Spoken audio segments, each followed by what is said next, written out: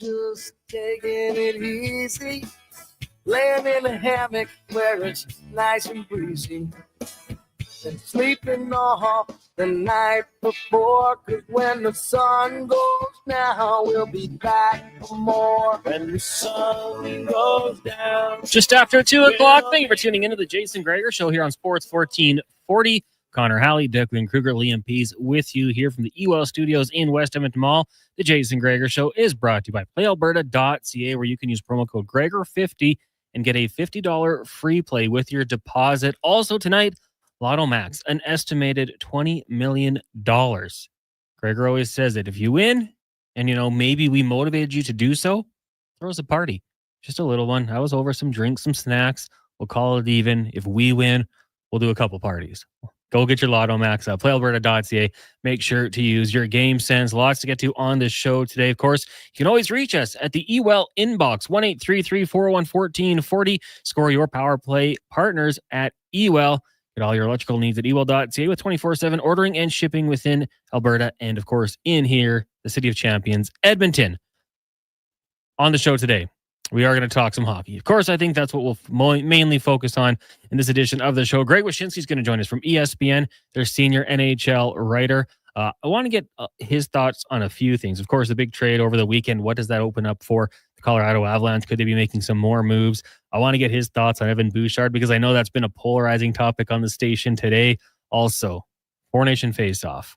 We've seen Pietrangelo pull out. I want to get his thoughts. He's dialed in. He talks to players, management, coaches around the league. What do they really think about this event, and are they fired up for it? What's the intensity level going to be like from his perspective? We'll talk to Dave McCarthy as well from Sirius XM out in Toronto.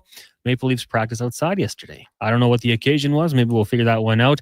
Terry Ryan's going to be by. Of course, star of Shoresy, season 4 out now on Crave and Hulu. I believe the first 2 episodes dropped already. My plan, I'm going to rewatch the series and then hopefully pick up when it ends so I can just binge it through. I'm on season 2 right now. Great show. Ted Hitchcock, hilarious. And filming, obviously. How do they just go do that? Obviously it's strangers, then all of a sudden you're just acting like your buddies. Is it a little bit awkward, or maybe that's just acting? Maybe that's kind of just the bare bones when it comes to that. Jason Strudwick will be by.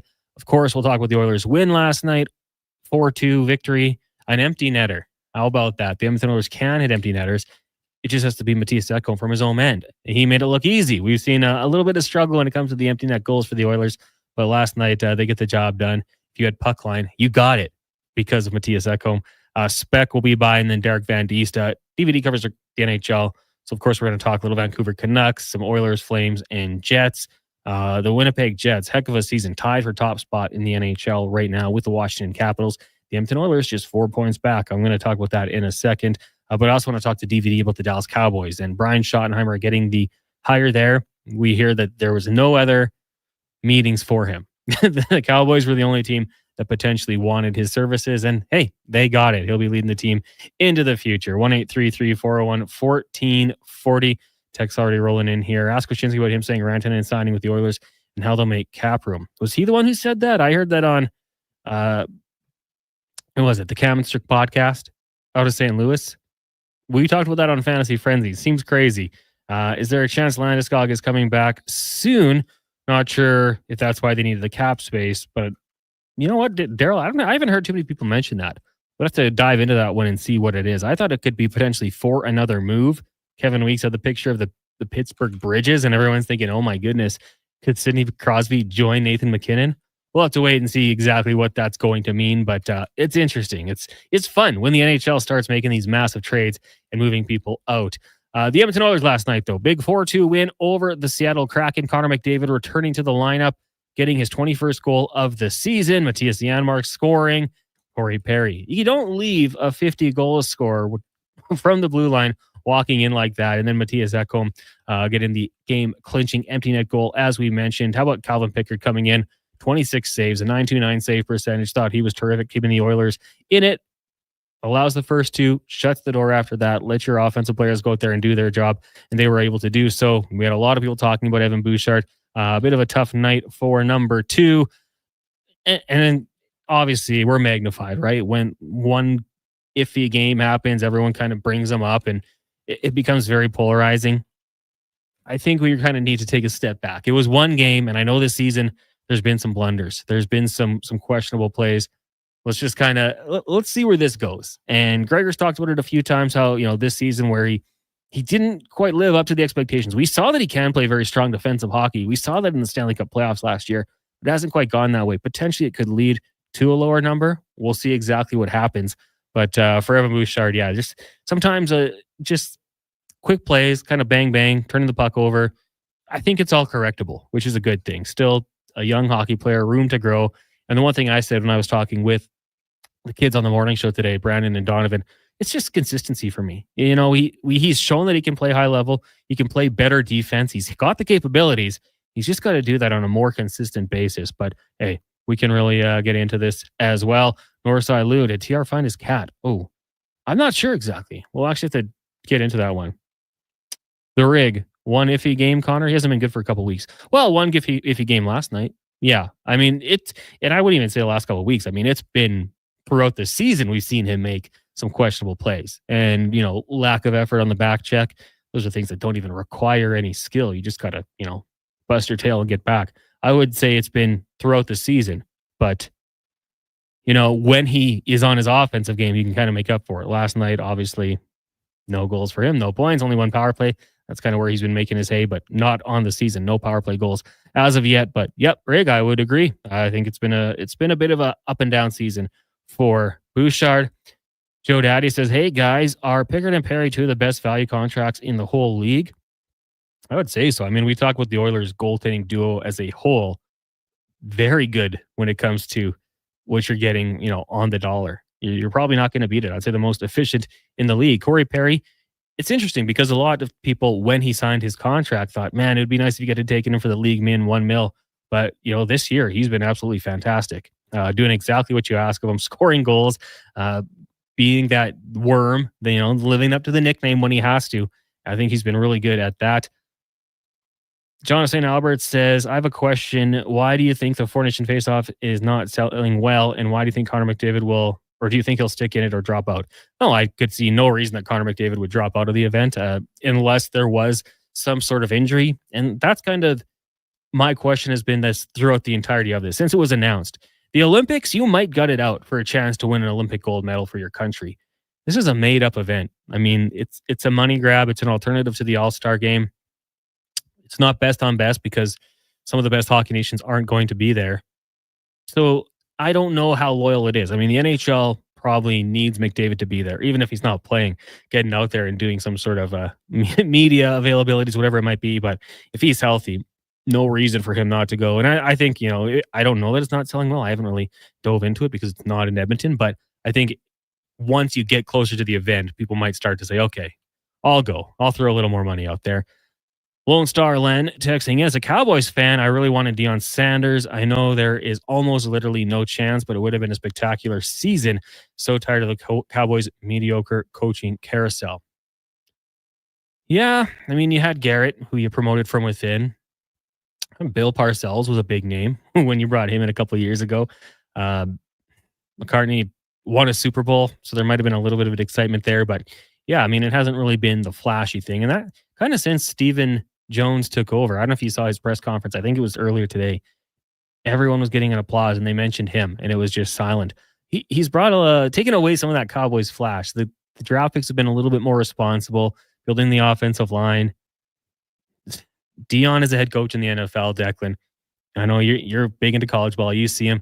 Do you think that would work in the pro game, Deion Sanders coaching style? Well, I definitely don't think he'd be as good of a coach in the NFL. I think a lot of his coaching style is predicated on kind of shaping, young guys and being a recruiter and selling them on the hope of the next level. So I don't think as far as X's and O's go, he would translate as well to the NFL, but I think he's also a lot better coach than people give him credit for. Like, he took a 1-11 program in 2 years. They were 9-3 in regular season play. They had a Heisman winner, and they have 2 guys who are going to be top 5 in the draft. And Low Tide had made a point when I brought that up about recruiting. As well, not every number 1 recruit becomes the Heisman winner or a number 1 overall pick. Like, you gotta coach him up as well. And yes, I know one was his son, but he got a lot out of that program. And like I said, went from 1-11 to 9-3 in 2 years. Played in a bowl game against a conference rival. Didn't perform well, but still got there. Still got there against the top 25 team. Finished top 25 in the AP ranking. So I think he's a better coach than people give him credit for. That said, I don't think his style would translate to the NFL as well. Yeah, I think it might be tough. It'd be interesting. Like, as someone with no horse in the race, I would watch that with great intrigue if he were to go to the Dallas Cowboys and see what happened. But yeah, I'm not exactly sure. Beach Goat texting in here. Hey guys, here's a topic for you. What NHLers have just loved hockey like a rink rat and never locked out through their career? Thinking Ryan Smith, Corey Perry, Jaromir Jagr. Ooh. I mean, those are good ones. Ryan Smith obviously loved the game till he was done. Kept that Oilers uniform on for a long time after the game. Corey Perry continues to play. I mean, and like, what's to say that Corey Perry can't continue this style of hockey for another few years? I mean, he's an NHL player. Not going to belittle his ability in any way, but I don't think he was ever known as a burner, right? So the mobility shouldn't be a problem. Nobody caught him from the blue line in, so he's moving pretty good. Yeah, I mean, he's someone who just wants to play hockey, probably just loves, the game, being around the guys. Jaromir Jagr's the same way. I mean, that guy's going to play until he can't in some sort of league. I mean, he's probably going to be out at the beer leagues when he's 85 years old. That's a good question. If anyone has any answers, 1-833-401-1440, just those guys that love the game. The Rake says, if he's healthy, do you think Drew Doughty is a reasonable replacement for Pietrangelo? The Rig, I mentioned that yesterday. I think he'd be my pick. I think, we've seen him loves to put on the maple leaf whenever he gets the opportunity. He's got to be healthy. I don't know where else they're going to go here. Who knows? Some people threw Evan Bouchard's name out there. I don't know if they'll go that route. But yeah, I would be totally okay if they decided to go with Drew Doughty. I want to give a quick shout out to the people watching on Oilers Nation YouTube right now. Make sure you give that thumbs up, a like. I'm going to make sure I do that. We got 6 already. That's a good start to the show. Lance, ID, Photoman. Hope you guys are all doing well. Everyone else tuning in via the YouTube. If you're watching on Instagram, Twitter, Facebook, just make sure you give us that thumbs up. John saying, Alberta, a lot of fans want Connor Bedard to take the empty spot for Canada on the Four Nation face-off. Yeah, he'll be there. He's going to represent Canada, I think, at a lot of events going forward. Probably World Championships for the next couple of years, because I don't think the Blackhawks are a playoff team. I don't know if I'd have him in this one. Perplexed Oilers fan says, I'm a huge Bouchard fan. It's pretty easy to see why Bouchard is having a rough year. It's basically his stress year. A lot of guys handle it differently. Their salary signing years differently. Nylander plays like his life depends on it, and it drops off right after he signs. Draisaitl a rough year last year, probably thinking about money instead of playing hockey. My money is if you pay Bouchard at a fair price, he'll play a lot better because he's played fantastic in every playoffs. Fair bet. Yeah, I mean, Evan Bouchard, I will say this. I think, people talk about trading him. I think in all likelihood, if you trade Evan Bouchard, you lose the trade. You could replace him for sure, but I think it'd be a downgrade. To me, I don't need him to be perfect defensively. I think his offensive upside makes him who he is. That's why he was drafted. He wasn't drafted as a shutdown defenseman. He's an offensive player.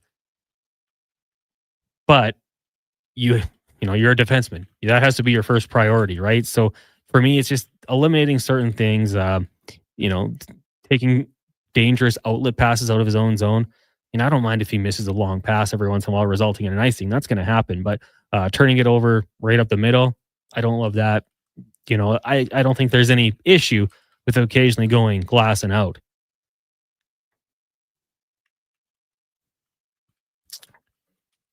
Doug says, you're missing out on the info on Jagr. He wants to quit playing. He's only playing to support his dad and the team in Czech Republic. Oh. Do we know that for sure? I don't know, Jaromir. I can't ask him. Let's just see if Stretty can text him and see what's going on there. Brian says, the talk on Low Tide Show of ranting and possibly signing here in the offseason. At first I thought, no way. But then I thought, if we jump Kane, Jeff Skinner, and Bouchard end of the year, it's possible. Well, Skinner's done. that had come up on a podcast. Seems a little crazy. Like, could you imagine? I don't know. I actually have to dive in and see if Greg Wyshynski actually mentioned that anywhere. I know that was texted in earlier, but because he's coming up, covers the NHL very well for ESPN. Declan, do you have any insight on that one? Was it Wyshynski that mentioned it? I don't know if it was Wyshynski. I'm sorry. No, obviously you'll have a chance to ask him that. I was just kind of echoing Brian's statements there as well, because when it was first pitched on Low Tide Show, which, obviously I'm on, my first thought was, this is crazy. You guys are talking out of your woohoo, no chance. Then as you kind of get into the numbers and some of the guys who get off the book and the cap, rising a little bit, you start to go, maybe this is actually more feasible than we imagine. I still think it's a long shot. Don't get me wrong. But once things started to get worked out a little bit, there was a little bit more maybe than there was initially. So that's all I wanted to add. A lot of people texting in. I know it was the Cam and Strick podcast that had initially talked about it. We had that on Fantasy Frenzy earlier today. But someone had also texted in about Wyshynski saying that. It's wild. It's something that, like, maybe this is conversations going on in a few markets. Like, oh, maybe if he doesn't re-sign in Carolina, he becomes available all of a sudden. But it would be wild. It would be something. Thank you guys who texted in, Andy Strickland. My question for you before we get to break here, just looking at the Oilers in the standings right now, kind of some negativity on the station today, but they are right now first place in the Pacific Division, 1 point up on the Vegas Golden Knights. Both teams have played 50 games. Oilers 7-3 in their last 10. Golden Knights 3-6-1. So falling off a little bit. LA Kings 9 points back in the Pacific. So Golden Knights and Oilers kind of running away with it right now. Things can change. We know that. You look at the Winnipeg Jets, 71 points, and then the Washington Capitals, 71 points. So I want to ask the people out there, where do you think the Edmonton Oilers finish at the end of the year when it comes to the points race? 4 points back on the Caps and the Jets. The Capitals have a game in hand. 7-1-2, playing some good hockey, beat the Oilers, obviously. When you look at the Winnipeg Jets, another team that's playing good hockey, 7-2-1, great goaltending, really good team. Can the Oilers track them down? That's what I'm curious about. Not the best start for the Oilers, but as of late, again, starting to find their stride, playing some good hockey. Curious if you guys think that the Oilers could potentially get into that number one spot, that President's Trophy position. I was watching a little bit of your M-Check today on Oilers Nation every day, and they were talking about how some people don't want that because of the curse. And yeah, the President's Trophy team has won the Stanley Cup like 20% of the time. I think that's better than the 2 through 7, or is it through 8 seeds? So I don't look at it as a curse, but curious what you guys think. And a lot of people might have had this as a prediction at the start of the year, just based off how they finished the year, falling to the Panthers in that fashion. Some people like the offseason moves. I think maybe we question it a little bit, but either way, what do you think? Gord Oil says, I firmly believe the Oilers are getting the President's Trophy. Screw the curse. I don't think the curse is that bad. Stulo says, I think the Oilers will take the President's Trophy this year. Their play is improving, and if they make some additions, that might push them over the top. Yeah, if Regula or Klingberg work out, that's nice. If they don't, maybe they're looking through something through trading. Could be an option. Who's still on the books that are not playing or on other teams? For the Oilers? I think it would be, is it just Jack Campbell who is on the Oilers cap right now? But obviously in the player assistance program. I have to go take a look in a little bit here. The Gunslinger asks, how close is this team to the team they need to win the Stanley Cup? I think it's hard to say for sure. When they get healthy, talking to Vander Kane, and we find out what he's able to do, what elements he adds, I think that's going to be a big thing. Seeing what Klingberg can do, I think will be another telling point. If he's able to slide into that second pairing right wing with Darnell Nurse, like that would be massive. Man, if he's like 75% of the player he once was, that would be quite nice. We just know the history of the last couple of years hasn't been very good. Hip surgery taking place. He seems to have a little bit of a swagger back, be confident. I don't know. It's all waiting and seeing, but I'd say, not too far off. Maybe potentially a move or two away. Lance says the curse is real. Only 2 teams have won both President's Trophy and the Cup in the cap era. That's 11% and getting smaller. Now, Lance, go through the rest of the 15 positions. Is any odds higher than 11%? I don't know. I think you come into the expectations are higher, but if you're rolling and you win the President's Trophy, you got that swagger built up. Who knows? I mean, I wouldn't say tank at the end of the year just so you don't get that spot. If you can get the first spot, I think you go for it. Hampton Steve quickly says, only way Rantanen is remotely possible is to trade Kane and Arvidsson, let Jeff Skinner walk, and sign Bouchard to a low AAV bridge deal. That would provide the space necessary, but they would also need Savoy to step in as a top 6 winger next year. That just seems like an agent trying to juice up value for his client. Yeah. And that's it. I mean, you'd have to find ways to make it work. There'll probably be a few more AHLers up on the squad next year playing for the league minimum, but it's fun to think about. Hey, we're happy Oilers are winning, first place in the division. We're throwing out some ideas, even if it might not be the most realistic ones. It can be fun to talk about. It is the Jason Gregor Show here on Sports 1440. Connor Halley, Declan Kruger, and Liam Peace with you, Oilers Nation, YouTube, Facebook, and X. We're also on Sports 1440. Coming up next, we're going to be joined by Greg Wyshynski of ESPN. You're listening to the Jason Gregor Show here on Sports 1440, brought to you by PlayAlberta.ca. Hockey is back, and Play Alberta, Alberta's #1 sportsbook and official partner of the Edmonton Oilers, has you covered with bigger offers, boosted odds, live betting, player props, and more. New to Play Alberta, new players now receive $200 in free bets just for signing up. You already play? Get a $10 free bet for every $100 you bet every week all season long. Visit playalberta.ca and make your picks today. Bonus terms and conditions apply. Honey, look, there's a 75-inch TV on sale for the big game. No. Oh, come on. We could be the football house in a couple of weeks for Super Sunday. No. Oh, but I already invited David, Rhett, and Bryden. And you know Bryden, he's bringing his cousin who we brought to our wedding. What? No. Ew. That guy was hitting on my mom all night. They are not coming over. Go to On the Rocks. Yes, On the Rocks. Okay, On the Rocks, YEG.com. Oh, look, only $30 each. We get a seat, prepaid moveset, team t-shirt, chance to win $1,000 cash. Hey, babe, great idea. Love you. Go have fun at OTR.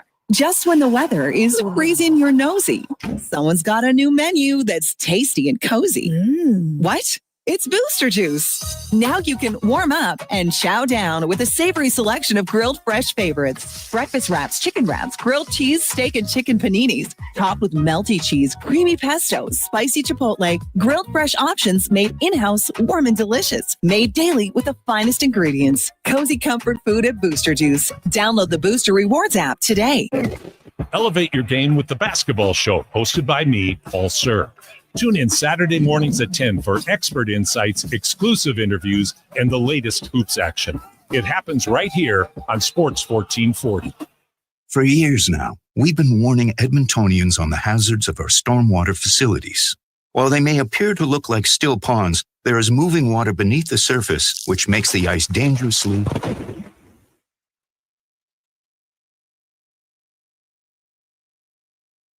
The unpredictability of stormwater facilities makes them treacherously unsafe for all winter activities, even walking. So think twice. Don't go on the ice. A safety message from EPCOR. I'm Colin Livingston, president of Cantork. Since 2016, we've been at the forefront of hydraulic torque wrenches in Canada. I'm delighted to share our latest venture, in-house production for quicker turnaround, superior quality, and heightened versatility. Experience excellence at cantork.com. 90 days?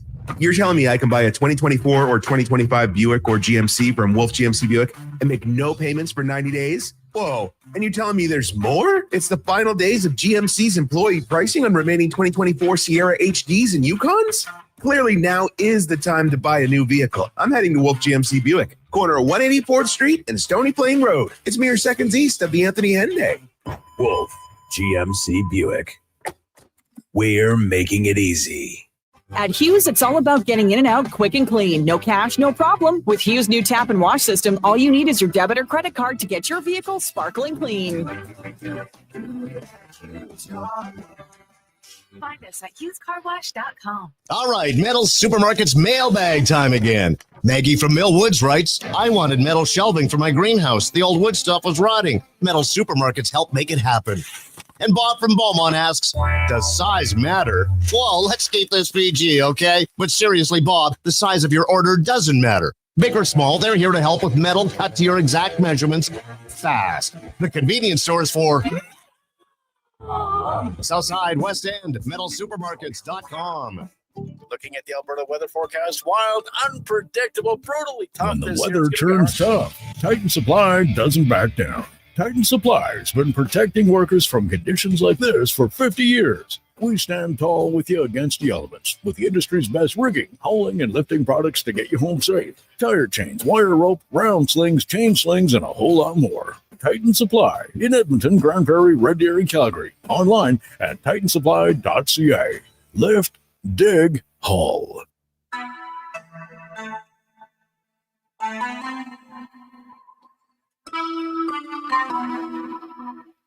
Portions of this hour brought to you by On the Rocks. Watch every Oilers game at OTR with $5.25 Molson Canadian, $5 Pink Whitney shots, 60-cent wings, plus play Oilers score and win for On the Rocks gift cards. Oilers hockey at OTR. Book your table today, Jasper Ave and 118th. From puck drop to kickoff, it's the Jason Gregor Show on Sports 1440. Presented by PlayAlberta.ca, Alberta's only regulated online gambling website. Release the cash, watch it fall slowly. Right girl, still trying to get in. Haters mad for whatever reason. 6, welcome back to the Jason Gregor Show here on Sports 1440 and Oilers Nation, Facebook, YouTube, and X. Connor Halley, Declan Kruger, and Liam Peace with you here from the Ewell Studios in West Edmonton Mall. The text line 1-833-401-1440. Jason Gregor Show, as always, brought to you by PlayAlberta.ca. Keep those texts rolling in here. Shay from Hamilton says, I'm right there with you, Gord Oil. The Oilers are running for first place in the President's Trophy, all to host the most significant trophy in sports, the Stanley Cup. So people might be a little bit torn. The Oilers, they're in the race. They're 4 points back of Winnipeg and Washington. Of course, the Caps with one game in hand, but got back into the race. A bit of a slow start to the season, but the Oil are there, coming off the 4-2 win over the Seattle Kraken last night down at Rogers Place. Now they're off until Thursday. Right now, let's get to our big guest of the day, brought to you by the Female Super League. Designed to elevate female youth hockey, the FSL will provide a platform for U12 and U14 players to develop and improve their skills. Learn more at femalsuperleague.com. We bring in Greg Wyshynski from ESPN. Greg, good afternoon. How are you doing today? Doing well. I was at Carolina Hurricanes practice today, and I got to tell you, that Mikko Rantanen, it's a big dude. Sometimes you watch these games and you see these players. I'll never forget the first time I saw Ryan Miller out of his pads, and you're like, oh, that guy just looks like the kid you played soccer with in high school. Yeah. And then you see like Mikko Rantanen or some of these. Okay, I get it. Yeah. Now I know why they paid this guy like $13 million over 8 years on his next contract. Kind of makes sense. A question for you. You're a national writer for the Sports Leader, ESPN. How much traveling do you do? Are you flying all over the country to get these stories, or is it mostly from home? It's home, but it's also, my home is in Brooklyn. So I have the Rangers here on the subway line. I've got the Devils and the Islanders a short drive away. It's the advantageous thing of working in New York is that you can get all these teams as they come through. And in some cases, as it was the case with this, I'm writing a piece on Brady Tkachuk that'll be out at some point. I was able to kind of like catch Ottawa when they were against the Islanders and catch them when they were against the Rangers and catch them multiple times. I fly around for the big events. I'll be flying out for Four Nations, for a Stadium Series, but for the day-to-day, I don't really have to go anywhere because I have 3 teams right here, and 4 if you count the Flyers, and 5 if you count Boston. Yeah, okay, good point. You're in a good spot to cover the NHL and these teams. So talking about the Carolina Hurricanes, obviously the big move over the weekend, bringing in Mikko Rantanen to get Taylor Hall as well. What was the level of excitement around the team with the acquisitions there? Oh, you could tell they're pumped. I mean, and especially you could tell Sebastian Aho, for example, is pretty pumped to have his friend there and to have another, elite offensive scorer. Look, the Canes know that what's been plaguing them through the entirety of Rod Brindamore's tenure is just not having those goals when they need them in the playoffs. I mean, I'll never forget the series they lost against the Florida Panthers. It was a series of 1-goal games, throughout the entire run of it.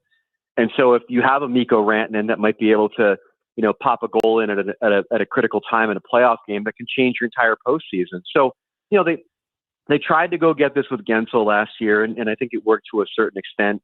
And now they'll try it again with Rantanen. And the difference being is, as their GM Eric Tulsky pointed out over the weekend, they were in a weird cap place last summer in trying to retain Gensel, and they wanted to, they liked him, but ultimately he opts to go to Tampa, where the income tax situation is more advantageous.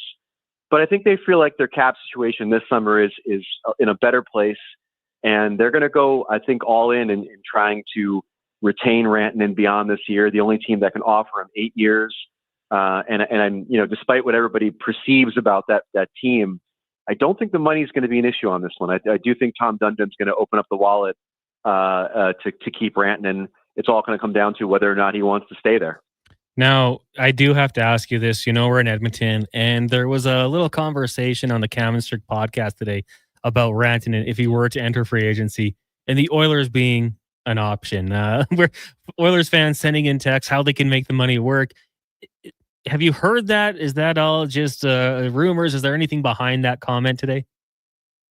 I haven't heard a thing. I assume Andy's got a source near Rantanen, though, because he's also been kind of like acting as a megaphone for Rantanen's feelings about all this stuff. So maybe it's the agent, maybe it's somewhere else around him. He's clearly got somebody in his ear. But, I don't know. I mean, it'd be funny if they signed him, because if you assume that Connor's coming back, you have Draisaitl signed, you then sign Rantanen for what everybody assumes is going to be, upwards of $13 million annually. And that could go up or down, depending on the situation, the city, and also the term. You kind of are in the same boat that Colorado didn't want to be in. like their whole point was, we didn't want to sign Rantanen for X amount of dollars, knowing that we had to sign, Makar, knowing that we were already paying McKinnon. And so the thought was, if we really want the kind of depth you need to win a championship, you can't be that top heavy. Well, if Mikko Rantanen comes to Edmonton, it's going to be for a pretty high, cap hit. And even though the salary cap is rising, it's still going to be a pretty large percentage of your cap amongst three players. Now, granted, two of those players are probably two of the top three players in the world. So that certainly does help. But it does kind of present a bit of a top-heavy financial structure for a team that I think has learned in the last few years the value of having, real quality down your lineup come playoff time. Greg Wyshynski of ESPN joining us here on the Jason Gregor Show. Connor Halley sitting in, just sticking with the Oilers. Guys become very polarizing in this market is Evan Bouchard. We know the offensive upside, but there are some lapses in his game. I guess you see him from afar and probably got a little more familiar as the Oilers went on that cup run last year. From your perspective, what do you make on Evan Bouchard and what his contract might look like next? Yeah, I think he's a fascinating player because, I think, like most, you're left wanting more from him defensively. And that just might be his lot in life. And that's fine. I think that there is room on this team, in this league, for guys that are just really, really good offensively that maybe occasionally are going to end up on social media blowing a defensive assignment. And you just hope it's not in a key position. I don't know what the numbers will bear out, but I do think that obviously, like, those who are, looking at him and saying, can we upgrade this or whatever? I don't think that's a conversation to even be had. I think he's the type of player that is part of the solution and not necessarily part of the problem, as long as you're willing to live with the totality of his game, sometimes not adding up to being, maybe one of the best all-around defensemen in the league. Greg, one of the other stories going on up here is the Vancouver Canucks. They're winning some hockey games now, but Miller and Pettersson, the beef in the room. Rutherford today he doesn't seem to have any answers either. What do you think is going to happen here with the Vancouver Canucks? And I guess, two of their three biggest stars in the team beefing. Well, he did have an answer, which is that you can't fix this. I thought that candor was wonderful. One, it clearly primes the pump for the market to anticipate there being a trade at some point, because, if you have the president of the team saying that we've tried to fix this issue and we don't think we can, or they can't fix it themselves, then that a move's probably coming at some point. But I appreciated the fact that he was honest about it. No one else in the situation has been honest about it at all. Be it Pettersson and Miller, be it Rick Tocchet, Quinn Hughes kind of nodded at there being a problem, but Rutherford put it out on Maine that this is a personal issue that has affected other parts of this team, the overall chemistry of the team, and undoubtedly has depressed the numbers for both of these players who don't want to come to work every day. So I think the way it'll resolve is that Miller gets traded. The fact they got so close with the Rangers recently on a deal kind of indicates who they've chosen in this battle. The Team Pedersen, I guess you could say. And then if I'm them, I kind of wait to see if PD kind of finds his game again without Miller there bullying him or whatever. And then if he doesn't, then you can maybe move on him as well. I don't like the idea of trying to like ship them both out now. I think you ship out Miller and see what Pedersen is when he doesn't have that, weighing on him every day with that team. Greg Wyshynski of ESPN joining us here, taking a look around the NHL. And Greg, a couple of days ago, Alex Pietrangelo withdrawing from the Four Nations face-off. Obviously, more importance on this season, and I don't blame him. I think that's something that could pop up a little bit more here. Do you foresee more players deciding to opt out of this event, just kind of heal the bumps and bruises that go along with an NHL season?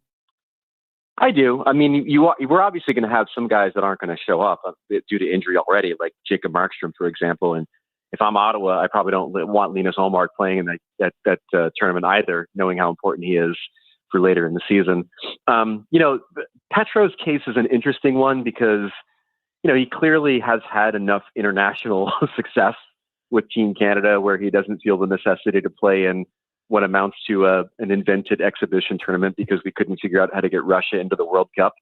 And I think that if he does plan on playing for Team Canada in 2026, he doesn't need an exhibition tournament to, impress the judges. Like, I think he kind of knows where he stands with Team Canada. So are there other players in his situation, veteran players that, maybe would prefer to have 3 weeks off and rest injuries and get some maintenance versus playing in this tournament? There probably are.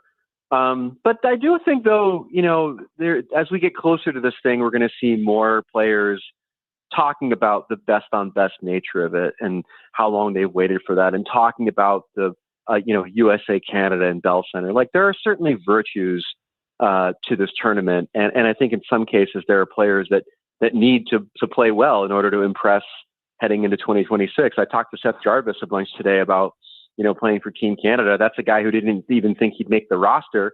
And how much it's important to him to play in this tournament and how much is important to him to show that he belongs on the Olympic roster. So not everybody's going to be an opt-out. I think we'll have other players that are probably more concerned with the rest than anything else. But for the most part, I think everybody who is named to those rosters is going to play. Yeah, and people in Edmonton have talked about, what's going to happen if Matthias Ekholm meets Connor McDavid in the corners. How serious is it really going to be?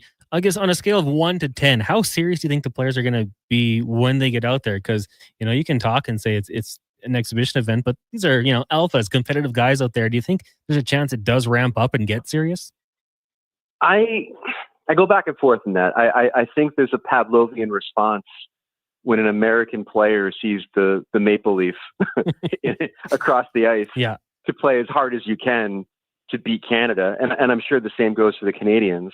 And I'm sure the same goes for a Finn looking at the three crowns on the chest of a Swedish player. Like, these are ingrained DNA-like rivalries.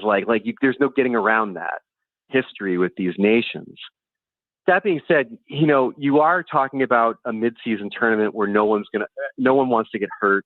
You are talking about a situation where these guys are going to have to flip a switch in their brains to play in an exhibition tournament that was recently just invented after playing day to day in a playoff race for months on end. I was talking to Sebastian Aho about that today. It's hard to do.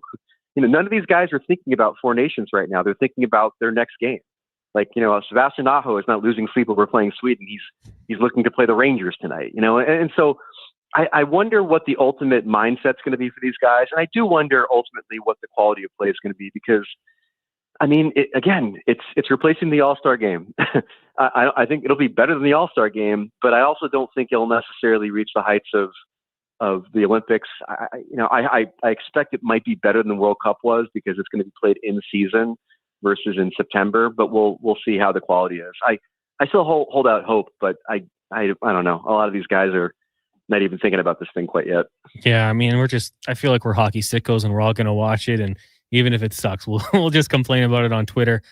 Great. One last question for you. Just looking at the Ottawa Senators this season right now, third in the Atlantic. Do you think they can hang on, or do you think they're going to be that late push from, let's say, the Lightning or the Bruins? No, I was talking about this with somebody the other day. I think the wild card in the East probably shakes out to be the Rangers, who obviously have rallied nicely after many people, including myself, were sort of writing obituaries about them earlier a couple weeks ago. And Ottawa would be the other one. I think, with a healthy Ullmark, they've got a lot up front. They've certainly figured out how they need to play under Travis Green, and I like the fact that their mindset's right. I was talking to Brady Tkachuk about that the other day. The idea of when adversity had hit them in the past, they lingered on it, and they had a hard time moving past that. And I think as a group, they've matured where, if they do go into a bit of a losing streak, it doesn't spiral. They don't find themselves, down the standings. They've been able to kind of maintain pace. And I look at the rest of that group at the bubble, and no one really blows you away. I mean, the Rangers, I think, are better than most, especially because of their goaltending. But Boston doesn't really do it for me. Detroit, maybe, McClellan finds a way to get them in. But ultimately, I think Ottawa has shown to be right there of a playoff quality team, and I think they get over the line at the end. Greg, thanks so much for doing this today. Really do appreciate it, and have a great evening. Enjoy the hockey tonight. Anytime. Thanks for having me. There you go. That is Greg Wyshynski, covers the NHL for ESPN. Our big guest of the day, brought to you by the Female Super League. Check it out online, femalesuperleague.com. We'll take a break. When we come back, there's lots I want to get to. The slam dunk contest. Do you still like it? We got a chance for a three-peat this year, which would be kind of cool. From a guy who's not even in the NBA. Could the NHL take a page out of the NBA's book and, if they ever go back to all-star games and skill comps, just bring players in to participate in the events, even if they're not all-stars? Might be kind of cool. And what do you do when a player gets suspended 3 times in a season? Eventually, do you just cut bait? We'll talk about that and more here on the Jason Gregor Show. Connor Halley, Declan Kruger, and Liam Peace with you on Oilers Nation, YouTube, Facebook, and X. Sports 1440, brought to you by PlayAlberta.ca. Adventure just doesn't stumble into your life. It roars to life with Riverside Motorsports. Tearing up trails or cruising the open road. Yamaha ATVs, side-by-sides, motorcycles, and dirt bikes deliver the performance you crave. Built for thrills, ready for your next adventure. Yamaha's legendary performance and reliability take you there. Make Mother Nature your playground on a Yamaha from Riverside Motorsports. Located on St. Albert Trail. RideRiverside.com. Riverside Motorsports. What you do for fun is our business. Introducing the Female Super League. Female hockey is on the rise with more women playing the game than ever. Join us as we pave the way for the future of women's hockey. The FSL is more than a game. It's a movement and an experience for the motivated female athlete. Teams will compete in a showcase-style format featuring consistent interprovincial competition. Come be part of the journey as the 2024-25 season unveils a 12U division, as well as the launch of a groundbreaking progressive body-checking 14U division. For more information, visit FemaleSuperLeague.com. Attention drivers, it's the Midwinter Tire Clearance Sale at Fountain Tire. Right now, you can save up to 20% off all in-stock winter tires. That's right, premium brands, unbeatable safety, and incredible savings. But don't wait, this sale ends March 8th. And once they're gone, they're gone. Contact your local Fountain Tire for complete details. Actions speak louder than words. Japa Machinery Group puts your construction plan into action with XCMG construction machinery you need. Available for rental or sale. Learn more at japamachinery.com. At Leading Edge Physiotherapy, we believe in the wisdom of Patch Adams. Treat a disease, you win, you lose. Treat a person, I guarantee you'll win no matter what the outcome. We don't treat conditions, we treat people. From personalized treatment plans to compassionate care, we're committed to helping you achieve your goals. That's why hands-on techniques, unique technologies, and a commitment to hiring amazing people mixed with friendly, fun neighborhood environments. And ta-da! No, it's not magic. It's about being human. Sometimes being human hurts, but life shouldn't hurt. LeadingEdgePhysio.com. They are nice, tasting just so right. You can order oodle noodle at oodlenoodle.ca, delivering you the news almost right away. Remember, you can order oodle noodle at oodlenoodle.ca. So stay on your couch all day and order oodlenoodle.ca. Oodle noodle. You got a go-to coffee spot, a trusted barber, even a lucky game day jersey. But when it's about looking your absolute best, there's only one name you need: Mr. Dirk. Family run since 1939, we're experts in crafting impeccable tailor-made suits and offering a wide variety of everyday styles. Pair that with personalized one-on-one fittings and the convenience of on-site tailoring. Mr. Dirk elevates your style game. Visit our Edmonton store or explore MrDirk.com. Score big on style with Mr. Dirk. The moments we need healthcare are some of our most vulnerable. You deserve a system that supports you. Our healthcare system can't wait any longer. Visit rebuildourhealthcare.ca to learn more. You know the Ridge Social Eatery St. Albert is a great place to unwind with your friends. But when it comes to Valentine's Day, let's just say you get a little frantic with the romantic. Not to worry, the Ridge has you covered. Yeah, the Ridge is the perfect place for you two with their special Valentine's Day menu. You get your choice of a main and your choice of a shared app and dessert, plus a bottle of sparkling wine, all for just $140 per couple. Reservations are recommended, so call now or go online to theridgestantalbert.com. Much of our challenges in healthcare can be solved by spending public dollars on a public system. Our healthcare system can't wait any longer. Visit rebuildourhealthcare.ca to learn more.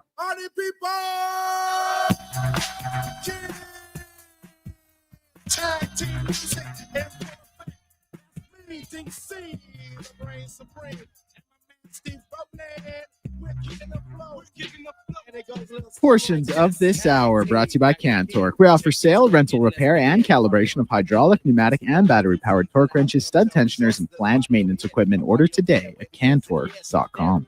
From puck drop to kickoff, it's the Jason Gregor Show on Sports 1440. Presented by PlayAlberta.ca, Alberta's only regulated online gambling website.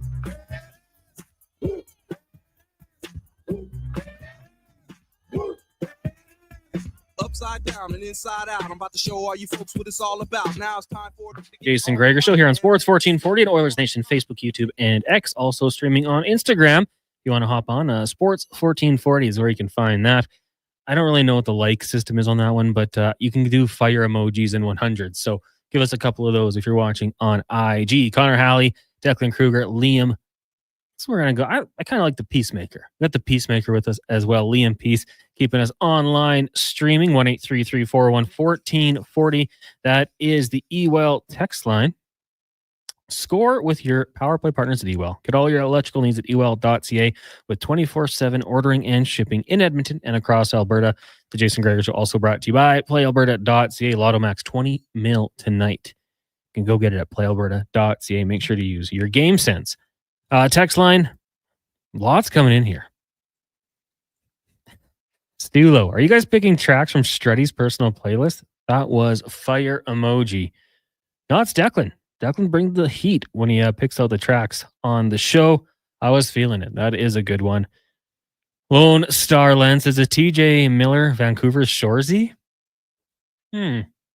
Maybe. What would Pedersen be? Fish? Having a hard time taking the heat? That could be it. Nick says, do you think that these reports put a big target on Pedersen in any playoff series? Scouting report easily rattled? Maybe. I mean, you're going to hit him no matter what and hope that he kind of wilts away. He wasn't the biggest playoff performer last year. Remember, we had the Canucks fans like rooting him on, trying everything to get him going. And it didn't really work. I think did he score late in that series? Maybe. But yeah, I don't know. I think no matter what, you definitely want to probably try to run him through it all the time.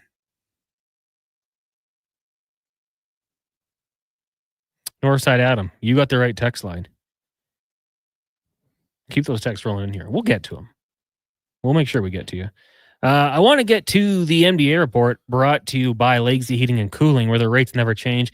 Need service late at night or on the weekends. You don't need overtime charges. That's how you build a Legacy at legacyheating.ca. And for that, we got Declan Kruger sliding in, obviously on the other side of the board. And the NBA seems to be a lot going on. Apparently, the Sacramento Kings going to trade De'Aaron Fox. You've got, of course, Jimmy Butler suspended again today for the third time. This suspension would take him through the trade deadline. Declan, the NBA, doing a good job staying in the headlines. Well, we can talk dunk contest and All-Star game in a second here as well. But thoughts on De'Aaron Fox first potentially being moved out of Sacramento? Well, I love De'Aaron Fox's game, for one. I think De'Aaron Fox is a guy who can seamlessly be a distributor of the basketball. Now, he has been and probably is the best player on Sacramento Sabonis obviously in that conversation as well, but he's a guy who can play off other stars well. We see a lot of point guards in the past little while, like Russell Westbrook was one of them. He was a prime example. Damian Lillard, James Harden, Steph Curry, not as much, but I think you could still throw him in the conversation. Guys who need to dominate the ball to be successful. De'Aaron Fox doesn't have to do that. He plays the game a little bit more like a true one. So he had actually mentioned he might want to go to San Antonio, and he thinks that's an ideal landing spot for him. I think that would be great, man. Could you imagine him and Wemby running the pick and roll or the fast break, or him just being in an ISO situation, off the dribble, help, defense comes, lob goes up to Wemby? Like, what a phenomenal situation that would be. The one thing I would say is that De'Aaron Fox, I think at this stage in his career, he's not a guy like Dame Lillard who's chasing rings, or Chris Paul when he was going to Phoenix and stuff like that, but he's probably more in a situation, and he's still young, but he's probably more in a situation where he wants to be a little competitive. Now, you don't necessarily have that in Sacramento, but you're not going to have it in San Antonio either immediately. Obviously, for the near future, there's some potential there, but I wonder how long he would want to wait. And like I said, he's young. He's got plenty of time, but you would probably think you would want to be on a team that can be a legitimate, that has legitimate playoff, not just aspirations, but expectations. And as much as I love San Antonio, and I love Wemby, I just don't know if they're there this season. Yeah, I mean, could be there in short order, right? We've seen it can be turned around quickly, and one offseason can really change things. Maybe that's the start of it.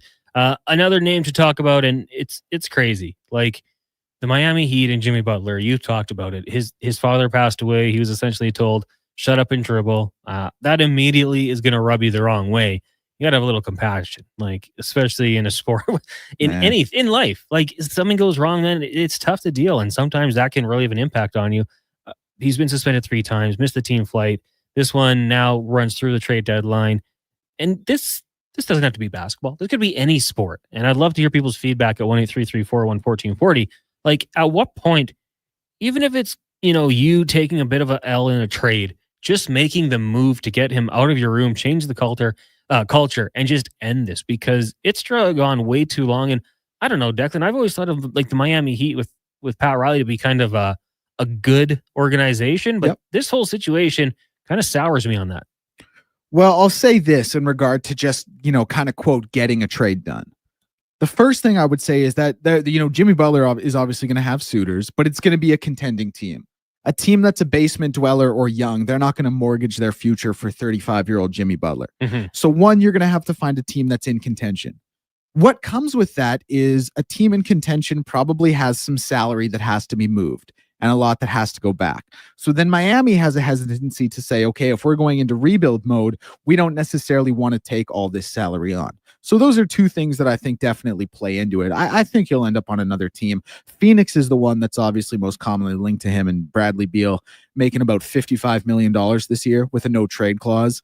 He's not going to get shipped out to somewhere that's rebuilding either. He's not going to get shipped out to just some third team in the deal to make salary work. He wants to compete. He wants to play. That's why he, asked for the move to Phoenix, things like that, went to Phoenix. So I don't know. It's tricky for sure, especially when you talk about the money, in the NBA that some of these guys are making and the salary that needs to be moved. But I think something will happen sooner than later. And as far as souring things, yes, absolutely. Sours Jimmy Butler for me, and he's obviously my favorite player, and definitely sours the organization, because I think Pat Riley now has a history of handling things really poorly, like getting Shaq out of there. Wade, who was the franchise guy, letting him go to Cleveland and Chicago.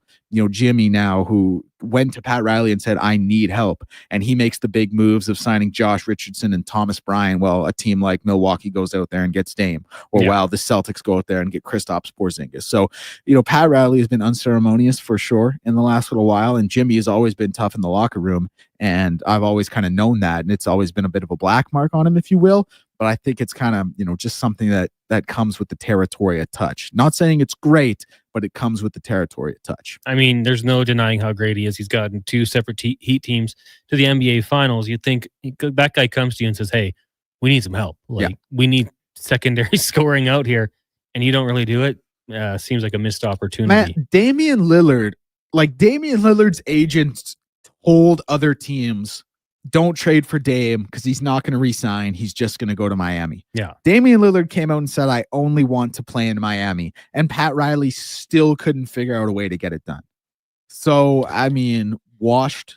maybe when we talk about a team president. But yeah, just a sour situation all the way around for Pat Riley. Yeah, your Dame. I'm like, oh, I think I want to go to South Beach.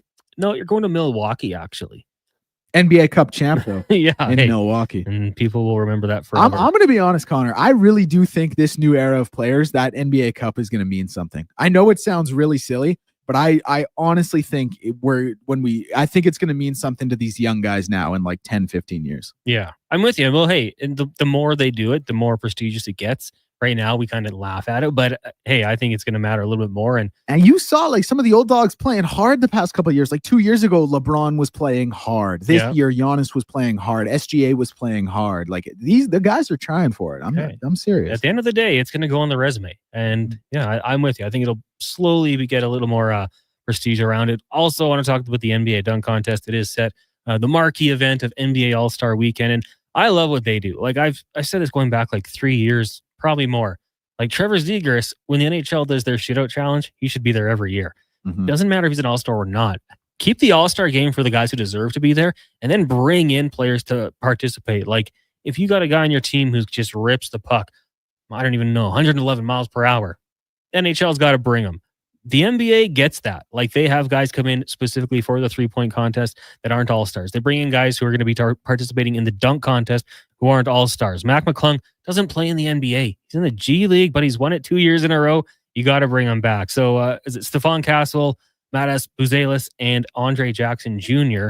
Declan, the dunk contest can be hit and miss. What are we feeling about this one? Man, Steph Castle got a real bounce for a little guy. I'm telling you, he can fly. Then Mac McClung, obviously, like we think about the best dunkers in the world being in the NBA, and that's honestly not really the truth. No, like the best dunkers in the world are playing at Rucker Park, or they're on and1mixtape.com and stuff like that. Mac McClung is a guy who's probably not an NBA level player, but he can jump out the gym. He is creative. He is way more athletic than people would give him credit for, and he's a spectacle when he does things in his element, like the dunk contest. So yeah, I'm all for it. The dunk contest, the format always has some it has a little bit of a tendency or capacity to disappoint, but I'm excited for this one, especially for Steph and Mac.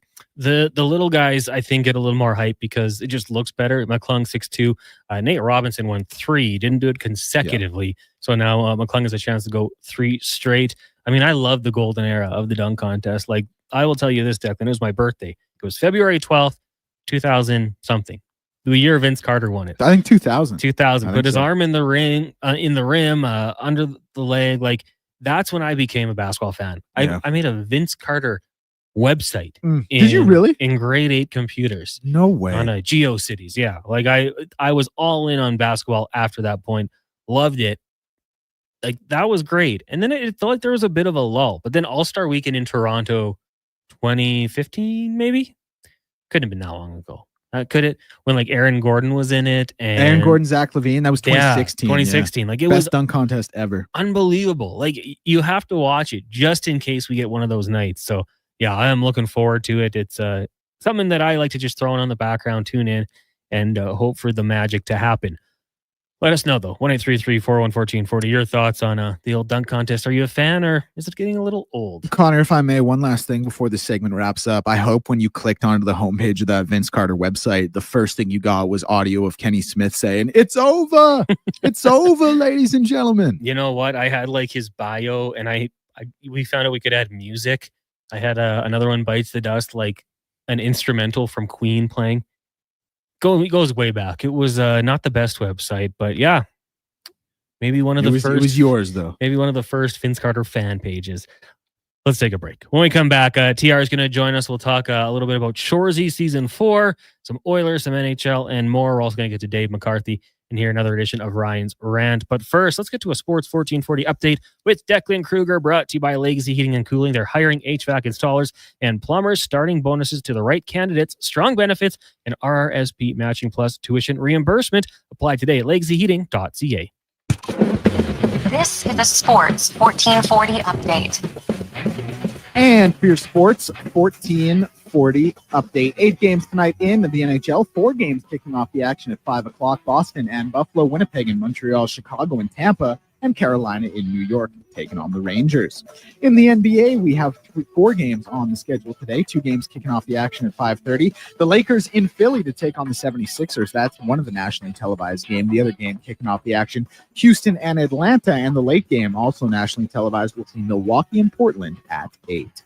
News around the sporting world is Canucks president Jim Rutherford has confirmed the rift between JT Miller and Elias Pettersson. Quote, everybody has worked on it, including the parties involved, but it only gets resolved for a short period of time and then it festers again. So it certainly appears like there's not a good solution that would keep this group together. Sacramento Kings are expected to open up talks for a potential De'Aaron Fox trade ahead of the Feb 6 deadline, and Spruce Grove's in action in the BCHL tonight. They're playing host to Cranbrook, a 7 p.m. puck drop out at the Grand Pier Arena for that one. You can get your tickets at the door or at sgsaints.ca. I'm Declan Kruger, and this has been a Sports 1440 Update. 1440, a Stingray radio station broadcasting on Treaty 6 territory. Download the free iHeartRadio app and listen to CKJR wherever you go. When you live in northern Alberta, you need a vehicle that is built for this climate. That's the all-new 2025 Jeep Compass, and you'll find it at St. Albert Dodge. Now, what can I say? It's a Jeep. It's a 4x4, so it's totally at home driving on snow and ice. And it's got some great standard features like an 8.4-inch touchscreen, keyless entry, and heated front seats. As I said, northern Alberta, and all starting from just $34,900. Head up the trail and see how easy it is to do business at St. Albert Dodge. McDonald's presents a hockey showdown like never before. McDavid versus Matthews. There can only be one winner, competing for all the glory and all the prize. The new menu features top shelf plays like the Smoky Quarter Poppy and the Big Mac David, so everybody scores, with even more delicious options like the Spicy Junior Chirpy. Now that calls for a silly Sunday. The Showdown menu, now available at McDonald's. Some might like to play hide and seek or even that Where's Waldo game. But out of sight, out of mind is never something GS Construction ever says. Yes, what's underground might be out of sight for everyone, but it's never out of mind for GS Construction because it's not fun and games ensuring Edmonton's underground infrastructure works for you. We take our job very seriously. And even though we may look like we're pretending to be groundhogs, we're really keeping things running smoothly. To find out more, including new job opportunities, visit gsconstruction.ca. Sunday, February 9th. Touchdown! The biggest game of the year. It's on 30 TVs. Only at On the Rocks. Join host Ryan Jesperson at OTR's Rock and Bull Super Party. Tickets only $30 and include guaranteed seating, a team t-shirt, prepaid moose head, and an all-you-can-eat tailgate buffet. Plus prizes each quarter. And one person will take home $1,000 at the end of the game. Touchdown! Rock and Bull Super Party, February 9th. Tickets at ontherocks.yeg.com. Bringing every project to life requires the right team. By joining the Japa Machinery Group service or sales teams, you can be part of setting a new industry standard. Celebrating a legacy of excellence with Japa. Learn more at japamachinery.com. You've got a go-to coffee spot, a trusted barber, even a lucky game day jersey. But when it's about looking your absolute best, there's only one name you need. Mr. Dirk. Family run since 1939. We're experts in crafting impeccable tailor-made suits and offering a wide variety of everyday styles. Pair that with personalized one-on-one fittings and the convenience of on-site tailoring. Mr. Dirk, elevate your style game. Visit our Edmonton store or explore MrDirk.com. Score big on style with Mr. Dirk. Oodle Noodle Origins. In 1864, Francis Oodle took over his dying father's business as a leatherman. He was quite proficient, but his heart was never truly in the trade. After his father's death, Oodle met a cocksure young man named Vladimir Nudell, who was a trailblazer in the popular new art of food boxes. They formed a partnership and aimed to ply their trade in the new world. At Ellis Island, Nudell was renamed David Noodle, and henceforth, the franchise has been known as Oodle Noodle.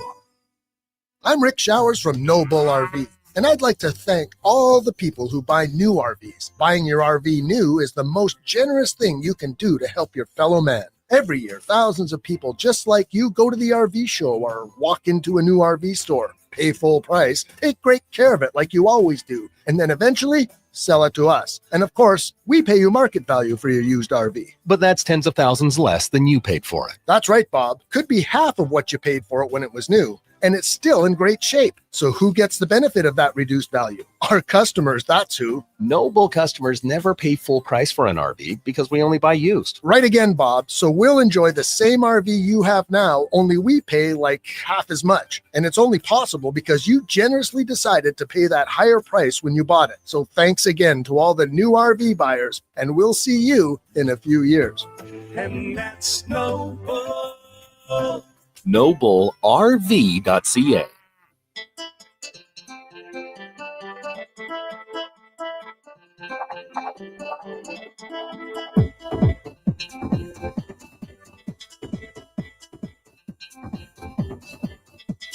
Portions of this hour brought to you by Culligan. For all your residential water needs, your local water treatment company, more than just big bottles. It's Culligan.com.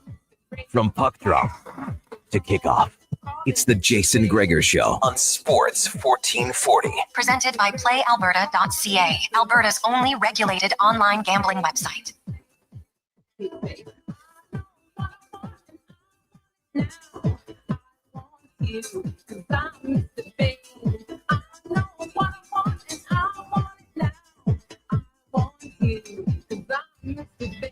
Just after 3 o'clock, welcome back to the Jason Gregor Show here on Sports 1440. Connor Halley, Declan Kruger, Liam Peace with you here in the EWEL studio. The Jason Gregor Show brought to you by PlayAlberta.ca. Use promo code Gregor50. Get a $50 free play.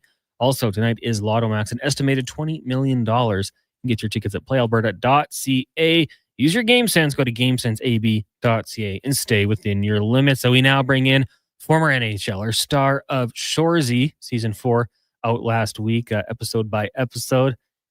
Also, Hall of Famer Terry Ryan joins us. TR, good afternoon. How are you doing today? Good to see you, my man. Steering the ship yourself today. Yeah, trying to keep us on track here, and glad to have you aboard for the next couple hours here to help me do so. I got to ask you, how has the response been so far to the newest season of Shoresy? Oh, it's been almost overwhelming. I didn't really think about it. You know, you each year, I mean, the first year was a lot different. Since then, it's similar each time in that there's a little bit of a following, and, you know, you feel some energy from the fans and lots of great, you know, you check out all the social media platforms and you can kind of get an idea what people think of it.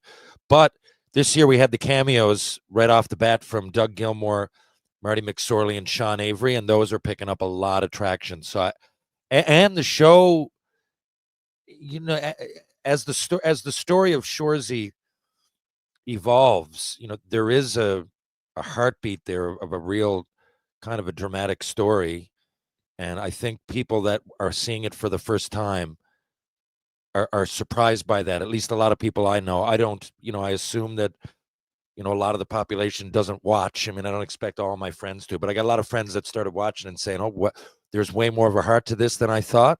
I think they were, Letterkenny, you could kind of watch out of order and still have an idea, but there's a linear story in Shoresy, unlike the other ones. And having Avery, Gilmour, and McSorley have cameos on the show, I think just put more eyes onto that and magnified it.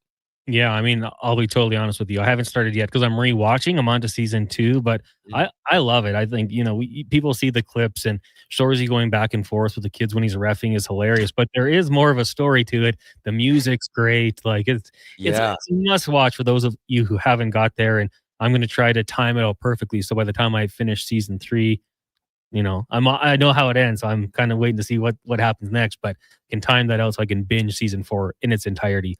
Hopefully, what's it like when those guys come on set? Some of the, you know, great hockey players to just hop out there. Is there nerves? I mean, maybe not for you. You kind of interact with these guys, but from some of the cast, kind of meeting their hockey idols. Well, it's a great question, but here's something that a lot of people don't realize when you watch a lot of these shows. I mean, I've met all 3 of those guys at some point, but we weren't on set with them. We don't know. Right, we were off in Capriol filming the hockey shots. So at no point did the cast come across, other than Jarrett and Anik, I think, is in the episode, is in the scenes with those guys. Other than that, other than a few of the crew, no one did see them. They came in, they did their scenes, I would think, in half of a day, and they're gone. We're there the whole time on a little bit different of a schedule. That's why I always love being in scenes with the girls, because we're not always. A lot of the times it's them and Jared, and if it is, then we don't really see them.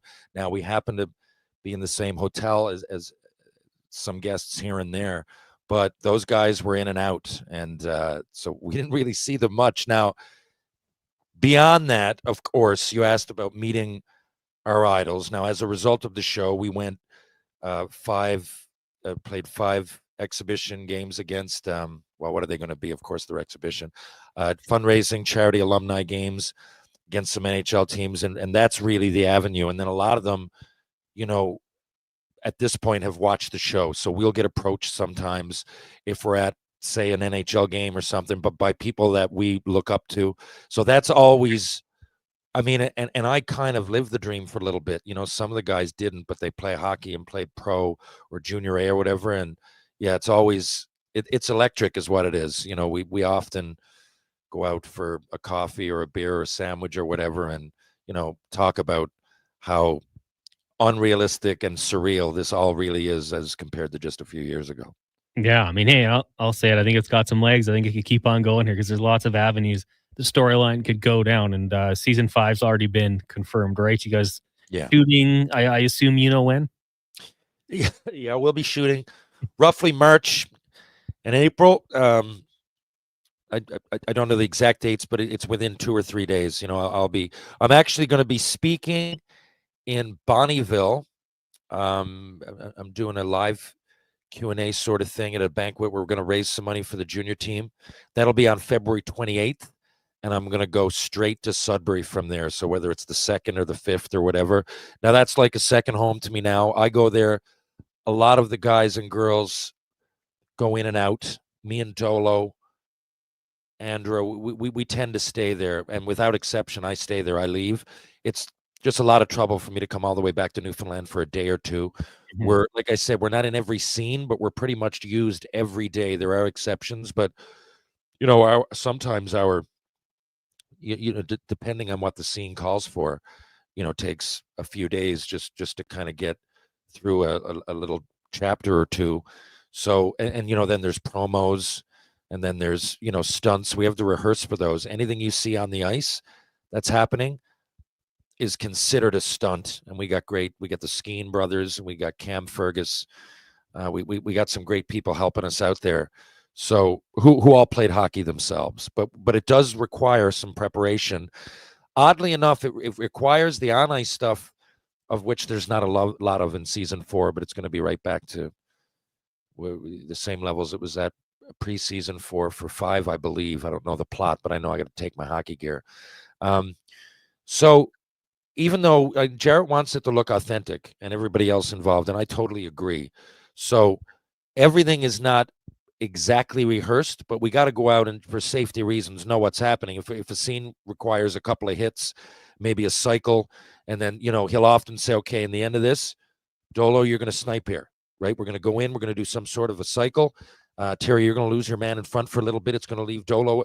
He might explain that a little bit, and then we have to go through it, though, right? Because the day that we actually shoot, they're employing hundreds, if not more, of background, to be there in the stands cheering, and we really don't have much time to screw those up. That's where you start losing money in production, and nobody wants that. So we generally rehearse for at least a week, probably 2.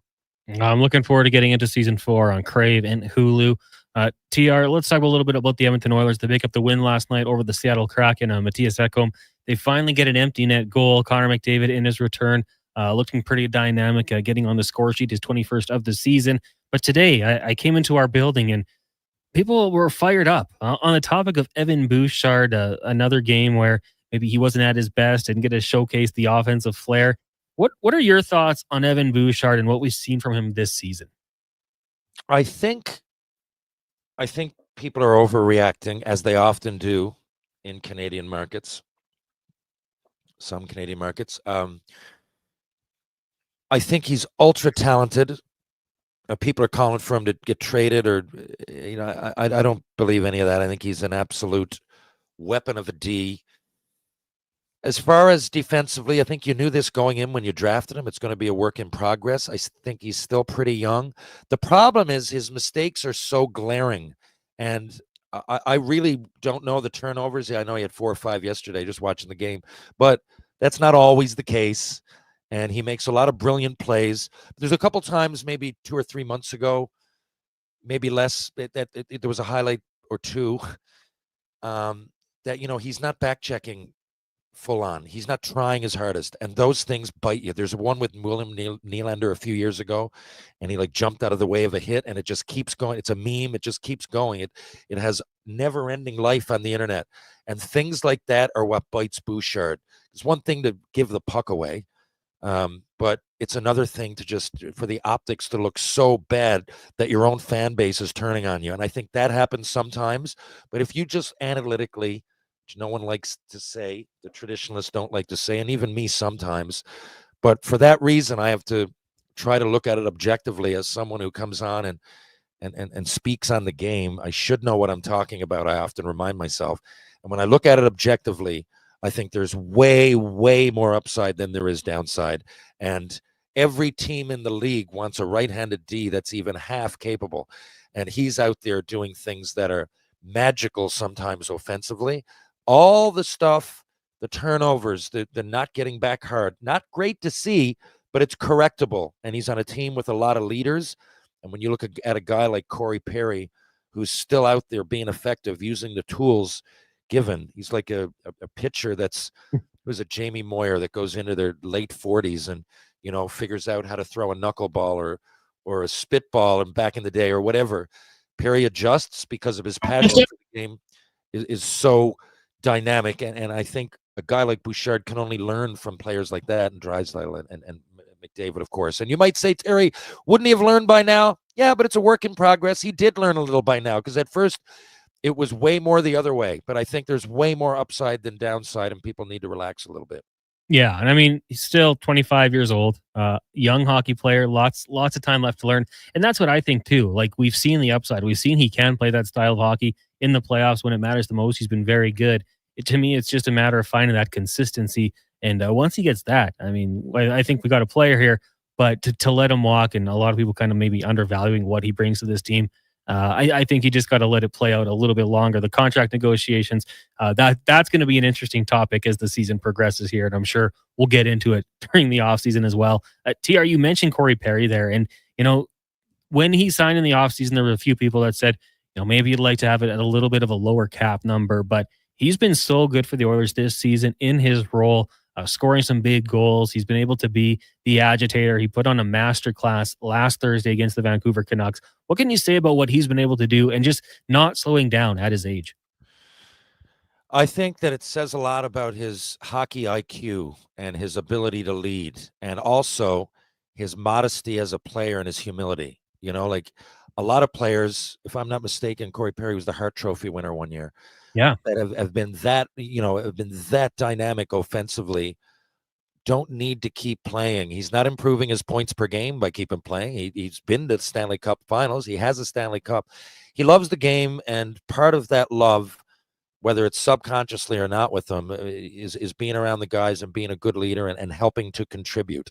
And I've often said, man, that is, why do they even have him there, right? That's part of it. I mean, I don't mean take his age out, he's still effective on the ice doing whatever. But I'm saying one of the reasons that you would consider re-signing that guy, which they did, is because of his ability to lead. And for all of these, his adaptability. And when you have adaptability as a player, as a person, but as a player, it doesn't just mean on the ice. It means off the ice as well. And when you can look at a guy that had, was so much of an offensive dynamo, and right now have 9 goals, maybe 20 points in 40-odd games. He's still bringing that with a different level. It's not like he expects to be on every first power play. I think he's been the odd game, scratched. But when he gets out there, he can play any role. If someone gets hurt on the first line, he can go up. He's never going to blow you away. But he's Corey Perry, and he plays on the third or fourth line consistently, comes out. That goal yesterday, by the way, we're talking about fans overreacting. There's been many times fans have overreacted in the past few months, few years with Darnell Nurse. Look at that wicked pass he made, right? We don't always talk about that. That was a giveaway. We'd be here to be the topic for the whole day. But he makes it to Corey Perry, who, again, isn't a speed demon, but He used his hockey IQ to get. He didn't need that whole lot of speed there, right? Like, and again, it's not like he's completely slow. I think there's a level of there's an optical illusion to the way he skates. It's underrated. He's not going turtle's pace out there, but he knows how to gain space for himself. And again, you can be a D-man or a forward or a goalie. You just look at that, and to see the way a guy of that stature adapts on and off the ice, I think can only be a good thing. And speaking of a guy like Bouchard earlier, you know, a guy like that sees someone who's a legend of the game, so determined to still get out there. And part of his adaptability, Perry, is his willingness to go to the net, to fight, to take punches. And that is an absolutely, you know, something that is not expected in every aging vet, or should it be? You know, if he'd packed his lunch pail, or if he'd packed in his career 3, 4 years ago, 5 years ago, I don't think anybody would have said boo, but he's still getting longevity because he's adaptable. Oh, yeah, 100%. Hey, he didn't get caught from the blue line in, so he's got a good enough speed, I would say, and a great point about Darnell Nurse to kind of take a peek, wait for that to open up, and then execute the pass. It was tape-to-tape, brilliant feed from Darnell Nurse. We'll take a break. When we come back, we'll be joined by Dave McCarthy, covers the NHL with Sirius XM. It is the Jason Gregor Show here on Sports 1440. Connor Halley, Declan Kruger, Terry Ryan, Liam Peace with you here, brought to you by PlayAlberta.ca. Hockey is back, and Play Alberta, Alberta's #1 sportsbook and official partner of the Edmonton Oilers, has you covered with bigger offers, boosted odds, live betting, player props, and more. New to Play Alberta, new players now receive $200 in free bets just for signing up. You already play? Get a $10 free bet for every $100 you bet every week all season long. Visit playalberta.ca and make your picks today. Bonus terms and conditions apply. Is it Riverside Motorsports? No. It's Riverside Motorsports. Over 55 years in business, and people still get it wrong. Guess it's time to get it right. Riverside Motorsports. What you do for fun is our business. My utility bills are going through the roof. How can I take advantage of the sun and put my lazy roof to work? Sounds like a job for the men and women of Action Electrical. Energy team reporting. When you're ready to make your home or business more efficient, Action Electrical has the power to install solar panel systems and EV chargers. Facing an electrical menace? Call on the men and women of Action. Operating throughout Alberta with supercharged skills and strong family values. ActionElectrical.net. Do it. Your vehicle is a big investment. Protect it at Hughes Car Wash. We use only clean, fresh water and the highest quality car wash soap. Hughes Car Wash, the car wash pros. Find us at HughesCarWash.com. It's a new year, and the Brick is clearing out their old inventory. They're blowing out furniture for up to 60% off the original price, with in-stock items ready to go and additional unadvertised discounts. Check out your nearest Brick location to save up to $1,300 off sofas, up to 25% off bedroom and dining, and up to 40% off mattresses. Plus, more deals in every department. It's a new year, and the Brick is clearing out their old inventory. Exclusions apply. The Brick, saving you more. Diablo Boots and Canada West, the two best names in work, biker, and western boots. Diablo has been selling quality Canadian boots for over 60 years, from size 6E to 15EE. Why buy boots made in China like Ariat, Redwing, and Dakota, when Diablo Boots has the best quality for less? Made in Winnipeg. Plus, all of Diablo Boots have replaceable soles and heels for longer life. So save on boots by Save on Foods. That's Diablo Boots, 3340 Gateway Boulevard, on the east side of Save on Foods. When was the last time your electricity and natural gas provider made you feel like this? Low rates, no strings attached, year-round perks, and local energy experts who always have your back. With Encore by EPCOR. Find that carefree energy feeling at encore.epcor.com/carefree. Customers are free to purchase natural gas or electricity services from a retailer of their choice. For a list of retailers, visit ucahelps.alberta.ca or call 310-4822 toll-free.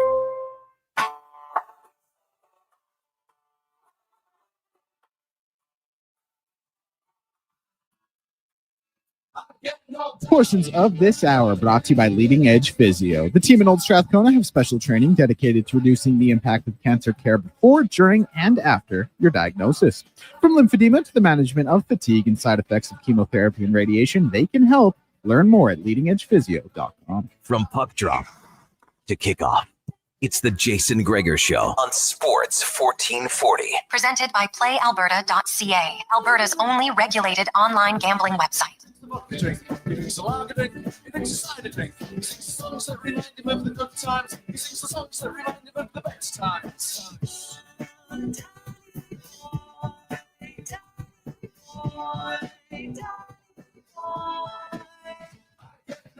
Welcome back. It is the Jason Gregor Show here on Sports 1440 and Oilers Nation Facebook, YouTube, and X. Connor Halley, Terry Ryan, Declan Kruger, Liam Peace with you here. The Jason Gregor Show is brought to you by PlayAlberta.ca. Tonight, Lotto Max, an estimated $20 million. You can go to PlayAlberta.ca. Also, code word Gregor50 gets you a $50 free play with your deposit. So potentially, maybe a little parlay tonight in the NHL. Could make some money. But remember, always use your game sense. GameSenseAB.ca. Right now, we're going to go around the NHL. Brought to you by McDonald's, who presents a hockey showdown for the ages. McDavid versus Matthews. Find out who's the best and try some top-line menu items, too, like the Smoky Quarter Poppy or the Big Mac David. The showdown menu available at McDonald's. We're joined by Dave McCarthy of Sirius XM NHL. Dave, good afternoon. How are things going? Boys, what's going on? Terry, I didn't know you were going to be here. I would have tweeted at you as well. I feel bad. Oh, don't worry about it, my man. I don't check Twitter as much as you might think, but it's good to see you again. Yeah, neither do I. Just so everybody else knows that too. Yeah, me neither. None of us big Twitter guys, I guess. Dave, question for you. The Vancouver Canucks. Maybe those guys need to stay off Twitter or get on it. I don't know, because the Pettersson-Miller situation, it seems like there's no end to it. And, for Rutherford, the GM, I don't know how he corrects it. He doesn't seem to know how he can correct it. What do you make of this whole situation, and how does it end? How do the Canucks move past this? Oh, it's incredibly strange, and quite honestly, I would be at my wit's end if I were one of the guys on that team. Honestly, we've all been in workplaces where there's a guy or a girl there where you just don't get along with them, but you find a way to work through it and at least perform your duties. You don't need to go for dinner with the guy. You don't need to hang out with the guy. But for heaven's sake, when we're at the rink and on the ice, can we all just not play? I want to know the origination of this feud. What did one guy do to the other guy that is carried on this long? Even covering a team, boys, there are some guys that I talk to all the time. There are other guys where, quite honestly, I hardly ever talk to them. Whatever. You get along better with some people than others. But if the need comes, you go and you talk. It's not a big, I don't understand why this is, and it's derailing their season. It's derailing their season, and now the president of the team is coming out and being I don't know. This is ridiculous. It's ridiculous at this point. I have no words for it. I want to flip the TR now. I mean, TR, you've been in the professional environment. You've been in the room. Have you ever experienced anything like this, I guess, involving you or even teammates? And how do you think the Canucks players feel with this going on? I've never experienced anything, and I tell a lot of stories, and I've a lot of hockey friends and sports writers from all kinds of generations, and I've never heard of anything remotely close to this. And I mean, there have been feuds. Obviously, some have been rather well known, some not. And I know of many times in a dressing room, I would never say it either, but when I was in Montreal, there was one of those situations, but it was eventually being within a week, there's a team dinner, you get everything out, you know that you want to get out there, and it gets resolved one way or the other. And I've also seen it not get resolved, but enough that people are cordial at the rink and it doesn't bother the team. And you're okay, yeah, one guy might not like the other, but you know what? You move on and you respect each other and you respect the team and the fans. These guys, I don't know. Like I said, I don't know what it could possibly be. I've gone through everything in my head, but why would this resentment last so long? And not only that, but it's the brass commenting, not only no comment, but they're talking, this thing's still going. And, we don't know when it's going to get resolved. What do you mean? You put your finger on the trigger. What are you talking about? You don't know when it's going to get resolved. We're fans. Yeah, like Dave said, it's derailing their entire season. this petty little dispute. I guess I shouldn't say that. Maybe if it's not petty, but if it's not petty, one of them should have been gone 2 months ago. It feels like they're leaving it willingly unresolved. Okay, like if somebody on that team with a degree of clout, whether it's Quinn Hughes, he is the captain, he should be in a position to mediate. If he feels that he's too young a guy to mediate a dispute of this nature with JT Miller, who is old, that in and of itself is. But somebody on that team needs to take the two guys into the room or out for beers or whatever it is and say, okay, boys, like, what is the deal here? Because we need to work through this. You're all getting paid nicely. And we want to try and accomplish something here. We won the Pacific Division last year, and we're expected to do something similar this year. And because of whatever the hell this is, we're not even in the playoffs right now. So, like, either a player needs to do it. Ideally, it would be a player or the manager or the coach. But, like, sit the guys down, work it out. If they need to have an FU match, then go for it. But, like, find a way to get past it. This is 2.5, 3 months now. It's absurd. And I don't know why I'm this angry about it, but it's just absurd. I'm the same. It's not angry so much to me as astonishment that in this professional of a league and a team that has just a history of great leaders and passionate players and a coach right now like that seems to embody just all it took to be a hockey player and to sort those things out when they happen.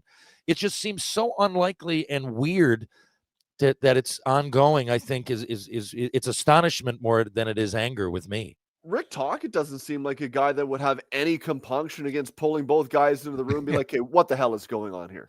Yeah, you'd have to. I have no words because it's insane that it's gone on this long. Yeah, absolutely. Maybe that's the problem that frustrates all of us. Even though like Oilers fans like to see it, it's just like this could have been solved. This should have been solved, and they're letting it be more maybe than it needed to be. Now, Dave, a team that got ahead of something because maybe they feared losing down the road, the Colorado Avalanche shipping out Mikko Rantanen into the Carolina Panthers.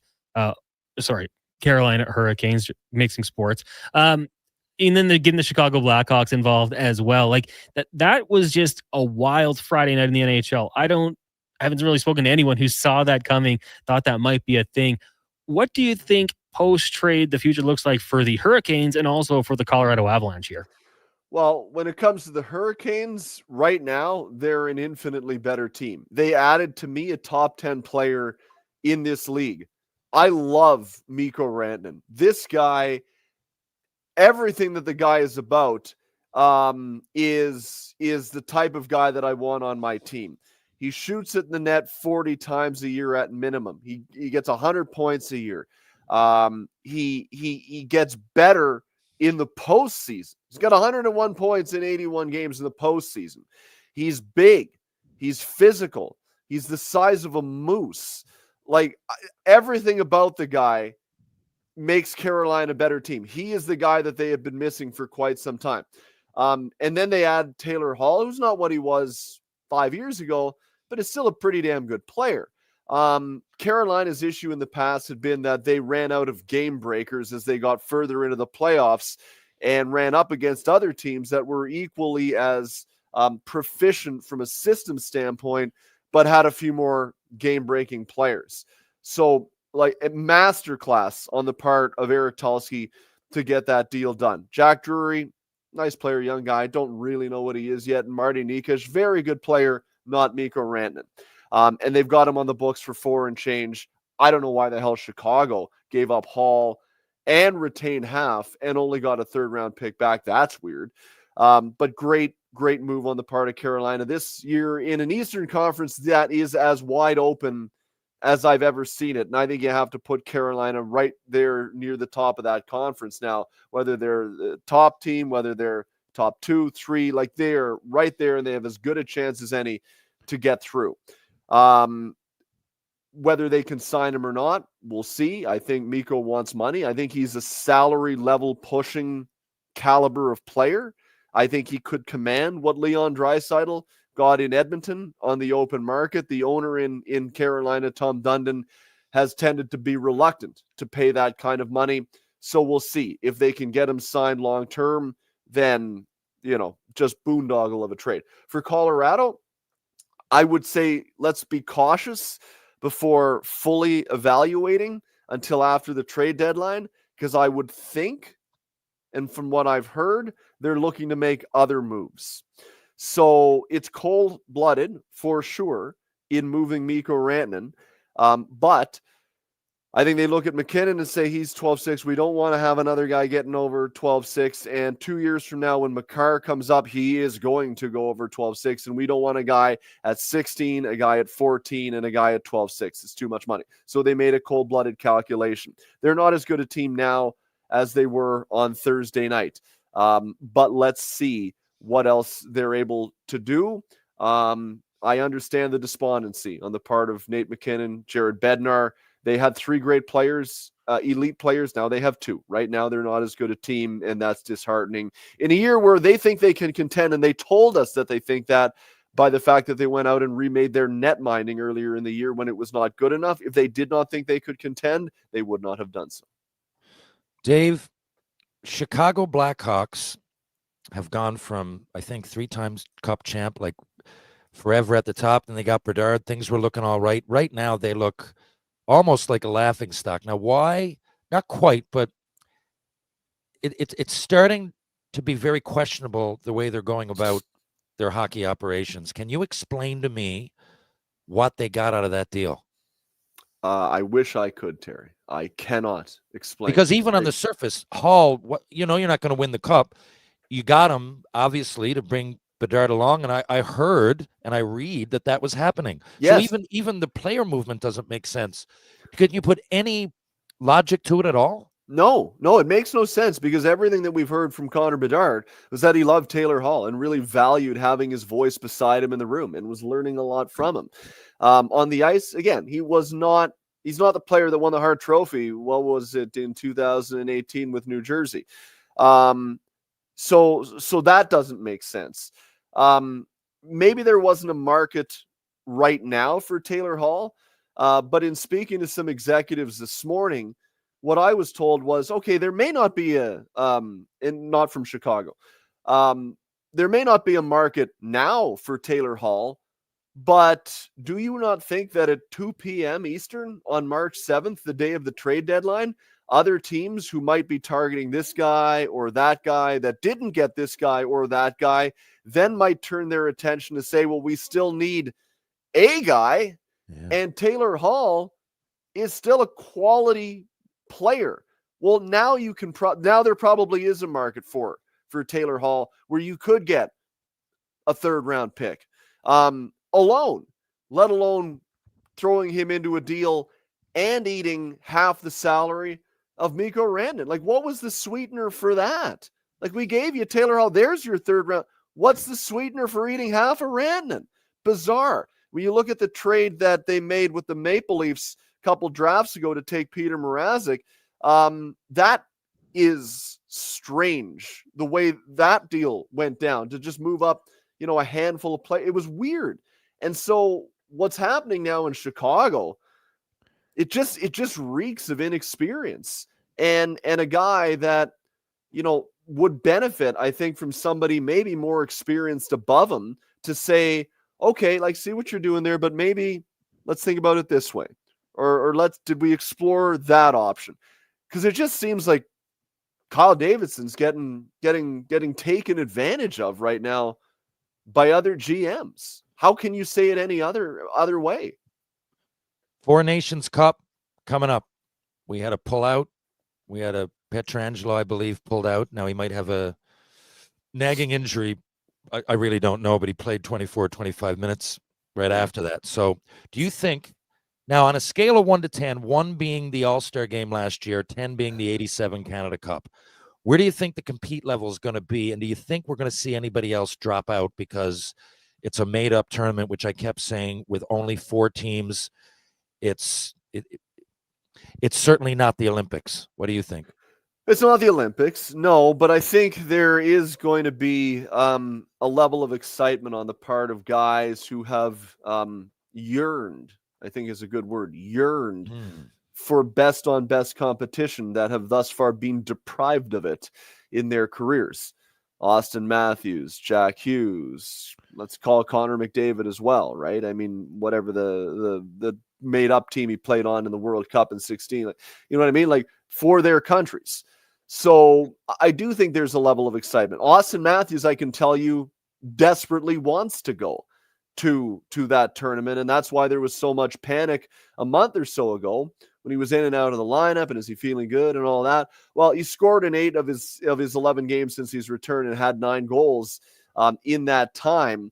And I've had guys on the team tell me that he looks like he did last year when he scored 69 goals in 81 games. And Rick Vive told me last night that he marvels at the way Austin Matthews has scored goals of late. So he's got a deep excitement to get there.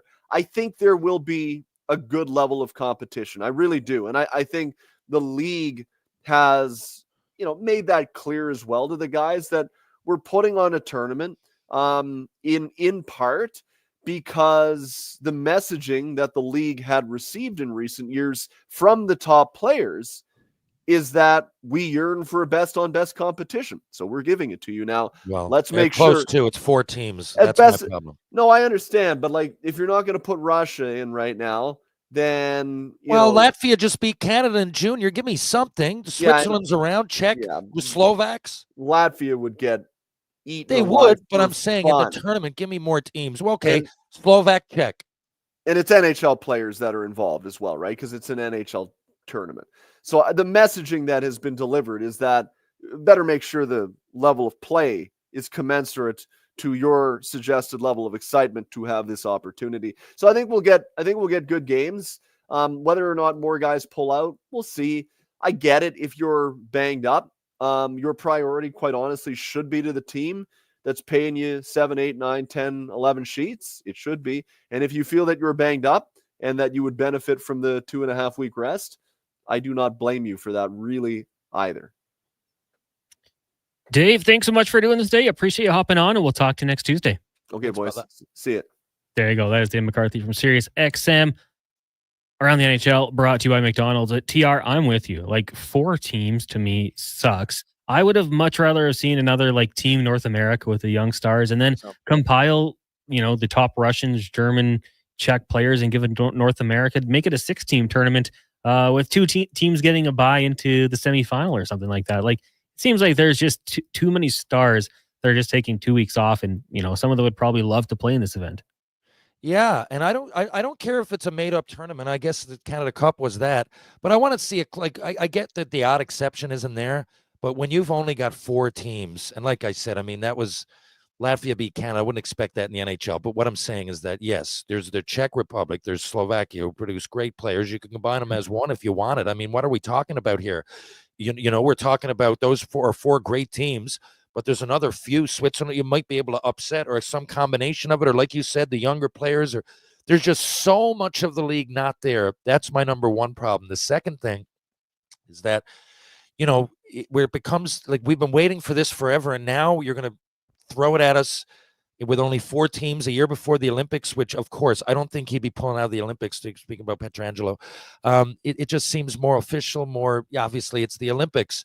But this not only is made up, there's only a fraction of the league there. Now we got guys pulling early, and I think the NHL put themselves in a bad position because if we do have the 4 teams and they go and someone gets majorly injured, like one of those great players we're talking about, right?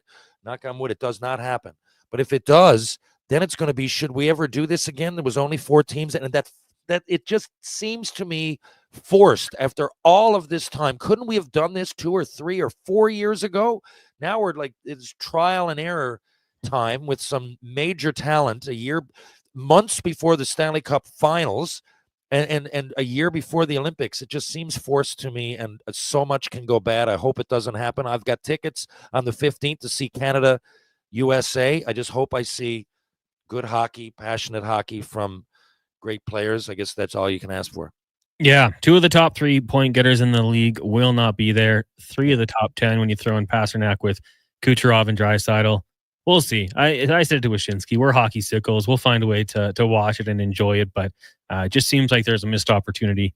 And I'm looking forward to the Olympics in 2026 and hope the NHL players can get there. We'll take a quick break. When we come back, we'll get to more of your texts. We'll get to Ryan's rant later on as well. We've got Struddy, Spec, and DVD coming up later on in the show. It is the Jason Gregor Show here on Sports 1440 Oilers Nation, Facebook, YouTube, and X, brought to you by PlayAlberta.ca. Hair Aware with Dr. Vance Elliott. Hey, Dr. Vance, does a hair transplant have to look like a hair transplant? There's a guy at work, his is totally obvious. My goal is to give every one of my patients a full, natural-looking head of hair, so I stay up to date on the latest innovations. This is science, and more importantly, an art. I do things differently and move more hair than is normally done, resulting in a thicker look that is also more natural. Trust a world-renowned expert in hair restoration. Book an appointment at drvanceelliott.com today. The job isn't done until the last load is hauled, and having a semi-trailer out of commission is not an option. Whether replacing or adding to your convoy, Edmonton Trailer has a huge inventory of new and used semi-trailers, trusted by the gravel, logging, oil field, fluids, and freight industries. Find a trailer right for you online or at one of their 3 locations. For sales, service, parts, rental, and finance, when you're in it for the long haul, Edmonton Trailer. Just when the weather is freezing your nosy, someone's got a new menu that's tasty and cozy. What? It's Booster Juice. Now you can warm up and chow down with a savory selection of grilled fresh favorites. Breakfast wraps, chicken wraps, grilled cheese, steak, and chicken paninis. Topped with melty cheese, creamy pesto, spicy chipotle. Grilled fresh options made in-house, warm and delicious. Made daily with the finest ingredients. Cozy comfort food at Booster Juice. Download the Booster Rewards app today. Dennis here from Weiss Johnson. Are you looking to get into the trades or have a kid graduating high school wondering what to do? Weiss Johnson is looking for career-minded people to work for us. Opportunities truly are endless. Become a service technician, gas fitter, refrigeration technician. Install residential or commercial heating and plumbing systems, fireplace installations or service, duct cleaning. We are the company where you can learn all aspects of the trade and pick which career path to take. We have an awesome benefits package and offer school reimbursement too. Visit wjcareers.com today. This is the rhythm of the night. The night. Oh yeah. The rhythm of the night. Portions of this hour brought to you by Epcor. Stormwater ponds in Edmonton are designed to move water and runoff from streets and sidewalks, making them unsafe for winter activities. Instead, head to a community league or a city rink that is safe for you, your family, and your friends. Think twice and stay off the ice. Learn more at epcor.com/winter safety. From puck drop to kickoff, it's the Jason Gregor Show on Sports 1440. Presented by PlayAlberta.ca, Alberta's only regulated online gambling website. 7, welcome back to the Jason Gregor Show here on Sports 1440 and Oilers Nation Facebook, YouTube, and X. Connor Halley, Terry Ryan with you here. We got Declan Kruger and Liam Peace keeping us on track. If you are watching on YouTube, Facebook, make sure you give us a like or a thumbs up. A Packet A, T-Man, ID, Photoman, Jules. I see you guys all in there. William, a few others. Chris, thank you guys for tuning into the show today. Lance, I got you in there as well. Make sure you go hit that like button. We do appreciate it. Lots of text rolling in about the Four Nation Face-Off, and we're going to get to that at the top of the hour. So if you want to vent about that, tell us your thoughts, how you think it could be improved. Are you going to watch? We'll get to that at the top of the hour. But right now, we're going to get to Terry's Tales or Ryan's Rant. I think we'll find out as we get to it. Brought to you by Action Electrical, the most diversified electrical contractor in Alberta with 4 divisions in project, service, tag, and solar for commercial or residential. Contact them today at actionelectrical.net. Here is TR. Okay, I'm back by popular demand, or a couple of questions that I need you guys to help me with. Are we okay here? Yeah, we'll bring Declan in on this one as well then. Yeah, Declan. I was going to say it's. I would appreciate his input on a couple of these. So here we go. These again get sent to me from my podcast, Tales with TR. Tomorrow, Dave Hansen's coming on Tales with TR. Oh, nice. Yeah, one of the Hansen brothers. So I'm looking forward to that.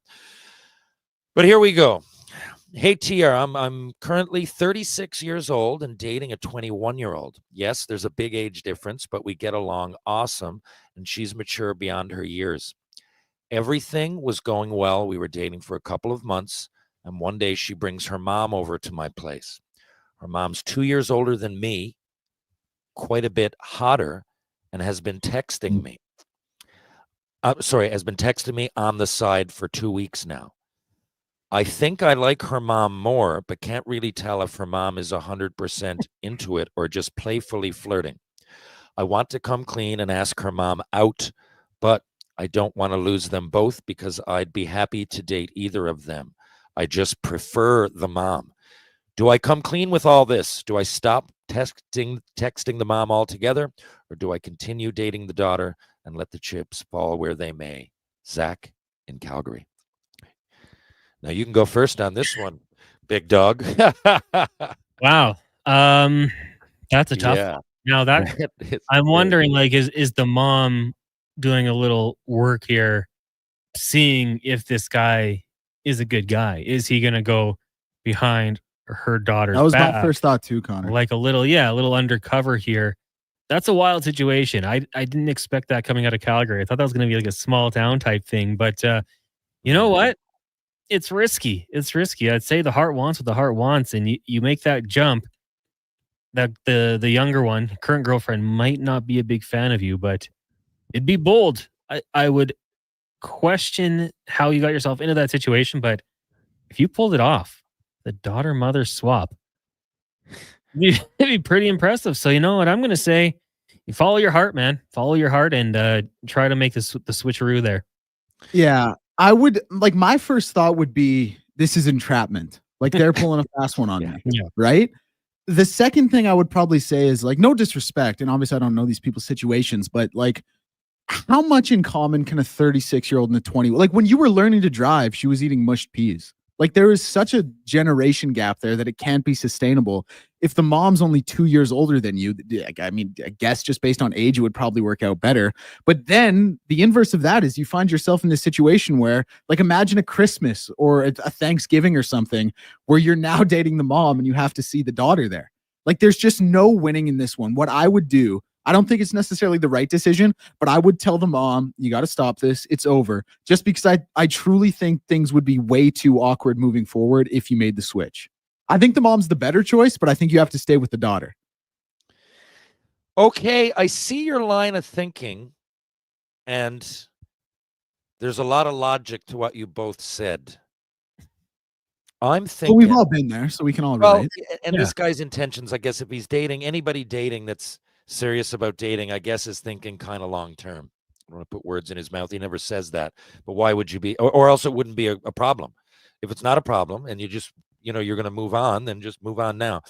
But if he literally wants one and he's more attracted physically to the older, and again, the mom is only 2 years older than this guy. So nothing against age difference and dating, of course, being that I've dated younger women. But if this guy, like, physical attraction is everything, and if he gets along, not everything, it's major though. And if you lose that, you might be kicking the can down the street. I think I'd come out with it. I really do. I think I'd come out to the mom and I'd hit on her, and I'd let my feelings be known to her first and see where it went. Now, what happens if she's not receptive, but she says, you know what, don't worry, I'm not going to say anything to, my daughter? Then do you keep dating the daughter knowing that the mother always has that on you? I mean, who knows? But I think that would be my route. Physical attraction is major. It's not more important, but if you don't have that, I just don't see how it could keep going. And this guy's, so that's what I would do. I would tell the mother, I would bring those flirts to an actual pass. Like I'd take a pass at her and then go from there. And I'd probably just cut it off. 21, like you said, Declan. I mean, she has a lot of living to do. Do you think you're really going to stay with a 21-year-old? I don't know the situation. The 38-year-old's been through life. They might be divorced. Her father has to be somewhere, so yeah, I think I feel like I feel like we also kind of glossed over just how crazy this situation actually is. The mom's a bad person for this, like going after her daughter's boyfriend, and then even entertaining this idea. Like I think she's the villain of this story. Yeah, you're right. I never thought of it that way. What's the mother doing? And Yeah. she knows if she's being playfully flirtatious, even if it's going nowhere, she knows it's going to go through this guy's mind, obviously. She knows about the fantasy part, mother, daughter, and, all of that. I do. I agree with you. I think the mother's the villain, and maybe that's the way you approach it, Connor.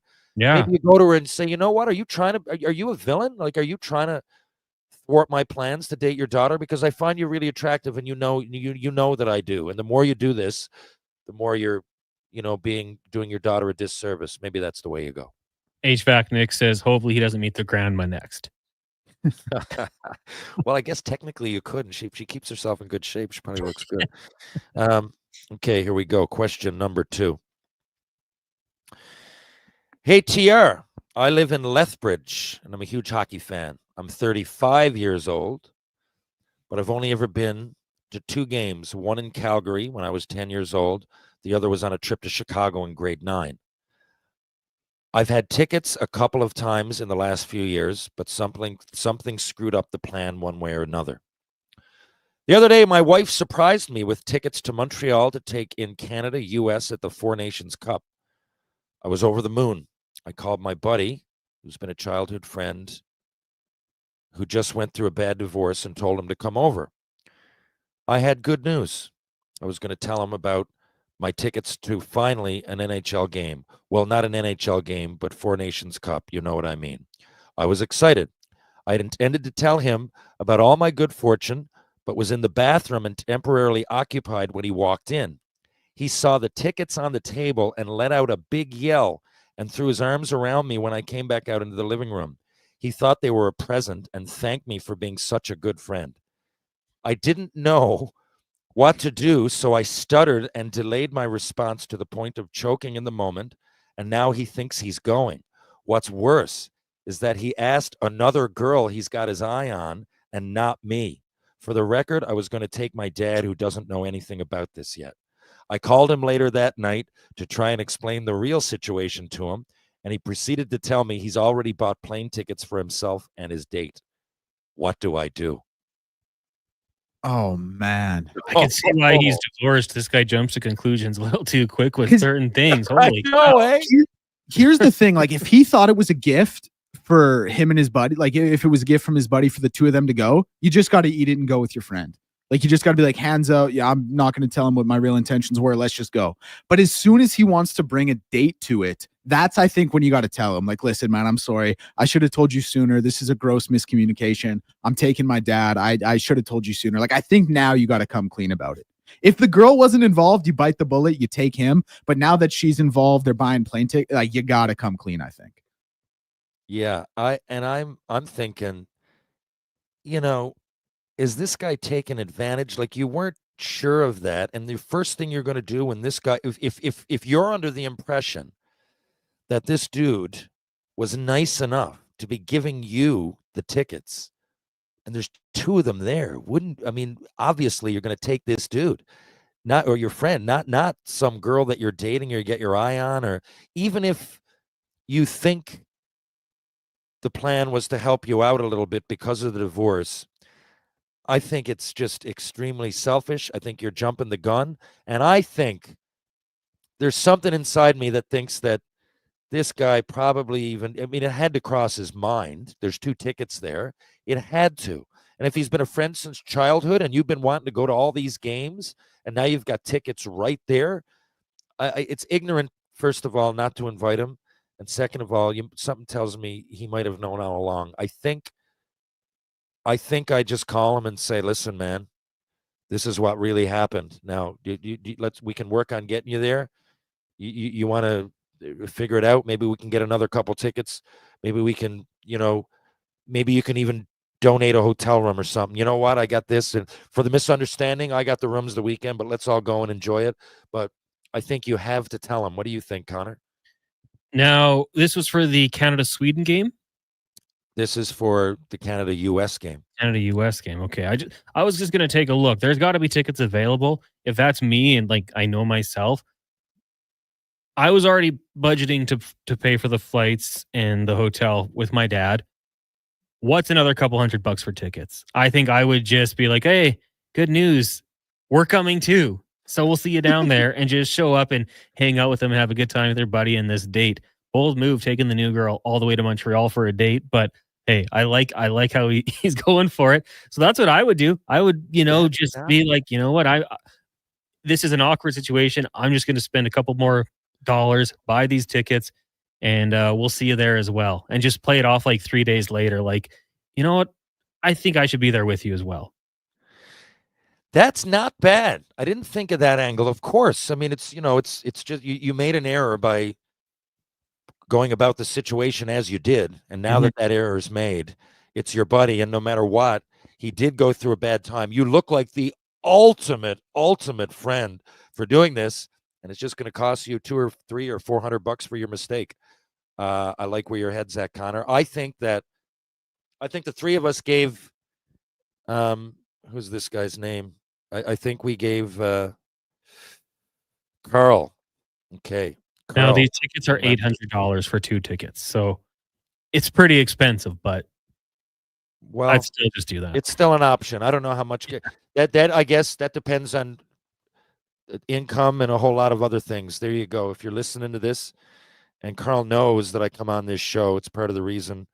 It said it at the at his email header. So if he's listening right now, there you go. There's 3 options depending on your financial setup, depending on your buddy, depending on if you have a date, you've got an answer. All 3 ways. There you go. There you go. That is Terry's Tales or Ryan's Rant. Some interesting situations. Let us know. 1-833-441-1440.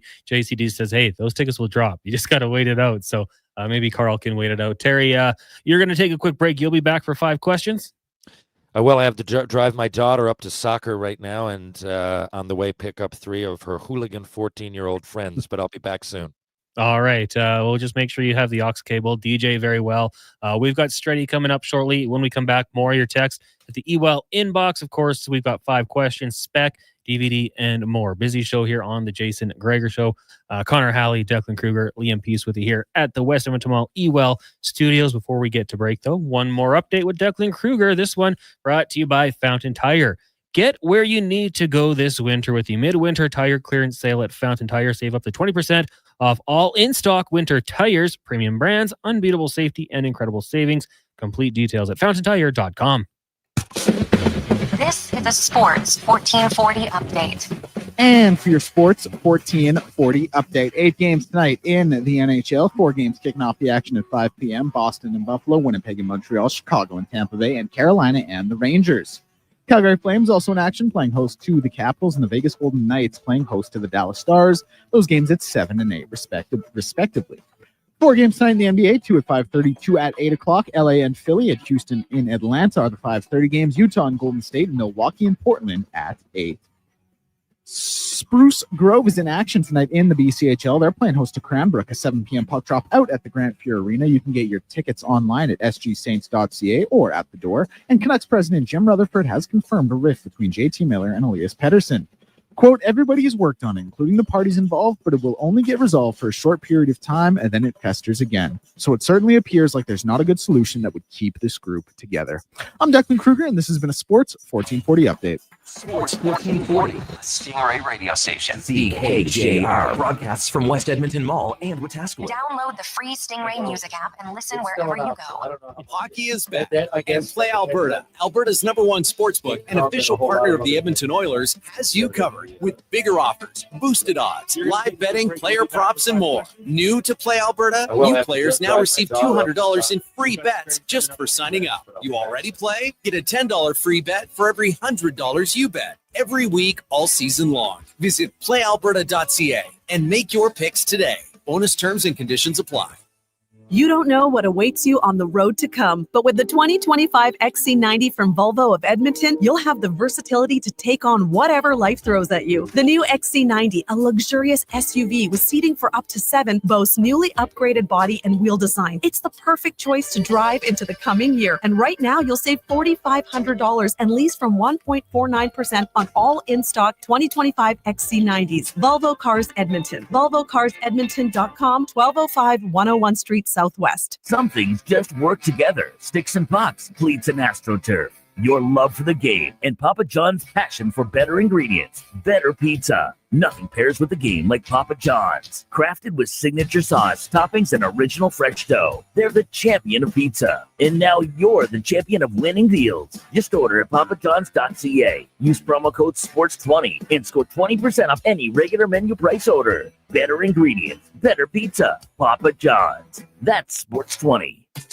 It's a new year, and the Brick is clearing out their old inventory. They're blowing out furniture for up to 60% off the original price. With in-stock items ready to go and additional unadvertised discounts, check out your nearest Brick location to save up to $1,300 off sofas, up to 25% off bedroom and dining, and up to 40% off mattresses.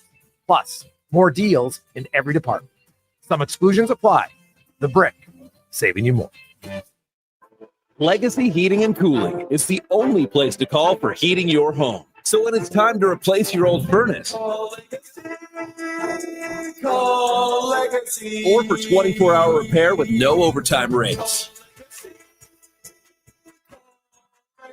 Legacy even heats your shower with hot water tanks. And with no interest and no payments for 1 year, it could only be Legacy Heating and Cooling. McDonald's presents a hockey showdown like never before. McDavid versus Matthews. There can only be one winner, competing for all the glory and all the prize. The new menu features top shelf plays like the Smoky Quarter Poppy and the Big Mac David, so everybody scores. With even more delicious options like the Spicy Junior Chirpy. Now that calls for a silly Sunday. The Showdown menu, now available at McDonald's.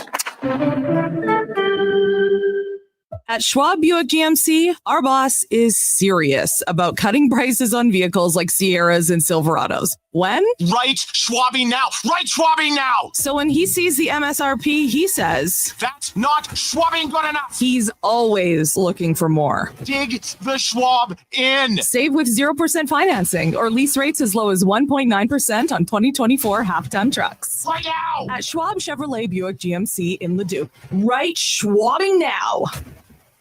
I'm Rick Showers from Noble RV, and I'd like to thank all the people who buy new RVs. Buying your RV new is the most generous thing you can do to help your fellow man. Every year, thousands of people just like you go to the RV show or walk into a new RV store, pay full price, take great care of it like you always do, and then eventually sell it to us. And of course, we pay you market value for your used RV. But that's tens of thousands less than you paid for it. That's right, Bob. Could be half of what you paid for it when it was new. And it's still in great shape. So who gets the benefit of that reduced value? Our customers, that's who. Noble customers never pay full price for an RV because we only buy used. Right again, Bob. So we'll enjoy the same RV you have now, only we pay like half as much. And it's only possible because you generously decided to pay that higher price when you bought it. So thanks again to all the new RV buyers, and we'll see you in a few years. And that's Noble. NobleRV.ca. Hiya, Bobby. You want to go for a ride? Sure can. Jump in. I'm a Barbie girl in a Barbie world. Black and plastic. It's fantastic. You can brush the Portions of this hour brought to you by Papa John's. It is Terrific Tuesday. Get 40% off any regular price pizza. Use the code word 40Tuesday at the start of each pizza order at papajohns.ca. He's not just another pair of glasses. It's the Jason Gregor Show. Thanks for checking out Edmonton Sports 1440. Presented by PlayAlberta.ca, Alberta's only regulated online gambling website. I'm a flashing girl in a fantasy world. Wake me up, make time. I'm a darling. You're my doll, rock and roll. Feel the glamour and pain. Kiss me here, touch me there. Show here on Sports 1440. Connor Halley, Declan Kruger, Liam Peace with you here at the EWL Studios in West Edmonton Mall. TR will be back shortly. Just playing cab driver, taking his daughter and friends to their soccer practice. We got Struddy coming up. We got 5 questions. Spec and DVD still to come here on the show. Jason Gregor Show brought to you by PlayAlberta.ca. Use code word Gregor50 to get a $50 free play with a deposit. Take that to the sports book. Make a couple bets. Maybe you win some money, have some fun. Do so responsibly. Make sure to use your game sense. Of course, also tonight, it is a Lotto Max, an estimated $20 million. That could go a long way. Man, if you won that, Valentine's Day coming up, take your partner on a nice little trip. Not a bad idea. Text line is 1-833-401-1440. Lots rolling in here. We've been all over the place. Four Nation face-off. Crazy stuff. The diehard Tales with TR podcast listeners get themselves in some wild situations. Going back, Slurpy Sean just said, hey guys, random thought. Remember when the NHL didn't allow 2-line passes? Yeah. Pre-lockout, like 2003. That's just weird. They wanted to open up the ice and allow more offense. It was a pretty good play or decision, I would say. That's a rule change we can all get behind.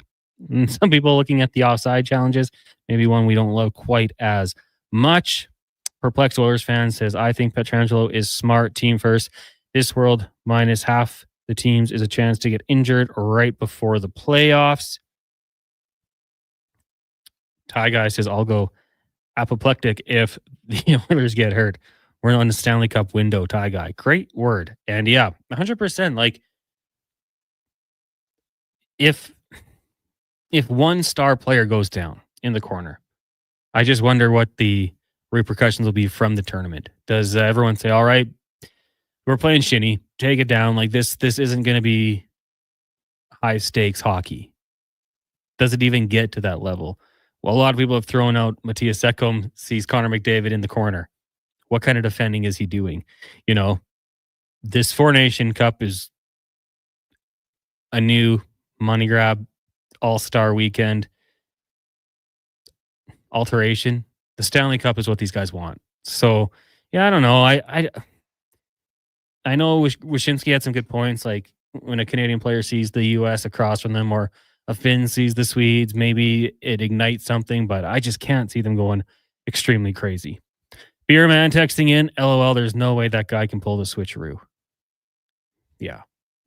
That's just a wild situation. That's a big age gap for one. And then to have the mother put out those vibes, not cool. I think you gotta be watching that one.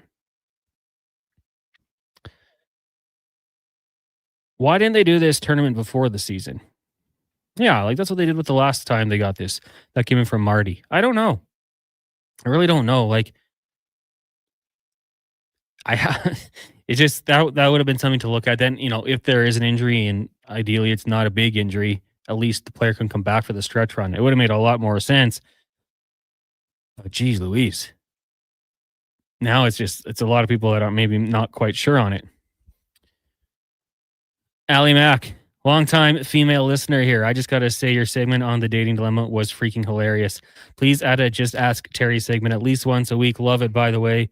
The woman's a dirtbag for trying to steal her daughter's man. I'm with you, Allie. Like, that what kind of mom does that? I'm trying to think. Like, yeah, there's no way I can put myself in that situation. It's just that's just weird behavior from a mom. It's toxic.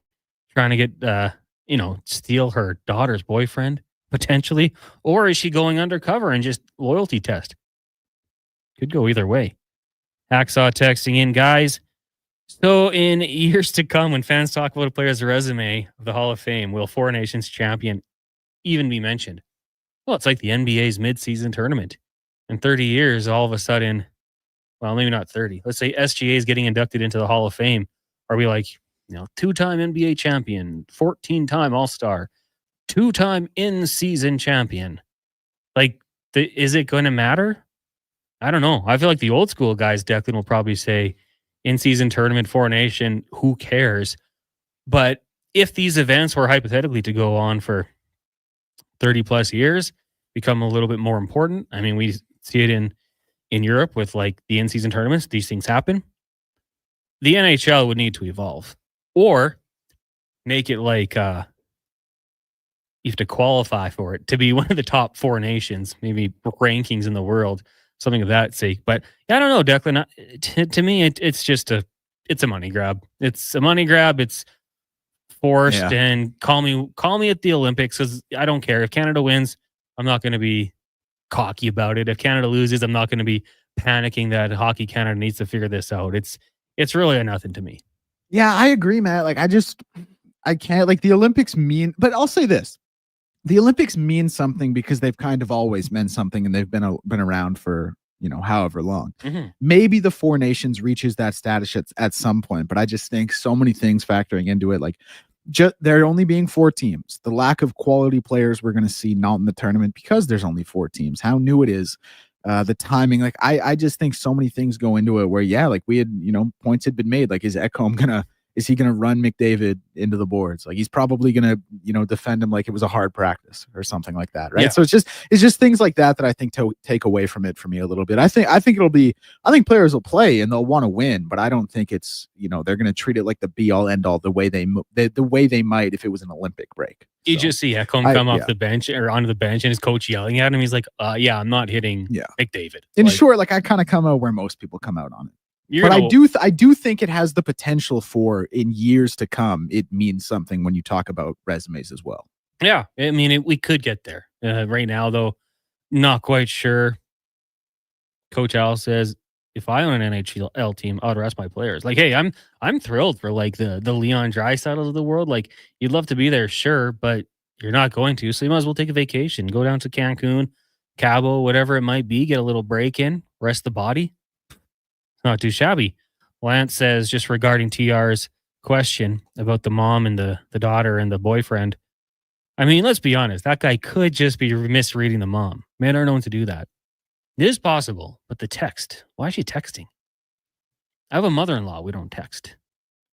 Just seem maybe I'm the weird one, but I don't know. Declan, you ever text your girlfriend's mom? Yeah, sometimes, but just for like, hey, can you like stop by the house, like pick up the dog, or like we have a group chat. Yeah. Here's what I was gonna say. How did the mom get the number? Like, did she go to the daughter and ask for it, or did she ask him for it? Like, what was the situation because that's a step in and of itself. Is it not? I think so. Right? Like, so like if you're asking the daughter for it, here's the other thing, like, and this is going to sound crazy, but I was thinking about this when Terry was talking, and forgive me if I'm out of line. Correct me if I am.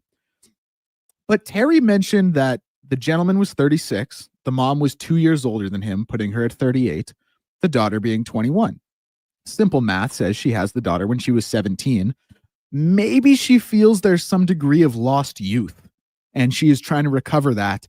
And maybe in some small way, she even resents her daughter because of it. And this is her trying to get back at her a little bit. You're digging deep into this. Maybe I'm looking too much into it. Oh, sorry, I have something in my throat. But that was one.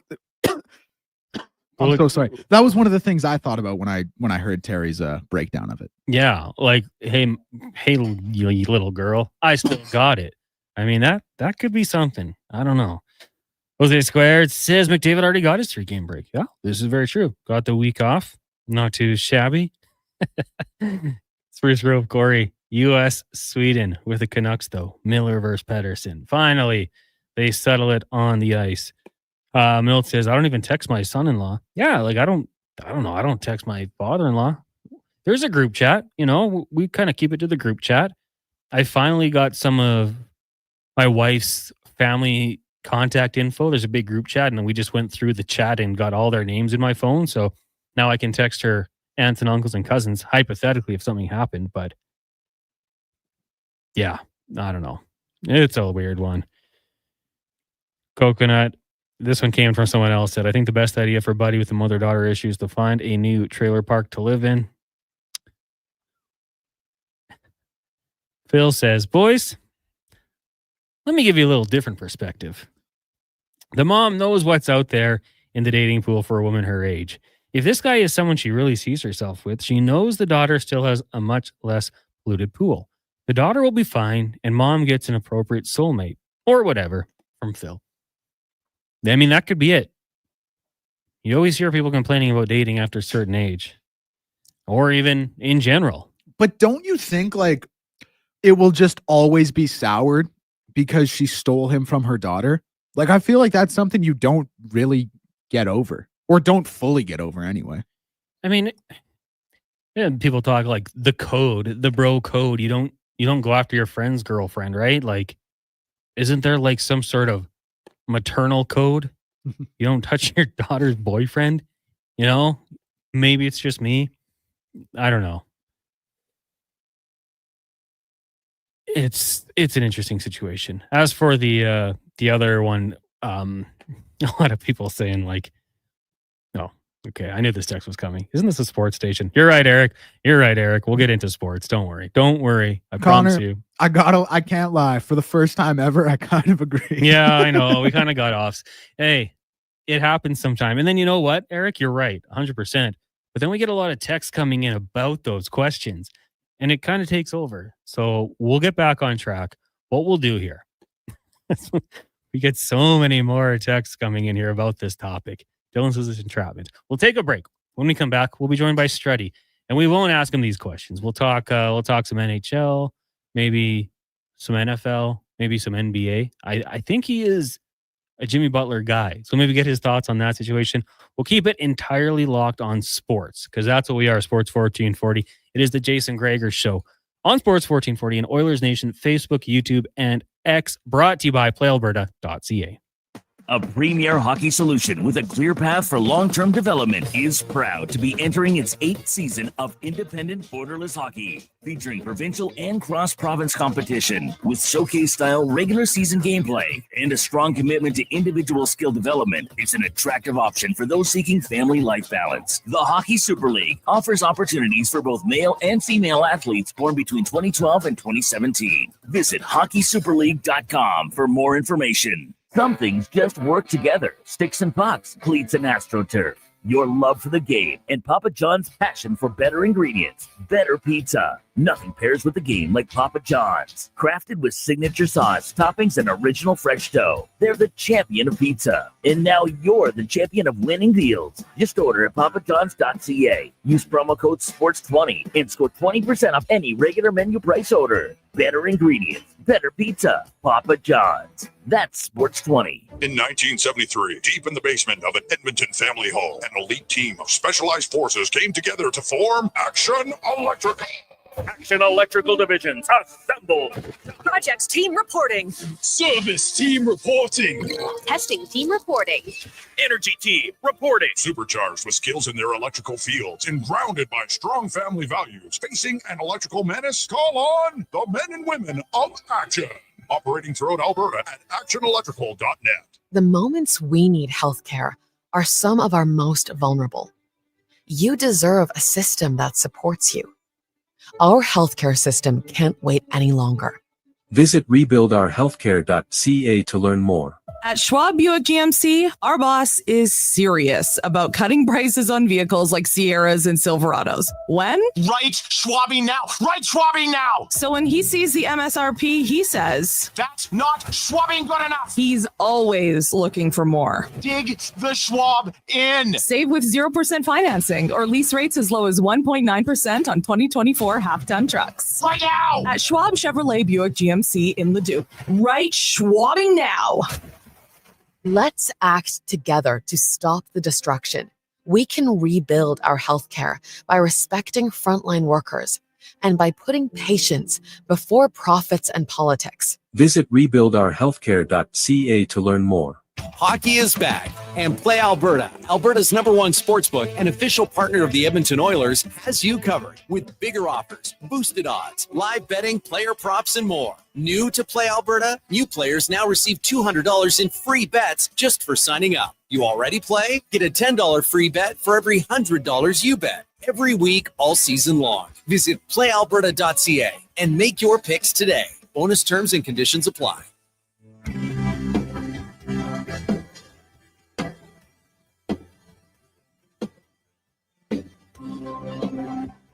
Portions of this hour brought to you by Japa Machinery.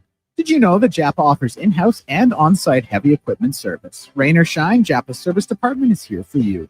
Visit japamachinery.com for all the details. From puck drop to kickoff, It's the Jason Gregor Show on Sports 1440. Presented by PlayAlberta.ca, Alberta's only regulated online gambling website. Painted faces fill the places I can't reach. You know that I could use somebody.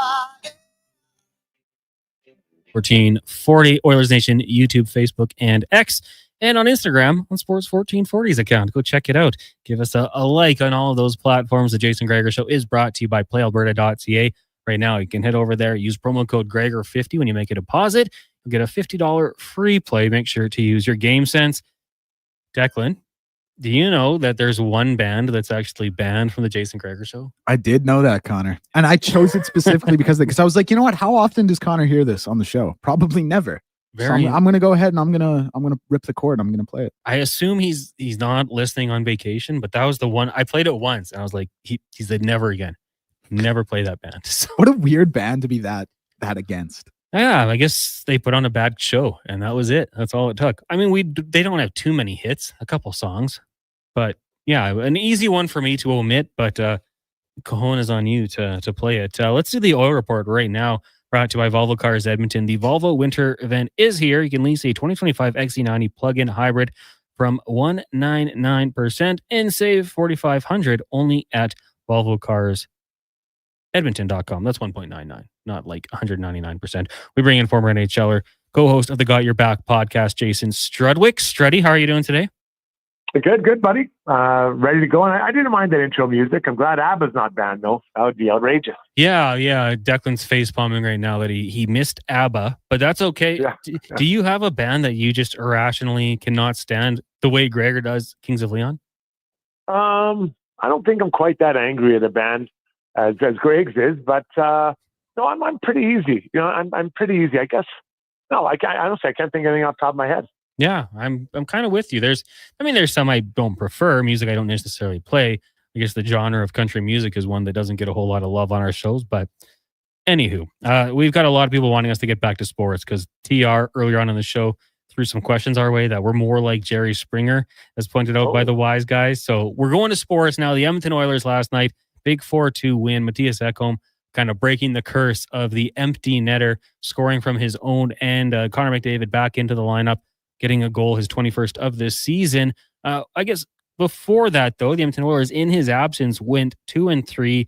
Their only loss coming to, well, I guess, the top team in the NHL and the Washington Capitals. And it was just a 3-2 loss. So what did you make of the Oilers' play without their captain? Yeah, and honestly, they could have won that game in Washington or against the Caps. They probably deserved to win it. They played pretty well. So there was, I think, without Connor, obviously, people get more ice time because that's called 20 to 25 minutes of ice time. It's 5-on-5. We're talking power play, no penalty kill. So it's more ice time for other guys to eat up. And some other guys got more ice time to use. And I think that's a healthy thing. Obviously, you want Connor McDavid in the lineup, but you got to make the most of your opportunity. You want to play well because, you know, if the coach is thinking, where do I want, you know, who's been playing well? Where can I give a little more ice time to? You want it to be you. You want them to think of you and put you in those situations. Leon Draisaitl this entire year has been really elevating his game and doing so for a lot of it without Connor McDavid. And, you know, we've seen that for a long time. The outsiders, the haters will say, well, he plays with McDavid. And this year, a lot of the time he hasn't. He's, you know, Pod Colson's been his lineman and he was in Arvidsson. Just what have you thought of Leon Draisaitl and what he's been able to do this season? I really think this is best league a year in the league. The way he's playing, just consistency. Like, how many games can we say that he didn't have a good game out of 50? It'd be pretty hard to get them all, you know, maybe more than one finger. Like, he's played really well. He's been steady. He's been strong, playing both ways. He's scoring. You know, he's doing a lot of good things. So I cannot see how he's not one of the top two players for the Hart Trophy. You know, I think with Kaprizov being injured for as long as he did, I think that may have hurt his chances. Then he got Nathan McKinnon losing Mikko Rantanen, which is mind blowing. I still can't believe that. But so, you know, that I don't think that'll hurt Leon's run at a Hart Trophy. But let's be honest, I don't think he really cares. I don't know that is the trophy he wants. It's a nice bonus to have it beside you, but I don't think that's what he wants. Yeah, and you love to see it. Jason Strudwick, former NHLer, co-host of Got Your Back, joining us here on the Jason Gregor Show. Connor Halley sitting in. Looking at the back end here, a few names I want to bring up to you. And the first, I don't know if you've been tuning into 1440 at all today. A polarizing topic has been Evan Bouchard. Obviously, we know when he's on his game offensively, he's dynamic, but there are the warts in the game occasionally that popped up on the defensive side. I thought he showed last year in the playoffs that he can play very good defensively, but there's been some consistency issues there. What do you think when you evaluate Evan Bouchard and his game right now, going into an offseason where he does need a contract? Yeah, so when he plays his best, I think he's moving the puck quickly and defending, the same way, quickly or hard, whatever language you want to use. And if you look at last night's game, I thought that at times he was indecisive with his puck movement, and then he bumbled the puck, and then it would, go off his stick or he'd misfire, whatever the case may be. And that's, to me, a sign of not being decisive. Comes around that, you see the shot or the pass, boom, you hammer it to the guy, you make your play. So I'm looking around. I think it's really important for him to reestablish that. And I think that this break coming up, I think they got 5 games left, whatever, this break coming up, this might be a reset for him. And if I was Paul Coffey, I'd say, listen, Boosh, we need you. We know the level you can play. Be decisive when you get the puck. Decisive when you're going to defend. Don't second guess, and just trust your instincts. Because to me, when you bobble it, again, it speaks to usually you're unsure about what the play is.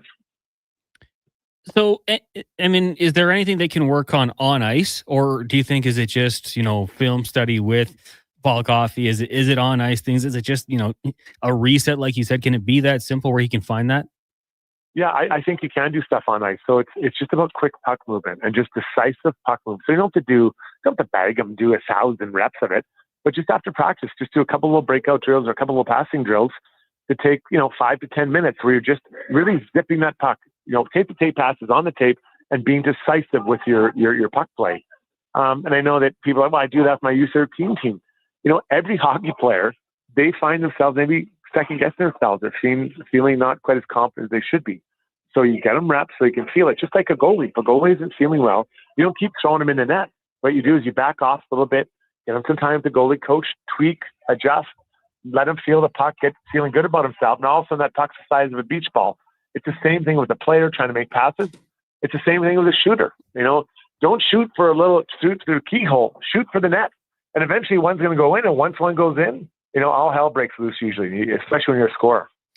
Another defenseman for the Oilers who's been polarizing in his time here, and part of it came with the contract and the expectations, was Darnell Nurse. But this year, I don't think I've heard too many complaints about Nurse, maybe a game here or there, which is crazy because for the last couple of years before that, it was almost relentless. So what do you think Darnell Nurse has done to improve his plays? Is it simplification, just growth? What do you think it is? Mm-hmm. Well, I've been saying this for a while, that when Darnell carries the puck, he gets in trouble because I don't think he's the guy that needs to be carrying it. He needs to move it quickly and then follow the play up. When he gets over the blue line, I think at times it's hard. Like I know from personal experience, I'm like, hey, what am I doing now? But instead, if you pass it up and then follow up the play, you're now an option for a late pass, or you're driving the net, whatever the case, you're disruptive. You're so big, so fast, he can skate with nearly anyone on the Oilers forward group. So I think he made the decision that I'm going to be a pass-first guy. I'm not going to carry it. And then I'm going to be very hard defensively in my own zone. And I think that as we work our way towards game 83, we're going to see more physical play from Darnell. Not that he hasn't been that physical, but you can't be, an animal for 83 games or 82 games all year. But I think he, Ekholm, I think Bouchard, Emerson, we're seeing, hitting from him, that back end, but led by Darnell. We'll say, okay, guys, it's time to start being way more physical. So we start punishing other players. But, again, this sounds really, you're simplifying it, but the game of hockey is not that complicated when you understand what you do well and how you can support your teammates by doing those things really well. Strutty, one of my favorite players to watch as of late has been Corey Perry. And I go back to that game against the Canucks when he was doing everything. And my favorite play, and Canucks fans will hate it, but he's in that scrum and he kind of looks around. He grabs Vinny Desharnais for a second. Nope. Looks at Pettersson. Nope. Finds Quinn Hughes standing there by himself, puts him down. Maybe a little bit of a message there sent because of what happened the Saturday previously when Garland went after the Oilers captain. He says, okay, I'll go after your captain. But, scoring the goal last night, he's just fitting so well with his role in this team. Kind of a two-parter. Just, is this a surprise? And have you ever played up against a guy similar to Corey Perry who just knows how to get under your skin? Oh, yeah, he's excellent at that. But I think when you look at the Oilers roster, the guy that's maximizing his investment for the team is Corey Perry. He's doing so many right things for this team. And there's not a game that goes by I don't think he didn't do something, contribute. Mm-hmm. You know, a key play, or you mentioned the fight or the scrum, whatever it is, scoring goals. I mean, what has he got? 8-9 goals already? Yeah. That's pretty damn good for a guy who's, you know, closing in on his 5th decade on this planet. So I think that for him, it's really important, and for others to be watching him. You know, if I'm Kapanen, if I'm Philp, for sure, if I'm Philp, I'm watching, because it's his hockey IQ that separates him, and the reason he's able to keep playing. He was never fast, but now he's definitely not fast.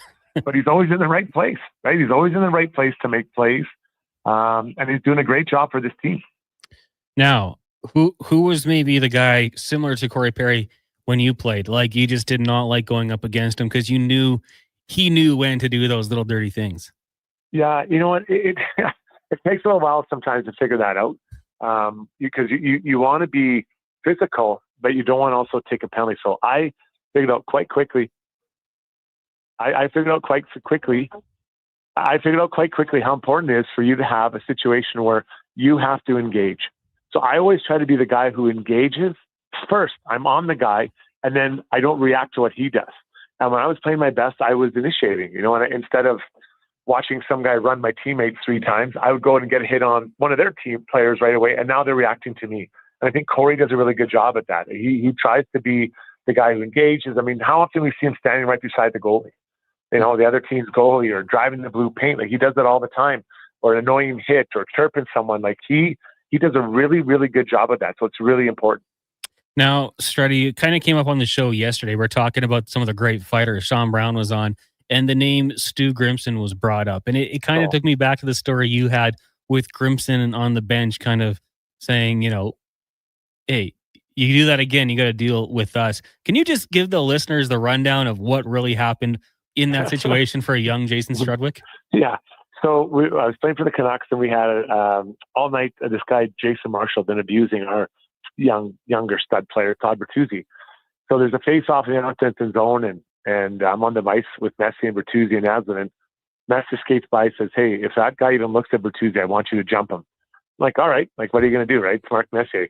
So sure enough, like, the guy right away goes after him. So I come off the blue line, I come flying in there, and there's a big scrum, and you know, none of us ultimately got any penalties, but I'm skating by, there's a change now. I'm skating by their bench, and Stu Grimson stands up, and Jim McKenzie, 2 of the toughest guys in the league at that time. And Stu says, hey, Strutty, if there's any problems tonight, there's only 2 options, and it's the 2 of us. I'm like, I hear you loud and clear, Stewart. You know, like, and then the rest of the game, I didn't do anything.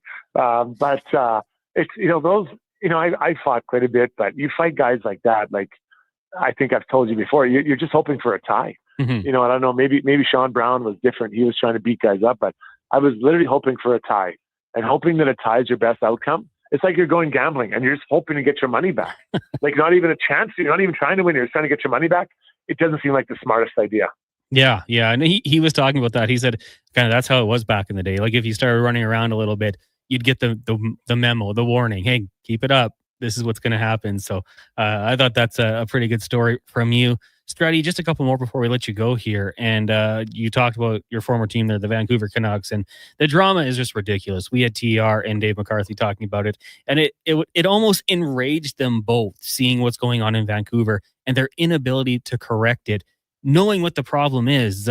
For your perspective, someone who now is in the media but previously was in the room, played over 600 career NHL games, like, is there anything that you think can be done that can just get these guys situated, whether it's a trade or having them talk it out? Because, you know, on paper, this team's too good to be out of the playoffs. You know, there's got to be something we don't know. You know, it feels really personal, doesn't it? It's not just I don't like you or you don't like me. Is there something going on between the families? Like, I don't know. There has to be more to it, because this is dragging on so long. And there's an article today in the Globe and Mail where the president Rutherford was talking about he doesn't even know how to fix it. I'm like, what? Yeah. You don't know how to fix it. So even if they trade one of them, you're not sure it's going to change. So, I mean, that'd be a bad position to be in, because you accumulate these good players and now they don't get along. And the team's just, you know, at best, it's barely living up to expectations. And I think they're well below their expectations.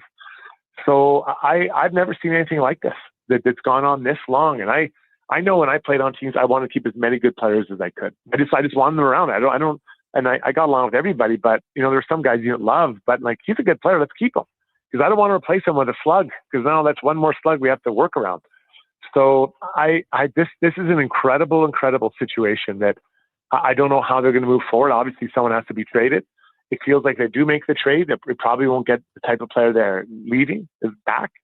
And I think that's a big problem for that franchise. And they might have to kind of take a hard look at where they're going and how they can maybe change that course. Yeah, Steve texting in said last year was a fluke for the Canucks. They still suck.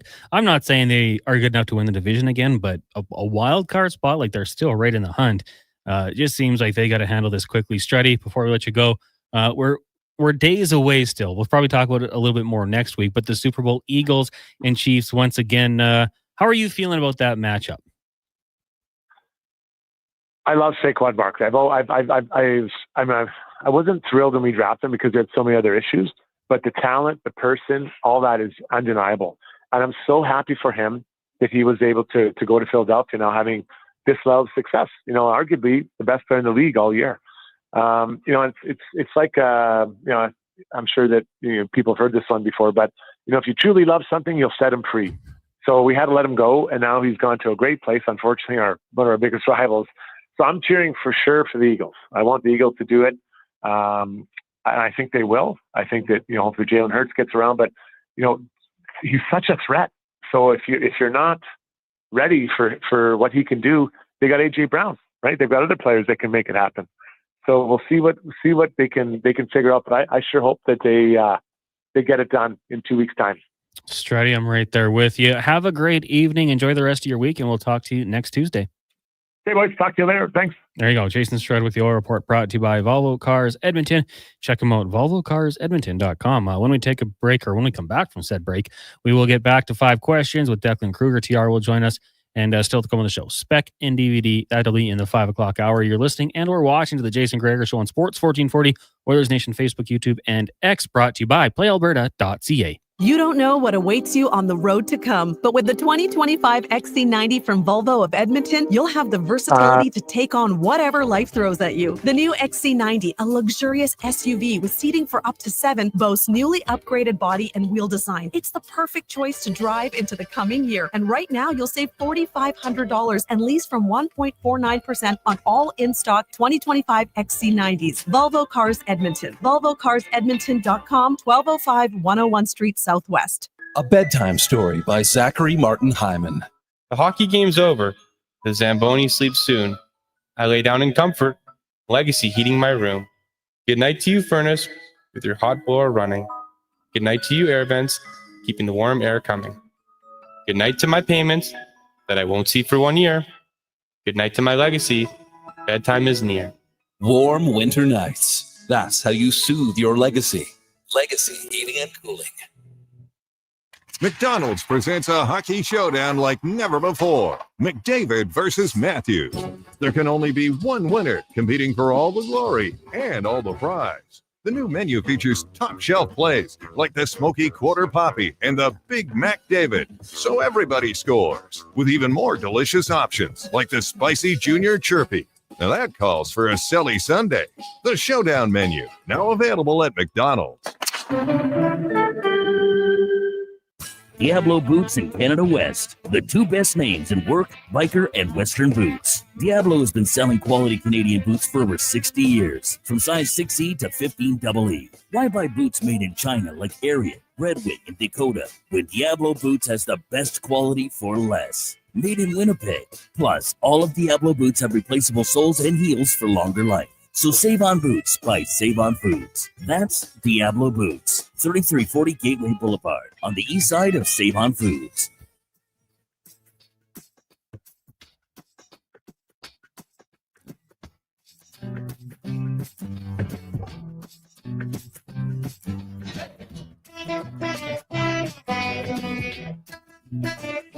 Portions of this hour brought to you by Ewell. Get your power play amped up with Ewell, supplying the City of Champions and Alberta with quality electrical gear since 1975. Ewell.ca is your partner in power. From puck drop to kickoff, It's the Jason Gregor Show on Sports 1440. Presented by PlayAlberta.ca, Alberta's only regulated online gambling website. Jesus save me, Blue Jean baby, born in the USA. And Gregor Show here on Sports 1440. Connor Halley, Terry Ryan, Declan Kruger, Liam Peace with you here. The Jason Gregor Show, as always, brought to you by PlayAlberta.ca. Automax, an estimated $20 million tonight. You can get your ticket at PlayAlberta.ca. Right now, we'll get to 5 questions brought to you by The Break. You can get up to 60% off clearance items, plus incredible deals on overstock, scratch, and dent products. Save up to $1,300 off sofas and get up to 25% off bedroom and dining furniture until January 29th. It's time for 5 questions on the Jason Gregor Show. All right, question number 1. Jim Rutherford did confirm the rift between forwards JT Miller and Elias Pettersson. What is the most likely scenario for how this saga ends between the players and, of course, the Vancouver Canucks club as well?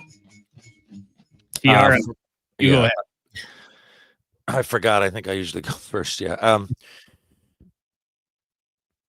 So we've talked about it. If I'm a player, it seems to me it's hard without being on the inside to really even answer this one.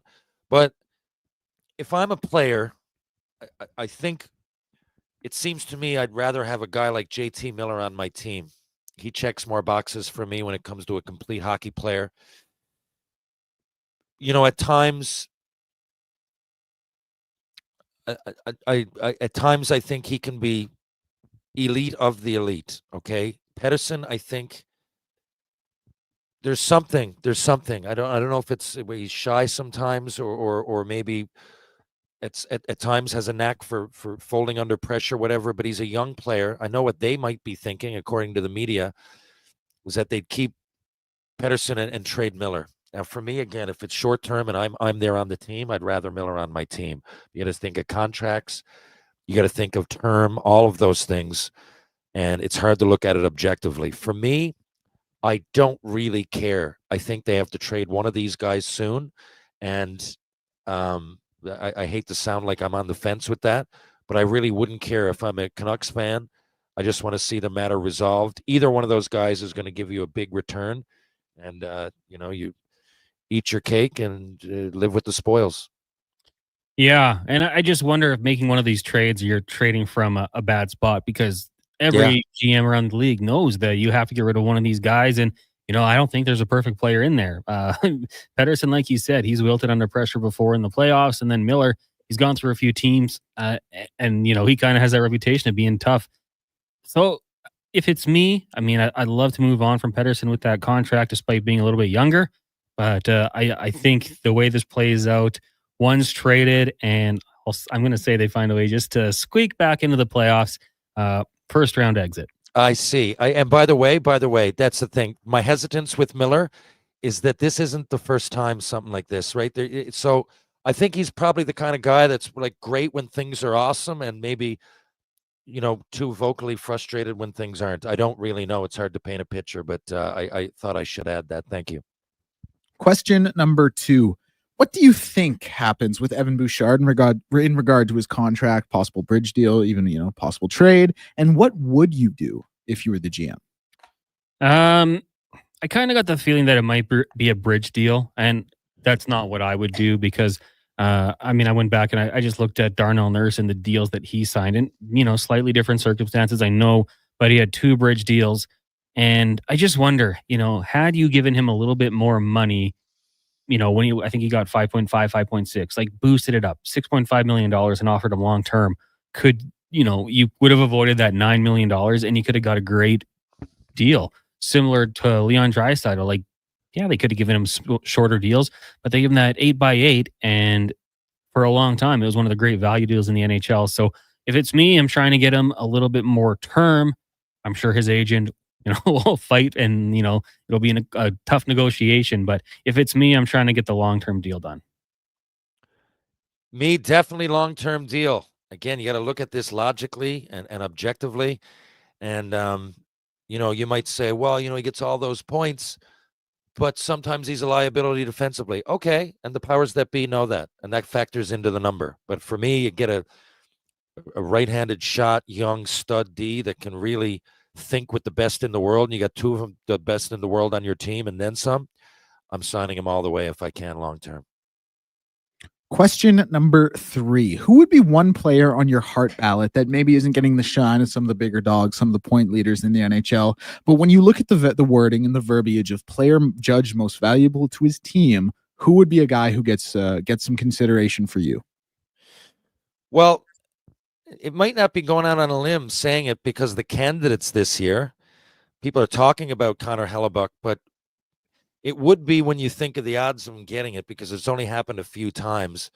I remember in late 90s, Hasek won it, and I know that Jose Theodore won it in the early 2000s. I think maybe even Carey Price. You got to really search. Maybe I'm wrong on that. I think those would be 3 of them.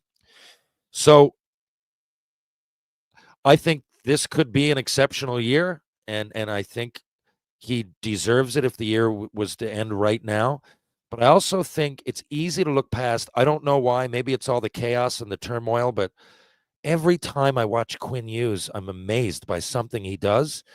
And I could say the same about Lane Hudson, and I'm sure he'll grow into something that probably resembles that, but that's only offensively. It's one thing for Hughes to carry the play offensively, but he just plays so much.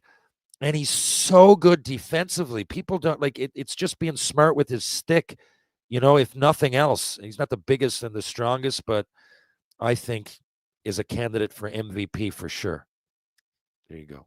Yeah. And you know what? I mean, the Hellebuyck will probably hurt this guy's case, but I absolutely love what Kyle Connor's doing for the Winnipeg Jets. He's top 5 in goals scored, top 10 in points, and top 5 in game-winning goals.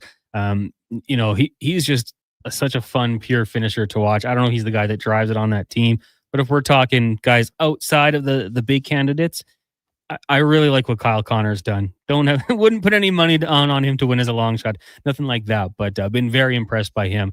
And if he can just put a full year together, 50 goal season's coming. Question number 4. On this day in 1984, Wayne Gretzky's point record streak ended at 51 games when the Oilers were beaten by the Kings 4-2. His totals during that time were 61 and 92 for 153. So I ask you, what is the most insane sports record? To me, it's one that I feel like I just stumbled upon it, and I should have known it for a long time. Cy Young, 749 complete games. That one is crazy. When you really dive into it, it's like, aren't all the pitchers in the MLB right now added at like 90 or something? Yeah, like something crazy like that. They just don't play complete games, and it was a different time. I understand that, but just to think that someone was able to do that 749 complete games is ridiculous. So for me, that's just one that always pops off. That's actually a great answer. And people, and baseball, I know it is a long time ago, but the rules when it comes to pitching and how many innings and how many outs, it's all stayed generally the same. So he still had to throw for that. Again, different time, but still, no matter what area you're in, that's a lot of pitching, man. Yeah. Especially, it's one thing to pitch those complete games, but to be efficient that whole time, man, that's pretty wild. Now, for me, it's a toss-up, guys. If you're going to talk individual, I think Gretzky's 51 game score. I thought it was 52, but at 51, that's amazing. I find Joe DiMaggio, I don't know, it's 55 or 56 hitting streak. Now, you don't have as much control for the outcome when you're hitting, and by that I mean you could walk 4 times in a game. There must have been times that he walked 3 and he got a hit. To get the hit, and then not only you might hit a line drive, but it goes right at somebody. To be able to go 56, I think I could be off by 1 or 2 here, but it's 50 odd games as a hitter. When you just think about it now, if it's 20, it goes up on the board. People start counting along. You're talking, the better part of half a season in baseball and getting a hit every game. Like I think that's wild. And when it comes to that's personal. I guess this would be 2, but I still find it wild that Tom Brady has 7 championships and the team with the most is 6, and it's a team he played for. But he has more championships than any of the other teams. And I find that just crazy, and it's still going on today until someone breaks it. I just want to give one special shout out because it's one of my favorites. Wilt Chamberlain in a season, averaging more minutes that season than there are minutes in an NBA game. For that season, he averaged 48 and a half minutes. And a game is only 48 minutes long because obviously games went into overtime. So I don't think that one will ever be broken. Question number 5. You're in Tri-Cities and you and that Lankow kid have been out and you're having a good time. No, I'm kidding. Question number 5. Mount Rushmore of fictional athletes. Okay, now I got one of the Hanson brothers coming on my pod tomorrow, Dave Hanson. Okay, but I, along with the Carlsons, made up the Hanson brothers. But I'm gonna go because I want to add another 4 names of some great movies and some great characters. I'm going to omit that because really they're hockey players, but that probably would be number 1. Now I love Roy Hobbs in The Natural, baseball player. Without getting into the story, if you haven't seen it, go see it. Robert Redford, one of his best roles. Rocky Balboa, it's one of my favorite movies ever. And, Rocky is, and Rocky Balboa being the character, I just don't sick of it. I know it's formulaic at this point and predictable, but I just love the story of Rocky Balboa. Ricky Vaughn from the movie Major League, Charlie Sheen pitch. I don't really tire of that. I could have picked a few people from that movie. I don't really tire of the movie. And he's probably my favorite character amongst it. And I'm going to throw in this because I wanted to include, there's been a lot of, so that would be 3 of them. 4th, I was thinking of a female character. And as I was perusing my mental Rolodex, I came up with Maggie Fitzgerald from $1 Million Baby. Way underrated. I think it's one of the greatest movies of our time, and it maybe doesn't get celebrated as much, but she plays a pretty fantastic role in that movie. I feel like your answers are way better than mine, TR. But I'll go honorable mention, the Galloping Gazelle from The Simpsons. Inhabited the frozen tundra of Soldiers Field for 6 seasons, 2 Pro Bowls, and grazed on the tasty green turf of the end zone. So that's my honorable mention. I was a sucker for those like Disney movies in the early 90s. I was, 5 to 10 years old when they came out, loved them. So I got to go Adam Banks from Mighty Ducks, skilled player, worked on his craft in the off season, suffered a tough injury, but cake eater, was always a stud. From King of the Hill, David Kalaiki Ali'i. He was a pretty good player, offense, defense, and returned punts. The Flying Hawaiian, they called him. He just didn't like to study geography. Remember the Titans. I'll go with Sunshine, Ronnie Bass. Came in there. He couldn't quite get the pitch down, but that guy, he could drop it in a bucket for the Titans. And although I guess that was based on a true story, so maybe that one doesn't count. And how about Will Smith when he was in the Fresh Prince of Bel-Air for Bel-Air Academy? Get it to Will. That's all you got to do. Will Smith would be my 4th. Declan? Give me Jimmy Chitwood from Hoosiers. Oh, yeah. Yeah. Jesus Shuttleworth. Another basketball one. Rocky, of course. You got to have Rocky in there. And then give me Johnny Moxon from Varsity Blues. Not bad. Now, yeah, I was under the impression Hoosiers was true. No, is Jimmy Chitwood just made up within the? Is it historical fiction? So like the team actually existed, but I think Jimmy Chitwood was kind of he was one of those ones that was a combination of a few guys or a couple. Yeah.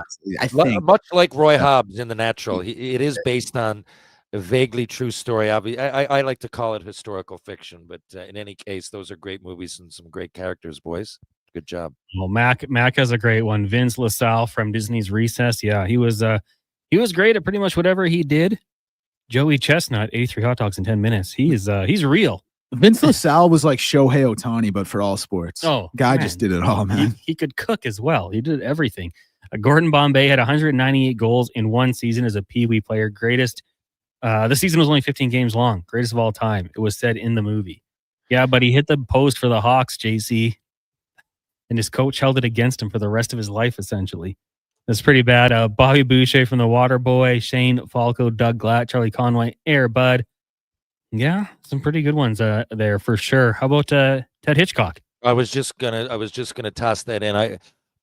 At the end of all this, that of course we're ignoring, we're glossing over that for obvious reasons. But I mean, how could I not say Ted Hitchcock? Certainly changed my fortune as an actor, well as a person. But as an actor, without Ted Hitchcock, don't know that I'd be here having this exact conversation with you right now. Well, it's crazy how it all worked out. Season 4 out now. It's going to be airing. Is it every Friday we get a new episode? Every Friday, yeah. Every And Friday. we're doing season 5 in a month. Beautiful. And now, did I see your catwalk behind you? What you saw is a new cat. Unfortunately, my cat Oreo, I couldn't find him because he was hiding. He had some what we believe was cancer or whatever. I finally found him, brought him up to the vet, and had to get him put down. That was a sad day for myself and my daughter. And neighbors and everything were close here. But this little kitty behind me, that is Nala. Nala is about 6 or 7 months old, and I just went out a couple days after that, said enough of this, celebrate Oreo's life, but I like saving kitties, and I got room for one here. So Nala was just picked up from the SPCA a few days ago. Well, our condolences. Already getting text in about that. Sorry to hear that, TR. But awesome, you guys have a new cat from the SPCA. Cycle of life, man. That's the way it goes. Absolutely. Well, TR, thanks for doing this today. Really appreciate it. And we'll have you back on the show on Thursday. Thanks a lot. Thank you, Declan. Thank you, Connor. Thank you, Edmonton. See you guys soon. There you go. Terry Ryan, former NHLer, author, Hall of Famer, and star of Shoresy. Yeah, like I said, I'm rewatching it. I'm getting into season 2 now. Seen it already, but I want to get through the whole show before I start season 4. Lots of text rolling in here. Forrest Gump, Dottie Henson, League of Their Own, No Crying in Baseball. Thad Castle from Blue Mountain State, Coach Boone, best coach. Never forget the Hanson brothers. Kelly Leak, Bad New Bears, Dean Youngblood, all-time snub. Well, Dean Millard would have had that one in there. Lance has Benny the Jet, and Playbook Vic, Ricky Bobby. If you ain't first, you're last. Oh, he was drunk when he said that. You can finish second, third. We'll take a break. When we come back, Spec, followed by Derek Van Diest, and then we'll wrap this show up. But first, let's get to a Sports 1440 update brought to you by Booster Juice. Shake those wintertime blues with the Booster Juice and enjoy one of their many warm and savory grilled fresh food options made in-house daily with the finest ingredients. Visit a Booster Juice today or download the Booster Rewards app. Here is Declan Kruger. This is the Sports 1440 update.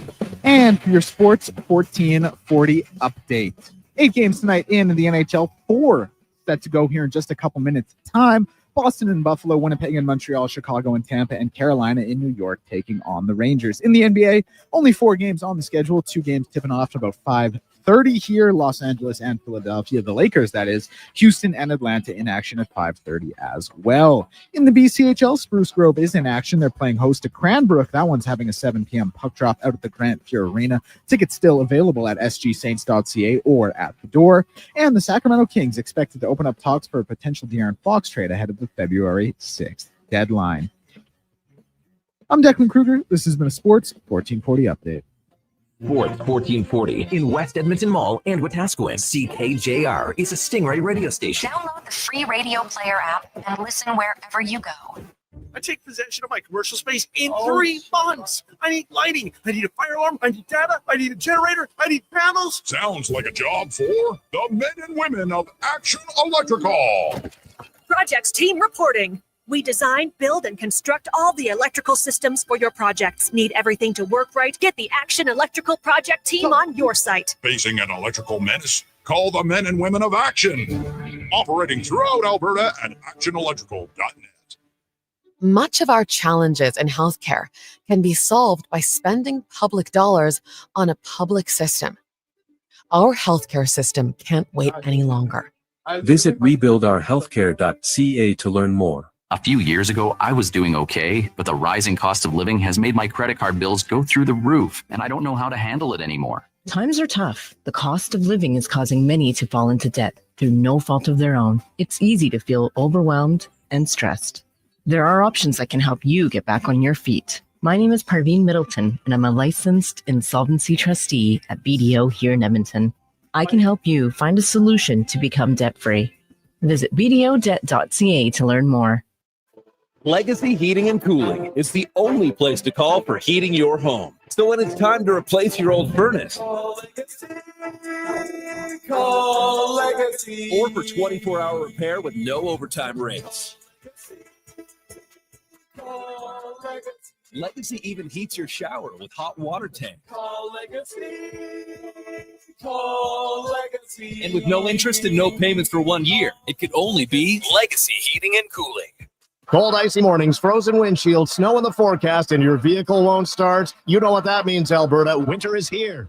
Don't get left out of the cold. Head to Napa Auto Parts today to gear up for the frosty months ahead. Winter won't wait, and neither should you. From premium batteries, starters, and alternators to high-quality wiper blades, antifreeze, and snow brushes, Napa Auto Parts has everything you need to get your vehicle winter ready and running. With over 85 locations in Alberta, stop into your local Napa store or visit NapaCanada.com for all your trusted parts, tools, equipment, and automotive needs. That's Napa know-how. Imagine a family get-together where the smiles are as genuine as the conversations.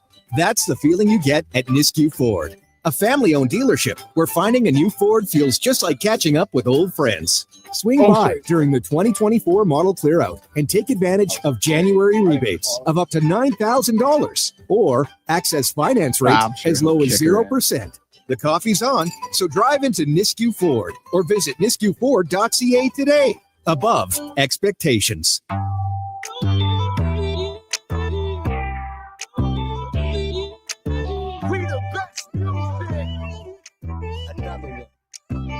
Portions of this hour brought to you by Papa John's. Papa John's would like to say thanks to their pizza-loving customers. Take 40% off any pizza this week. Use code TY40 at papajohns.ca. Pro sports, local sports, minor leagues, you got it all. It's the Jason Gregor Show on Sports 1440. Presented by PlayAlberta.ca, Alberta's only regulated online gambling website.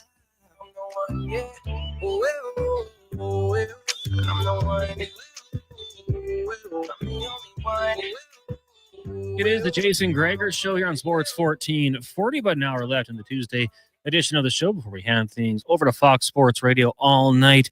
Overnight, Connor Halley, Declan Kruger, Liam Peace with you here at the EWEL studio in West Edmonton Mall. We're the real power place to shop at ewell.ca for all your electrical needs online 24/7. ewell.ca is your partner in power. The Jason Gregor Show brought to you by playalberta.ca. Use promo code Gregor, get a $50 free play. Use your game sense. A lot of good ones coming in here talking fictional characters. Happy Gilmore. No name on that text. First time texter, but Happy Gilmore wanted to get that one in. Absolutely. 1-833-401-1440. Make sure you keep those texts coming in. Sherwood Park, Sean. Enjoyable show today, guys. Thanks for making the torturous drive home a bit better. Well, Sean, hopefully it only gets better from here. Work day is over for you. Hopefully get home, take it easy, make some dinner, watch a movie, play some video games, whatever it is that gets you through it. Hope you have a great rest of your evening. We're going to get to, let's say, the best part of our day, the spec report here on the Jason Gregor Show. Brought to you by GS Construction. They are hiring. You can work for a fantastic company that loves to promote from within with great benefits, and they're all huge sports fans. That's GS Construction. Mark Spector of Rogers Sportsnet joins us. Spec, good evening. How you doing? Oh, doing pretty fair. There's a lot less drama in our town than there is in Vancouver today, sounds like, huh? Oh, my goodness. I feel like we can just talk about that for ages, and Oilers fans just kind of smile and nod their head along with it. Speck and I talked about it. Strutty talked about it. McCarthy. We all just kind of almost have to shake our heads and just question, how did it get to this point where your president comes out and says, like, there's basically nothing we can do? Like, it just seems like the Vancouver Canucks, if they can't figure this out, they're not trying hard enough. Yeah, I say this, like Rutherford comes out today in the Globe and Mail of all places and basically says, yeah, it's they got a problem. They can't get along. We can't get them to get along. It's really hard. We don't know what we're going to do. How about this, Connor? How about the guy that runs the organization sees this coming a long time ago and makes the move before the market is absolutely sewered the way it is right now for these guys? How about Jimmy Rutherford manages his team so that we don't get to this point, right? And now he's pointing fingers at everybody else. I'm pointing my finger at Jim Rutherford. Get the job done in Vancouver. You got the most drama-filled team. You got two guys that have hated each other's guts for a long, long time. You can't pull the trigger on the deal. Your team's losing because there's too much you-know-what going on around it. And you're the boss, right? The buck stops on Jim Rutherford's desk. He has not got the job done there. If I own that team, I'm showing up in his office and I've got something to ask him, a whole bunch of things to ask him. If you're Quinn Hughes, I mean, 25 years old, still one of the younger guys on the team, younger than both of these guys, like, how would you approach this? Do you pull them aside? Is there anything you can do? Does he need to be held a little bit more responsible here, being the captain of the team? No, absolutely not. Right? Absolutely not. These two guys can't figure it out. Miller's got some kind of a weird personality that makes him be a very difficult teammate. It's why he moves around all the time. Everybody who's played with him says he's a great player and a guy you want in your trench, but he can be a very difficult teammate. And then you got another guy you gave a long-term contract to who's a shrinking violet, who can't handle the pressure, who can't handle Miller's personality. They are polar opposite guys. And the more Miller is himself, the more Pettersson shrinks into the corner. So the guy who runs the team is supposed to have seen this coming a year ago, and he didn't. And here's where we are. We're blaming players. We're wondering why the market's so bad. And everybody in the league knows that Jim Rutherford's in the worst possible place to make a deal. Why do you think he can't make one? This guy's he's been the most trigger-happy GM in the league for years. Can't make one now because he can't get value for either guy. Whose fault is that, right? It's the fault of the guy running the Canucks. That's whose fault it is. And then on the flip side, you look at the Edmonton Oilers and their top two superstars spec. They're in each other's wedding parties. They're vacationing. You throw Darnell Nurse in there as well. It's quite nice to see an Edmonton Oilers building that culture, obviously, throughout the time. And great to see those two guys meshing.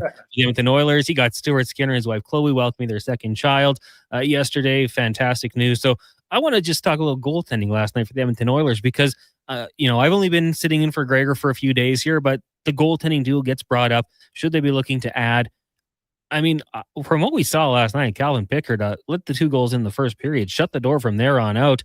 I thought he was pretty good, and all season he's been very good. I don't know where you stand on this goaltending tandem going forward and going into the future here, but to me, it just seems like a good little solid pairing that they have, and I don't think you need to make any changes. Yeah, no, I mean, I'm not going to sit here and tell you Stu Skinner's the best goalie in the National Hockey League. That's clearly not the case. There's 8-9 guys that we have over him. Now, a lot of those guys are making giant money, or a lot of those, there's a lot of things about each of them. Would you rather have Connor Hellebuck? Yeah, I'd rather have Connor Hellebuck, okay? But Stu Skinner got you to Game 7 of the Stanley Cup Final and let in 2 goals in that game, right? You let in 2 goals, you should win. So there's anyone who argues that Stu Skinner, you can't win with them. What were you on a freaking vacation last spring? He got you to the Game 7 of the Stanley Cup Final. Yes, you can win with them. They just showed that you can win with them. You win 3 games in the Stanley Cup Final and darn near 4 with them. So this argument that you can't win with Stu Skinner is a joke. And listen, backup goalies are backup goalies, Connor. They're not starters for a reason, right? Everybody's backup is a backup because he can't be a starter somewhere else. So if you want Pickard to have a 925 and win every game and let in 1 or 0 every night, well, if he did that, he'd be somebody's starter, right? So yes, this tandem's every bit good enough. There's way smarter places for the Oilers to spend their assets at the deadline. This tandem will take them into the playoffs, and I'm here to tell you, if they don't make it, it won't be because of the goalies. Looking at the Oilers on the back end, I mean, you can correct me if I'm wrong at any point here, but I feel like 5 of the 6 spots seem to be locked in there. The second spot that I might be, or the only spot I might be seeing open, will be on the second pairing, right side of Darnell Nurse, and that could be filled by Stetcher, maybe Klingberg, maybe it's someone else. If you had to throw a little money down to PlayAlberta.ca, when the playoffs roll around, who do you think will be Darnell Nurse's defensive partner? Well, if I had to bet, to me, if it's not Klingberg, it's going to be someone that they acquire. Mm-hmm. Okay, if Klingberg doesn't fit the bill, and I'm not sure he will. I think I see a Kulak Klingberg on the third pairing thing. I see the Oilers acquiring a real true defender. I think they need a staunch defending second pairing guy. It'd be awesome if you could get a guy like Ekholm who defends outstanding and can also move pucks and score some goals. That's a dream acquisition. But I believe that they need a guy on the right side with Nurse who's going to kill you penalties, who's going to be out there with, I'm going to say to you, on my right side, I probably would rather not have Bouchard out in a 2-1 game with a face-off in my own end with 30 seconds left. I probably don't want Klingberg in that spot either. So and do I want Emberson? Well, probably I could do better than Emberson, even though I really like Emberson. So I think they've got to find that guy that when they drop a puck with 30 seconds left in a playoff game and they send 2 guys out to play defense, it's going to be either Ekholm and this guy or Nurse and this guy. Totally agree. Mark Spector joining us here on the Jason Gregor Show. Connor Halley, Declan Kruger sitting in. So when it comes to potentially acquiring that defenseman, whoever it might be, is there any prospect that you think the Oilers would not let get away, whether it is Sam O'Reilly, Bo Akey, anyone like that? Is there anyone you think that is untouchable, or do you think anyone's made available for trade here? Yeah, in the way the Oilers are right now, I don't think anyone's untouchable. I doubt they're going to have to give up a big prospect for this player. I'll tell you what, I talked to 2 scouts last night who saw Bakersfield twice each within the last 7 or 8 days, and they both agree there's one prospect in Bakersfield. His name is Matt Savoy. Mm-hmm. That's the only prospect in Bakersfield that you can look at and go, hey, there might be a real guy here. Everybody else is absolutely available if that's going to make a trade happen. Maybe Rodrigue. Both guys said, you know what? Rodrigue's starting to play real well in goal. Don't give up on Rodrigue. So, okay, that's fair. Hey, maybe Rodrigue turns into Pickard one day, right? Maybe he's Skinner's backup. Who knows? But yes, the Oilers will. If it means getting the perfect guy, I think they'll give you almost anybody. I don't think they're going to have to. I think you could probably get away with trading draft picks rather than trading actual players. Matt Savoy, AHL All-Star on the season, actually. Down with the Bakersfield Condors, 11 goals, 18 assists in 38 games played. And I would totally agree. I think that's somebody, especially going forward, when McDavid gets that big pay, you're going to need guys on cheaper contracts. So we're looking forward to see what he can do when he is eventually here. The Maple Leafs going to be in town on Saturday night. Always a big show when the Leafs and the Oilers meet. You got all that star power. The Toronto Maple Leafs, it seems like every year we're just looking like, okay, first round exit probably going to come. Have you seen enough out of them this year to think maybe they go on a bit of an extended run in the playoffs? It's funny because when you watch them play, Craig Berube's really installed a little bit of a different feel to that team. They're more resilient. They can win a low-scoring game. They kind of do a lot of the things that Berube's St. Louis Blues did, and that's why they hired him. That team needed more guts. It needed more perseverance. It needed to get through tough times better. But when I look at their lineup, like when I look at their 6 defensemen as a group, and I go, man, that doesn't impress me, And I look at their 2 goalies, and I go, well, maybe Stolarz is going to take a giant step when he gets healthy here, but he's been a backup his whole life. And Wall is to me, Wall's just a guy. He's just a guy. So. And I look at their bottom 6 and I go, So I like Toronto and they're in first place. Like, you don't get in first place by mistake. But I just look at their lineup man for man and I go, there's not enough lineup there to win. Maybe win around, sure. But I don't see a team that's going to bring home any hardware in Toronto this year. I do not. Do you? No. And I just think that the path to get there is tough in the Eastern Conference. There's going to be tough matchups. I mean, who knows? Like, how cool would it be if the Ottawa Senators could hang on to that spot, knock off the Panthers? That'd be a lot of fun. I think Oilers fans would like to see that. A Leafs Sens second round playoff series. But yeah, I don't know. I think it's just going to be too tough. And that Atlantic Conference, or division, just seems really tough. So I'll probably say no. But it's one of those things. It was like the Capitals for a long time. Like, until I see them actually do it, I'm just kind of programmed to think it probably won't happen. Yeah. I wanted to ask you about the Sens, though. 7-2-1 in their last 10. They jumped into third spot in that Atlantic division. Now you still got to hold off some pretty good teams, and the Tampa Bay Lightning have games in hand. But what have you thought of the Ottawa Senators play as of late? Well, I always fall back on what we watched happen in Edmonton. And a team like the Senators, there's phases, right? There's the phase where you're just not good enough. You don't have enough good players.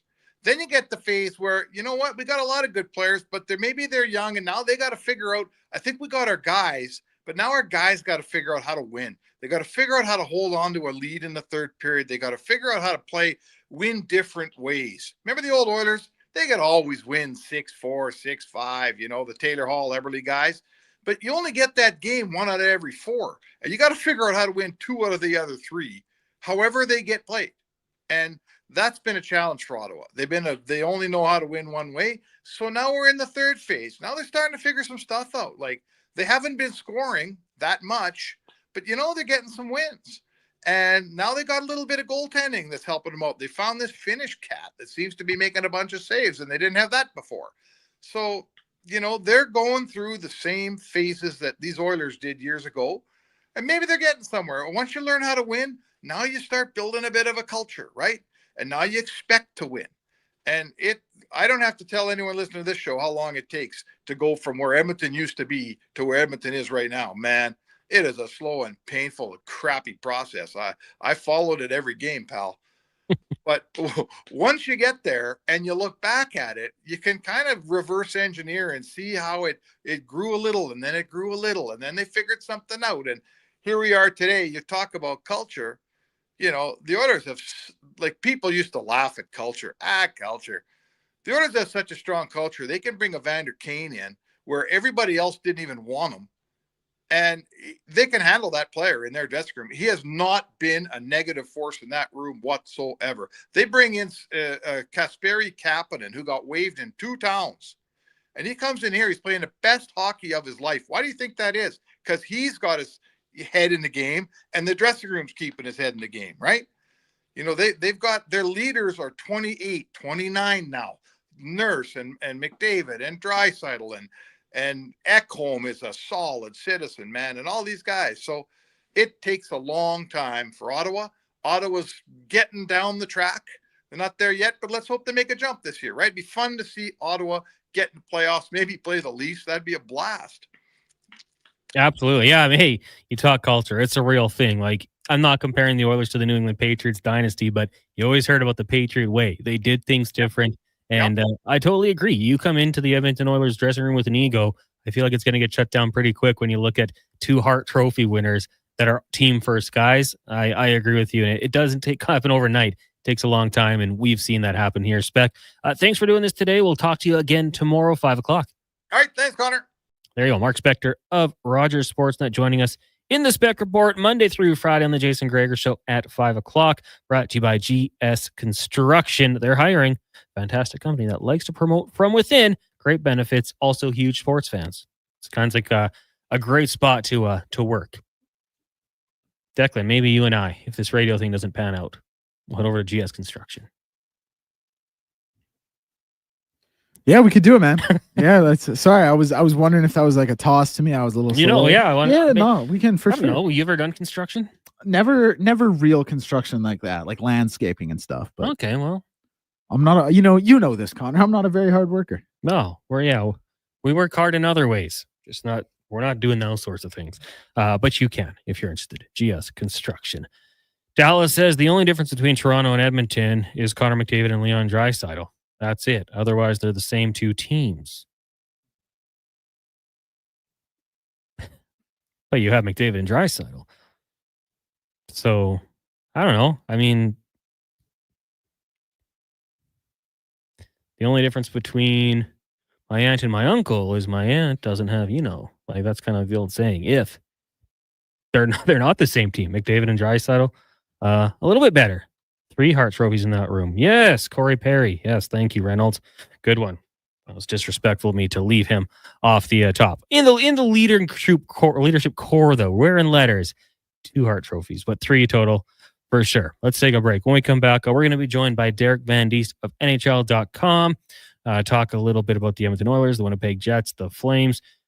Of course, we got to talk Canucks and Dallas Cowboys because he is a big fan of the boys. You're listening to the Jason Gregor Show here on Sports 1440, watching on Oilers Nation YouTube, Facebook, and X, brought to you by PlayAlberta.ca. The job isn't done until the last load is hauled, and having a semi-trailer out of commission is not an option. Whether replacing or adding to your convoy, Edmonton Trailer has a huge inventory of new and used semi-trailers, trusted by the gravel, logging, oil field, fluids, and freight industries. Find a trailer right for you online or at one of their 3 locations. For sales, service, parts, rental, and finance, when you're in it for the long haul, Edmonton Trailer.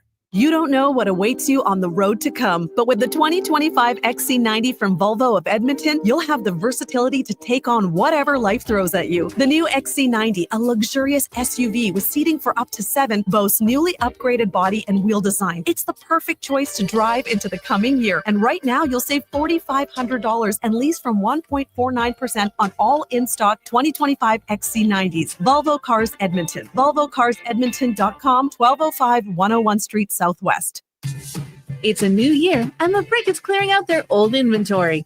They're blowing out furniture for up to 60% off the original price, with in-stock items ready to go and additional unadvertised discounts. Check out your nearest Brick location to save up to $1,300 off sofas, up to 25% off bedroom and dining, and up to 40% off mattresses, plus more deals in every department. It's a new year, and the Brick is clearing out their old inventory. Exclusions apply.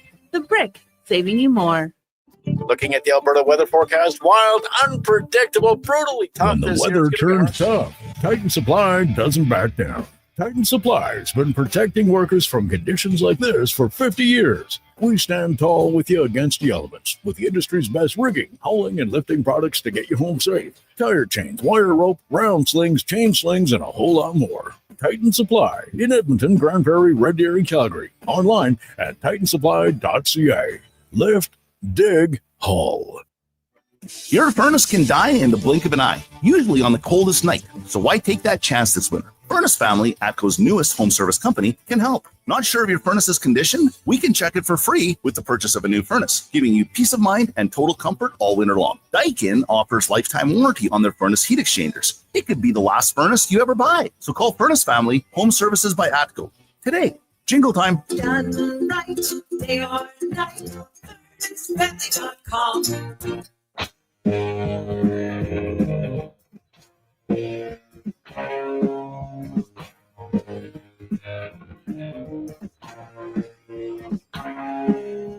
Portions of this hour brought to you by the PWHL Takeover Tour, featuring a matchup between the Toronto Scepters and Ottawa Charge on Sunday, February 16th at Rogers Place.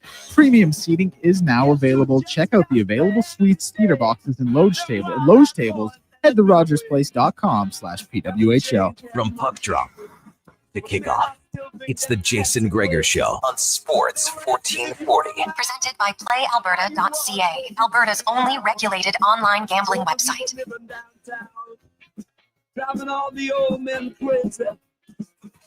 Back in town.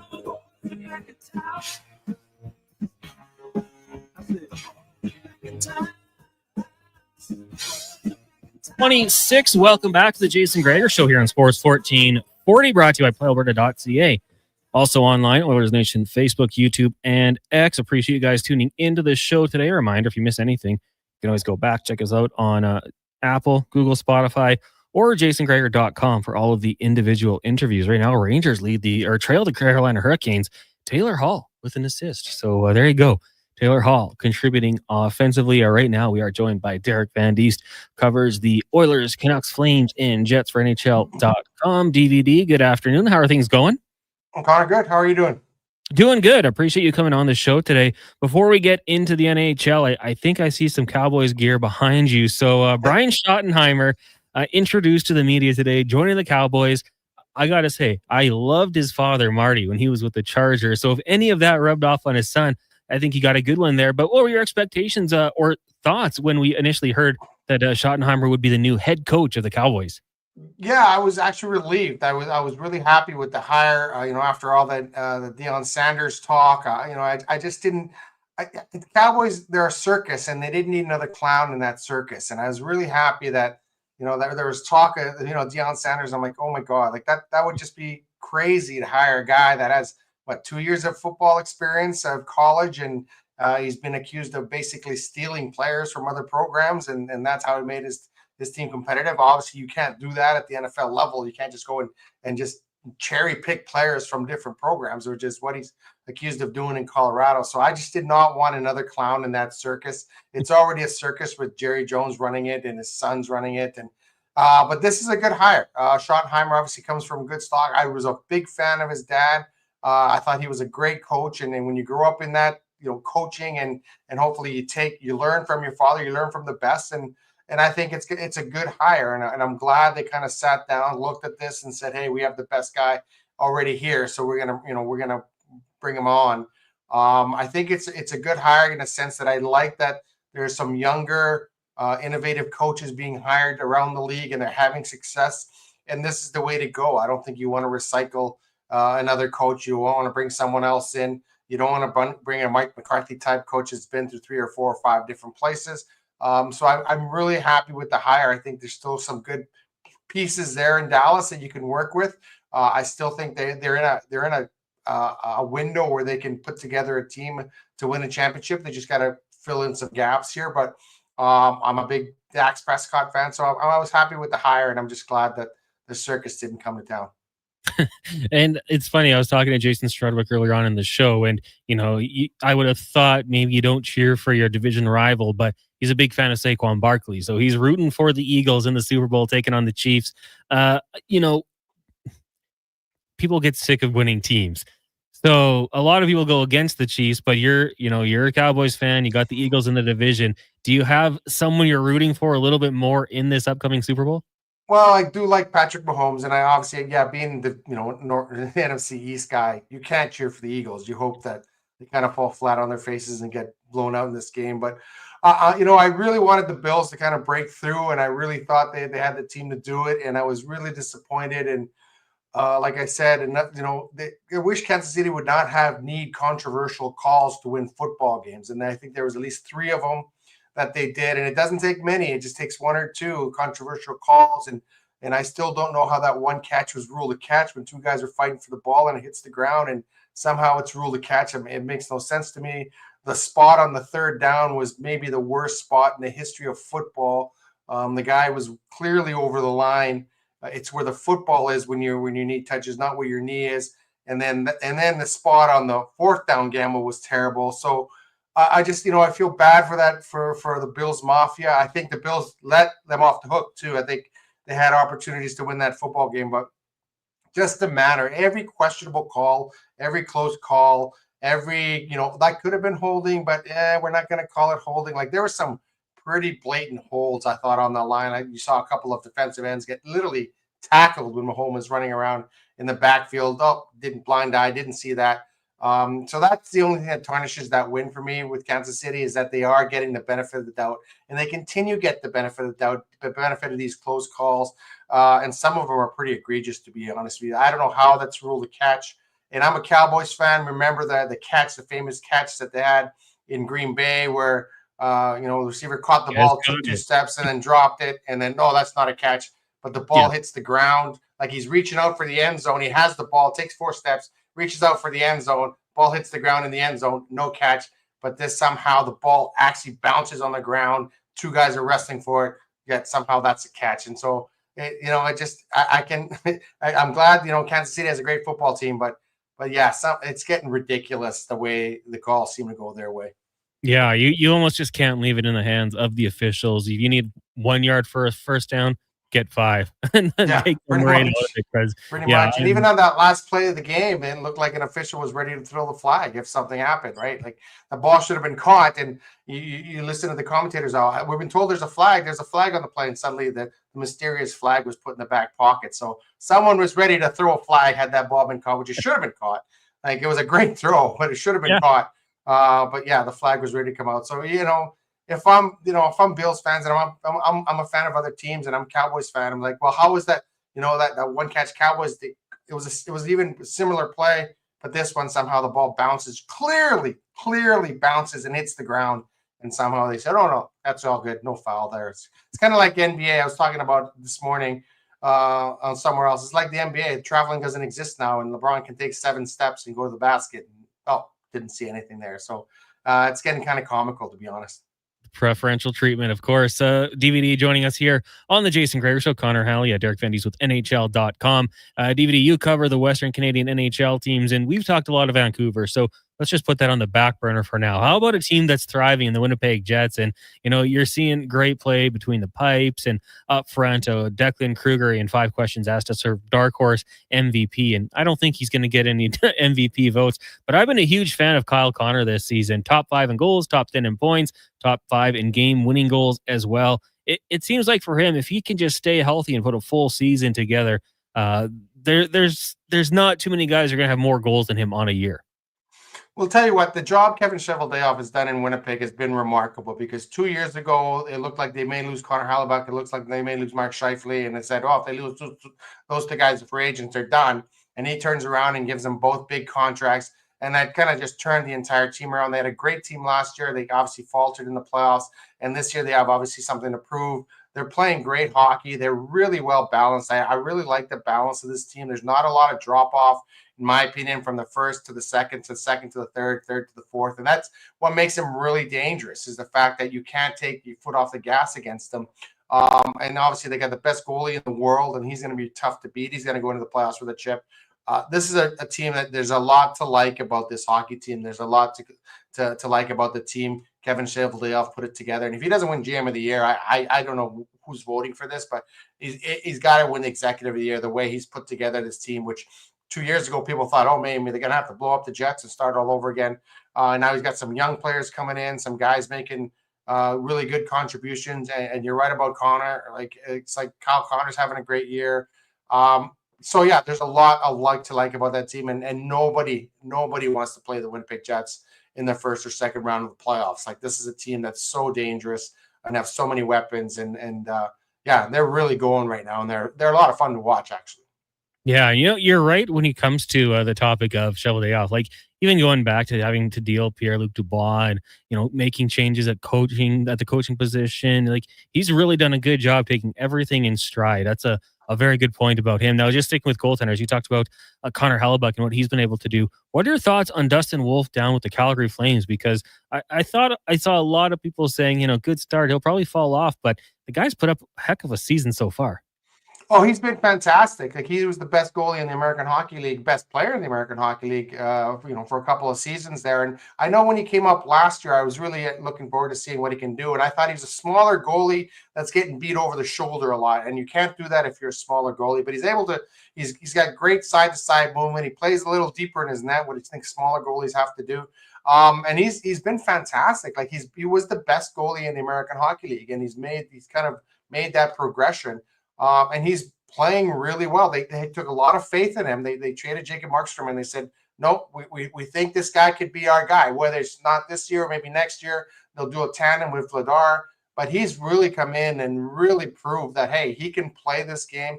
He's not your prototypical 6'4", 6'5" goalie. He's a little guy that's really athletic, and he's figured it out. And when he came here last year, you have to make that adjustments from American Hockey League shooters to NHL shooters. Those NHL guys can find those small windows up over your shoulders or through you. And I think he's made a great adjustment. He's a really quick guy. And yeah, kudos to him. Everyone thought, well, he's going to fall off. They're going to figure him out. Eventually they'll figure him out. But I think it's the other way around. I think he's figured out the shooters, and he knows where guys have tendencies to go. And he seems to be like a step ahead of everyone. So that's a great find for the Calgary Flames. This guy was a late draft pick, and the only reason he wasn't taken higher is because he's not 6'5". And I think that's something that scouts sometimes fall in love with. Oh, if this guy's not 6'5", he's not going to be a great goalie. He's not a big guy, but he's a great goalie. And I think it's good for him that he's proven a lot of people wrong. And it's good for the Flames. They're stuck around a lot longer than people thought they were. They thought,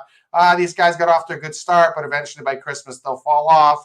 By New Year's they'll fall off.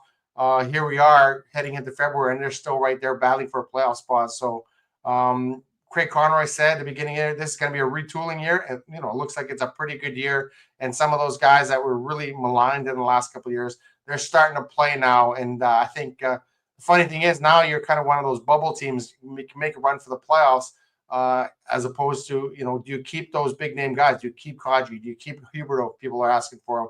And you have to. I think you have to keep those guys. You have to keep Uyghur. You have to make a run. You have to show some confidence in your team. And they play so hard, Connor. They play hard every night. You're going to get a tough battle when you play the Calgary Flames because they've been counted out. They're playing with house money. No one expected them to do anything this season. and they're having a really, really good year. Yeah, it's fun to watch. Like just with the expectations being probably as low as they were going into the season, to see what they're doing, you got to respect it. Then you got the Vancouver Canucks, who now have won 2 straight games. They're just a point back, though the Flames do have a game in hand. I guess I got to get your opinion on the Vancouver Canucks. We talked about it a little bit all show. Your president comes out, doesn't know what's going on, doesn't know how to fix it. I don't know if there is a quick fix to this team unless you trade one of your top talents for pennies on the dollar. Like it's just not a good situation in Vancouver. No, and Rutherford came out and he spoke. Yeah, there's a problem here. There's a problem with Pettersson. There's a problem with Miller, and there's a problem in that room. And I think this speaks to the importance of character, the importance of having character guys in your dressing room. Like, you need character guys that are all going to pull on the rope the same way. And I think right now there's just too many individuals in that Canucks dressing room, too many guys that are just worried about themselves. And I don't know if you've seen any given Saturday, any given Sunday, that great football movie when Al Pacino says, "Hey, we can either heal as a team or we can die as individuals." And I think that's the situation that's happening right now in Vancouver, is that there's a lot of me, not enough of we. And I think that's the issue right now. There was a team that really kind of overachieved last season. They had a great season. Everyone was expecting so much off of them. Injuries hurt them towards late in the year. They got the best defenseman in the world, but he gets run like crazy in the playoffs. They need some guys to kind of protect him a little bit. And Quinn Hughes is having a monster year. He's playing great. He's trying to drag that team in the playoffs by himself, but he needs some help. But I think it does. Character does matter when you're talking about the dressing room and you're talking about the chemistry in the dressing room. And I think the successful teams, you don't necessarily have to like everybody on your team, but you do have to respect people on your team. And I think right now there's a little bit of lack of respect going around that room. And to be honest, Rick Tocchet was here a week ago and he seems so exasperated. He's like, I don't know what to do with these guys. I don't know what to do. You can only, crack the whip for so long. But some guys you got to coddle, some guys you got to yell at, some guys, like it's been one of those situations where Rick Tocchet's like, man, I don't know about this team right now. Like, he didn't say it, but you can just see it and sense it talking to him before the game and after the game that, hey, something's got to give here because they can't keep going this way. And if you got to trade one of your star players, you trade one of your star players, but it's likely it won't be, Elias Pettersson. If you go ahead and poll the Vancouver Canucks fans, they all want Miller out the door and they want to keep Pettersson. Derek, really appreciate you joining us today on the show. It's great stuff, and we'll talk to you again next Tuesday.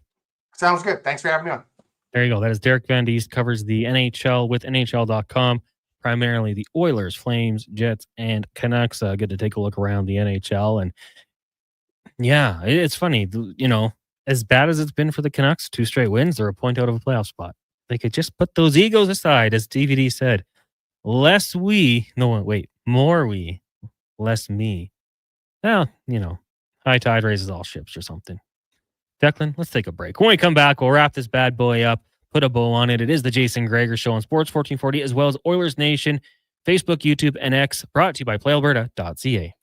Hockey is back, and Play Alberta, Alberta's #1 sportsbook and official partner of the Edmonton Oilers, has you covered with bigger offers, boosted odds, live betting, player props, and more. New to Play Alberta? New players now receive $200 in free bets just for signing up. You already play? Get a $10 free bet for every $100 you bet. Every week, all season long. Visit playalberta.ca and make your picks today. Bonus terms and conditions apply. Some things just work together. Sticks and pucks, cleats and AstroTurf. Your love for the game and Papa John's passion for better ingredients. Better pizza. Nothing pairs with the game like Papa John's. Crafted with signature sauce, toppings, and original fresh dough. They're the champion of pizza. And now you're the champion of winning deals. Just order at papajohns.ca. Use promo code SPORTS20 and score 20% off any regular menu price order. Better ingredients. Better pizza. Papa John's. That's Sports20. It's a new year, and the Brick is clearing out their old inventory. They're blowing out furniture for up to 60% off the original price. With in-stock items ready to go and additional unadvertised discounts, check out your nearest Brick location to save up to $1,300 off sofas, up to 25% off bedroom and dining, and up to 40% off mattresses. Plus, more deals in every department. Some exclusions apply. The Brick, saving you more. Much of our challenges in healthcare can be solved by spending public dollars on a public system. Our healthcare system can't wait any longer. Visit rebuildourhealthcare.ca to learn more. A few years ago, I was doing okay, but the rising cost of living has made my credit card bills go through the roof, and I don't know how to handle it anymore. Times are tough. The cost of living is causing many to fall into debt through no fault of their own. It's easy to feel overwhelmed and stressed. There are options that can help you get back on your feet. My name is Parveen Middleton, and I'm a licensed insolvency trustee at BDO here in Edmonton. I can help you find a solution to become debt-free. Visit bdodebt.ca to learn more. My utility bills are going through the roof. How can I take advantage of the sun and put my lazy roof to work? Sounds like a job for the men and women of Action Electrical. Energy team reporting. When you're ready to make your home or business more efficient, Action Electrical has the power to install solar panel systems and EV chargers. Facing an electrical menace? Call on the men and women of Action. Operating throughout Alberta with supercharged skills and strong family values. ActionElectrical.net. Do it. Your vehicle is a big investment. Protect it at Hughes Car Wash. We use only clean, fresh water and the highest quality car wash soap. Hughes Car Wash, the car wash pros. Do it at Hughes Car Wash. Find us at HughesCarWash.com. It's a new year, and the Brick is clearing out their old inventory. They're blowing out furniture for up to 60% off the original price, with in-stock items ready to go and additional unadvertised discounts. Check out your nearest Brick location to save up to $1,300 off sofas, up to 25% off bedroom and dining, and up to 40% off mattresses, plus more deals in every department. It's a new year, and the Brick is clearing out their old inventory. Exclusions apply. The Brick, saving you more.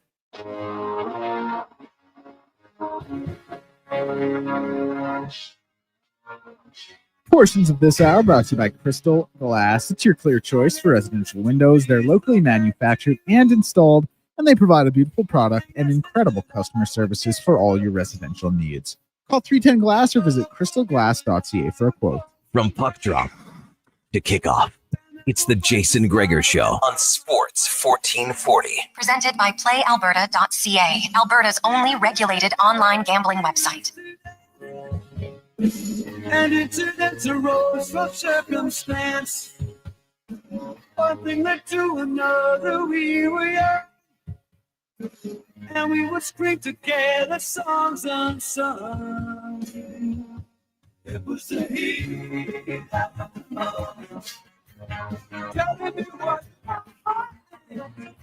the heat of the moment. Showing you Welcome back. It is the Jason Gregor Show here on Sports 1440. Connor Halley, Declan Kruger, Liam Peace with you here at the eWell Studios in West Edmonton Mall. The Jason Gregor Show brought to you by PlayAlberta.ca. Tonight's Lotto Max worth an estimated $20 million. You can go obviously out and buy your ticket or PlayAlberta.ca from the convenience of your phone. You can also use promo code Gregor50. Get a $50 free play with a deposit. But of course, use your Game Sense. Game Sense. AB.ca. Very good show today for the last 3.5 hours. If you want to go check out anything, Apple, Google, Spotify, we had Wyszynski, Terry Ryan, Dave McCarthy, Strutty, Speck, and DVD join us on the show tomorrow. We'll keep it going. We have someone lined up. I'll confirm that tomorrow, but Mike Rupp, we'll have Tyler Yaremchuk on the program. Of course, Spec, the business of sport with Rich Winter. Wanya is going to be back in the studio. So, yeah, we'll have lots to get to. Overnight, you got Fox Sports Radio, Jason Smith, Ben Mahler, and then 2 pros and a cup of Joe. That'll get going at, I believe, 4 a.m. till 7 before Carius. Well, the Kevin Carius Show with Brandon Douglas and Donovan Paulson. We'll see if they fire you guys up again. I came in today, and the text line was hot with the Evan Bouchard takes and analytics. There was a battle in the morning show. Maybe tomorrow will be a little bit more subdued, Declan, because tempers were running pretty feverish. Not if Donovan's there. Donovan will spark him up no matter what. Then we'll you'll be hosting Fantasy Frenzy, I think, tomorrow. Yeah, for sure. Maybe you'll ease the waters a little bit. Then Low Tide will fire them up, and then we'll come back to just kind of Low Tide will calm them down, and then it's our job to refire them up. Well, your job, but 601. Whatever, we'll get it done. We'll do what we can. The text line rolling in. Great question today was some of the tough records in sports to break. We had some good ones come in, and the Juice passing this one along. Joey Votto going nearly 7,000 plate appearances before popping out for the first time. 7,000. Joey Votto. What do you think he's going to do next? Like, I feel like if he wanted to get into media of some sort, because he would make TikToks with fans, like he was always entertaining. He could do a traditional like studio job, but I feel like they could also utilize him in a more fun way as well. And maybe have him mingling with some fans. Grow the game, you know? He should be like a sideline reporter who gets in the stands with the fans. I don't know how that works as much in baseball, but I think that'd be like he'd be someone who would really thrive in that role. I think he could have a lot of fun with it, like you said. Did you ever watch Twib? Twib, no. This week in baseball. Oh my god, that was the acronym. No, I was never Twib. gonna. I mean, I've probably seen snippets or episodes of it, but I wouldn't. It wasn't appointment viewing for me. I don't think it's even around anymore, but it used to be a great show. Like they'd go. I think it was very good for kids to get them to fall in love with the game. I feel like he could be hosting a program like that where you get people, grow the game, have him go interact with the current players, things of that nature. I guess we're talking records, Brad. What would Tiger's career look like if he didn't cheat on his wife? I guess we'll never know. It's just the Gretzky picture of him with all his trophies. But I guess Tiger kind of has that already. He did it already. Yeah. Hell of a career. Derek says, hey, I understand this is wildly unethical and unlikely, but let's get Vancouver's management team drunk and trade Hughes for Bouchard in a first. He's not resigning there anywhere. Signed, a delusional Oilers fan. Yeah. Was it Craig Button last week talking about how, Quinn Hughes, he can leave in a few years, needs the new contract. Like they got to get their rears in gears and kind of settle this before he's going to want to come back to that team. And I mean, he's elite. He is such a good player that I don't know if you were taking them out for drinks and making that happen, delusional Oilers fan, but you'd love to see it if it was possible, because anytime you could add a guy like Quinn Hughes, that would be big. 1-833-414-1440. That is the text line here if you want to get in before we wrap up. Declan's going to get to the scoreboard later on here, but Winnipeg, Montreal tied at 1 apiece. And as we talked about it, Taylor Hall recording his first point I don't actually know. I shouldn't say that because he could have got one over the weekend, but he got the assist earlier today on the Svechnikov goal as the Carolina Hurricanes lead the Rangers. Declan, we got some hoops going on right now. Tennessee and Kentucky. Big SEC matchup. We're all going to be experts when we get to March Madness and do our brackets, of course, but pretty big one here. 8 versus 12. Who's favored here? They call it blue chip when it comes to like the great schools. Kentucky for sure. Yep. What about Tennessee? Blue chips. Not a blue chip in basketball, definitely, but they've had a good program the last couple years. Like they're always consistently going to be in that like 4-3-2 seed range. Mm-hmm. They're never a team that blows your hair back. A lot of that is because of the history of them as well, and just because you look at some of the other teams that are blue bloods, and it's so hard to break that mold. Like UConn kind of just barely did it, and it took them 2 national championships back to back to do it. And Tennessee's they're not having that level of success, so they'll never quite be there. But they're a good, solid, legitimate program. Give them a lot of credit. I can't wait for the madness to get going. That's a fun time. And now we have a TV in here, because last year at that time, we did not have a TV. I still might take a couple days off so I can have 4 TVs going at once. We might have our new studio, which would have 2 TVs. That's pretty awesome. And then we won't have this beautiful view of the mall anymore to look back on. And we can't have random drop-ins from listeners, but that's okay. Well, that's something we're going to have to sacrifice for a second TV and to keep us going. G says Twib had the best intro music and narrator. Yeah, they did. The voice, great voice. I don't even know who it was, but the music was good. It was just a really good show. They should bring it back. Brad says Bouchard 2 first for Hughes, grab Saad tomorrow and pick up PK at the deadline. Who's stopping us? I don't know. Probably reality. I don't know if those are going to work out for the Oil. It'd be cool if it could. Don't get me wrong, Brad. I mean, I like the team you're building here. Patty Kane, probably not maybe get some salary retention. They'll be trading 2 firsts down the road because the Oilers don't have their first in 2025. You need 2026 and 2027. Take it to the NHL. Build that team in a video game and tell me back, Brad, how does it go?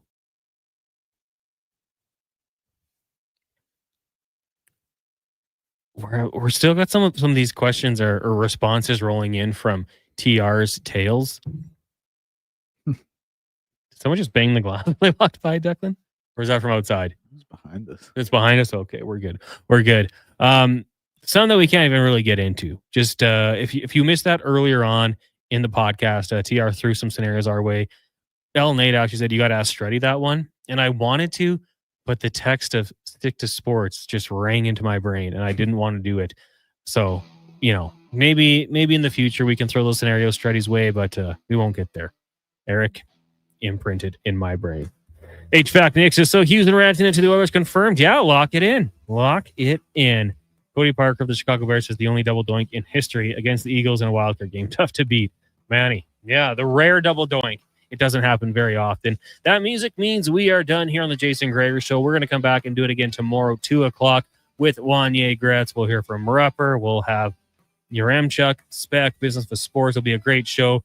Before that, you'll have the Lid on Flow Tide, Fantasy Frenzy, and Carius with guest host Brandon Douglas. So make sure you keep it locked here on Sports 1440, all night live sports coverage. You're not going to get that anywhere else in the city. Thank you guys for tuning in. For Liam Peace and Declan Kruger, I'm Connor Halley. We'll talk to you guys tomorrow. First, one more Sports 1440 update brought to you by Legacy Heating and Cooling, home of no payments, no interest for 1 year on your furnace. Stay warm all winter at legacyheating.ca.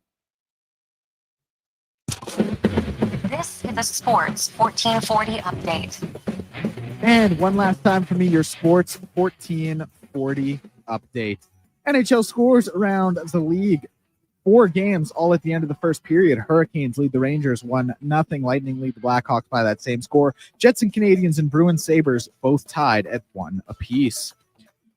Only other game in the NHL right now, Avalanche and Islanders. That one tied 0-0 with 9:15 left to go in the first. 2 games going on in the NBA right now. Rockets trailing the Hawks 21-18 at the end of it with 3 minutes to go in the first quarter. Lakers leading the 76ers 20-15 with 2:51 in the first as well. BCHL action later. We'll see Spruce Grove hosting Cranbrook, 7 p.m. puck drop out at the Grand Fear Arena. Tickets at the door, sgsaints.ca. That's going to do it for us. Fox Sports Radio is up next. The Kevin Carrier Show will be back tomorrow morning, 7 a.m. with Brandon Douglas and Donovan Paulson. I'm Declan Kruger, and this has been a Sports 1440 update. Sports 1440, a Stingray radio station broadcasting on Treaty 6 territory. Download the free iHeartRadio app and listen to CKJR wherever you go. Hockey is back,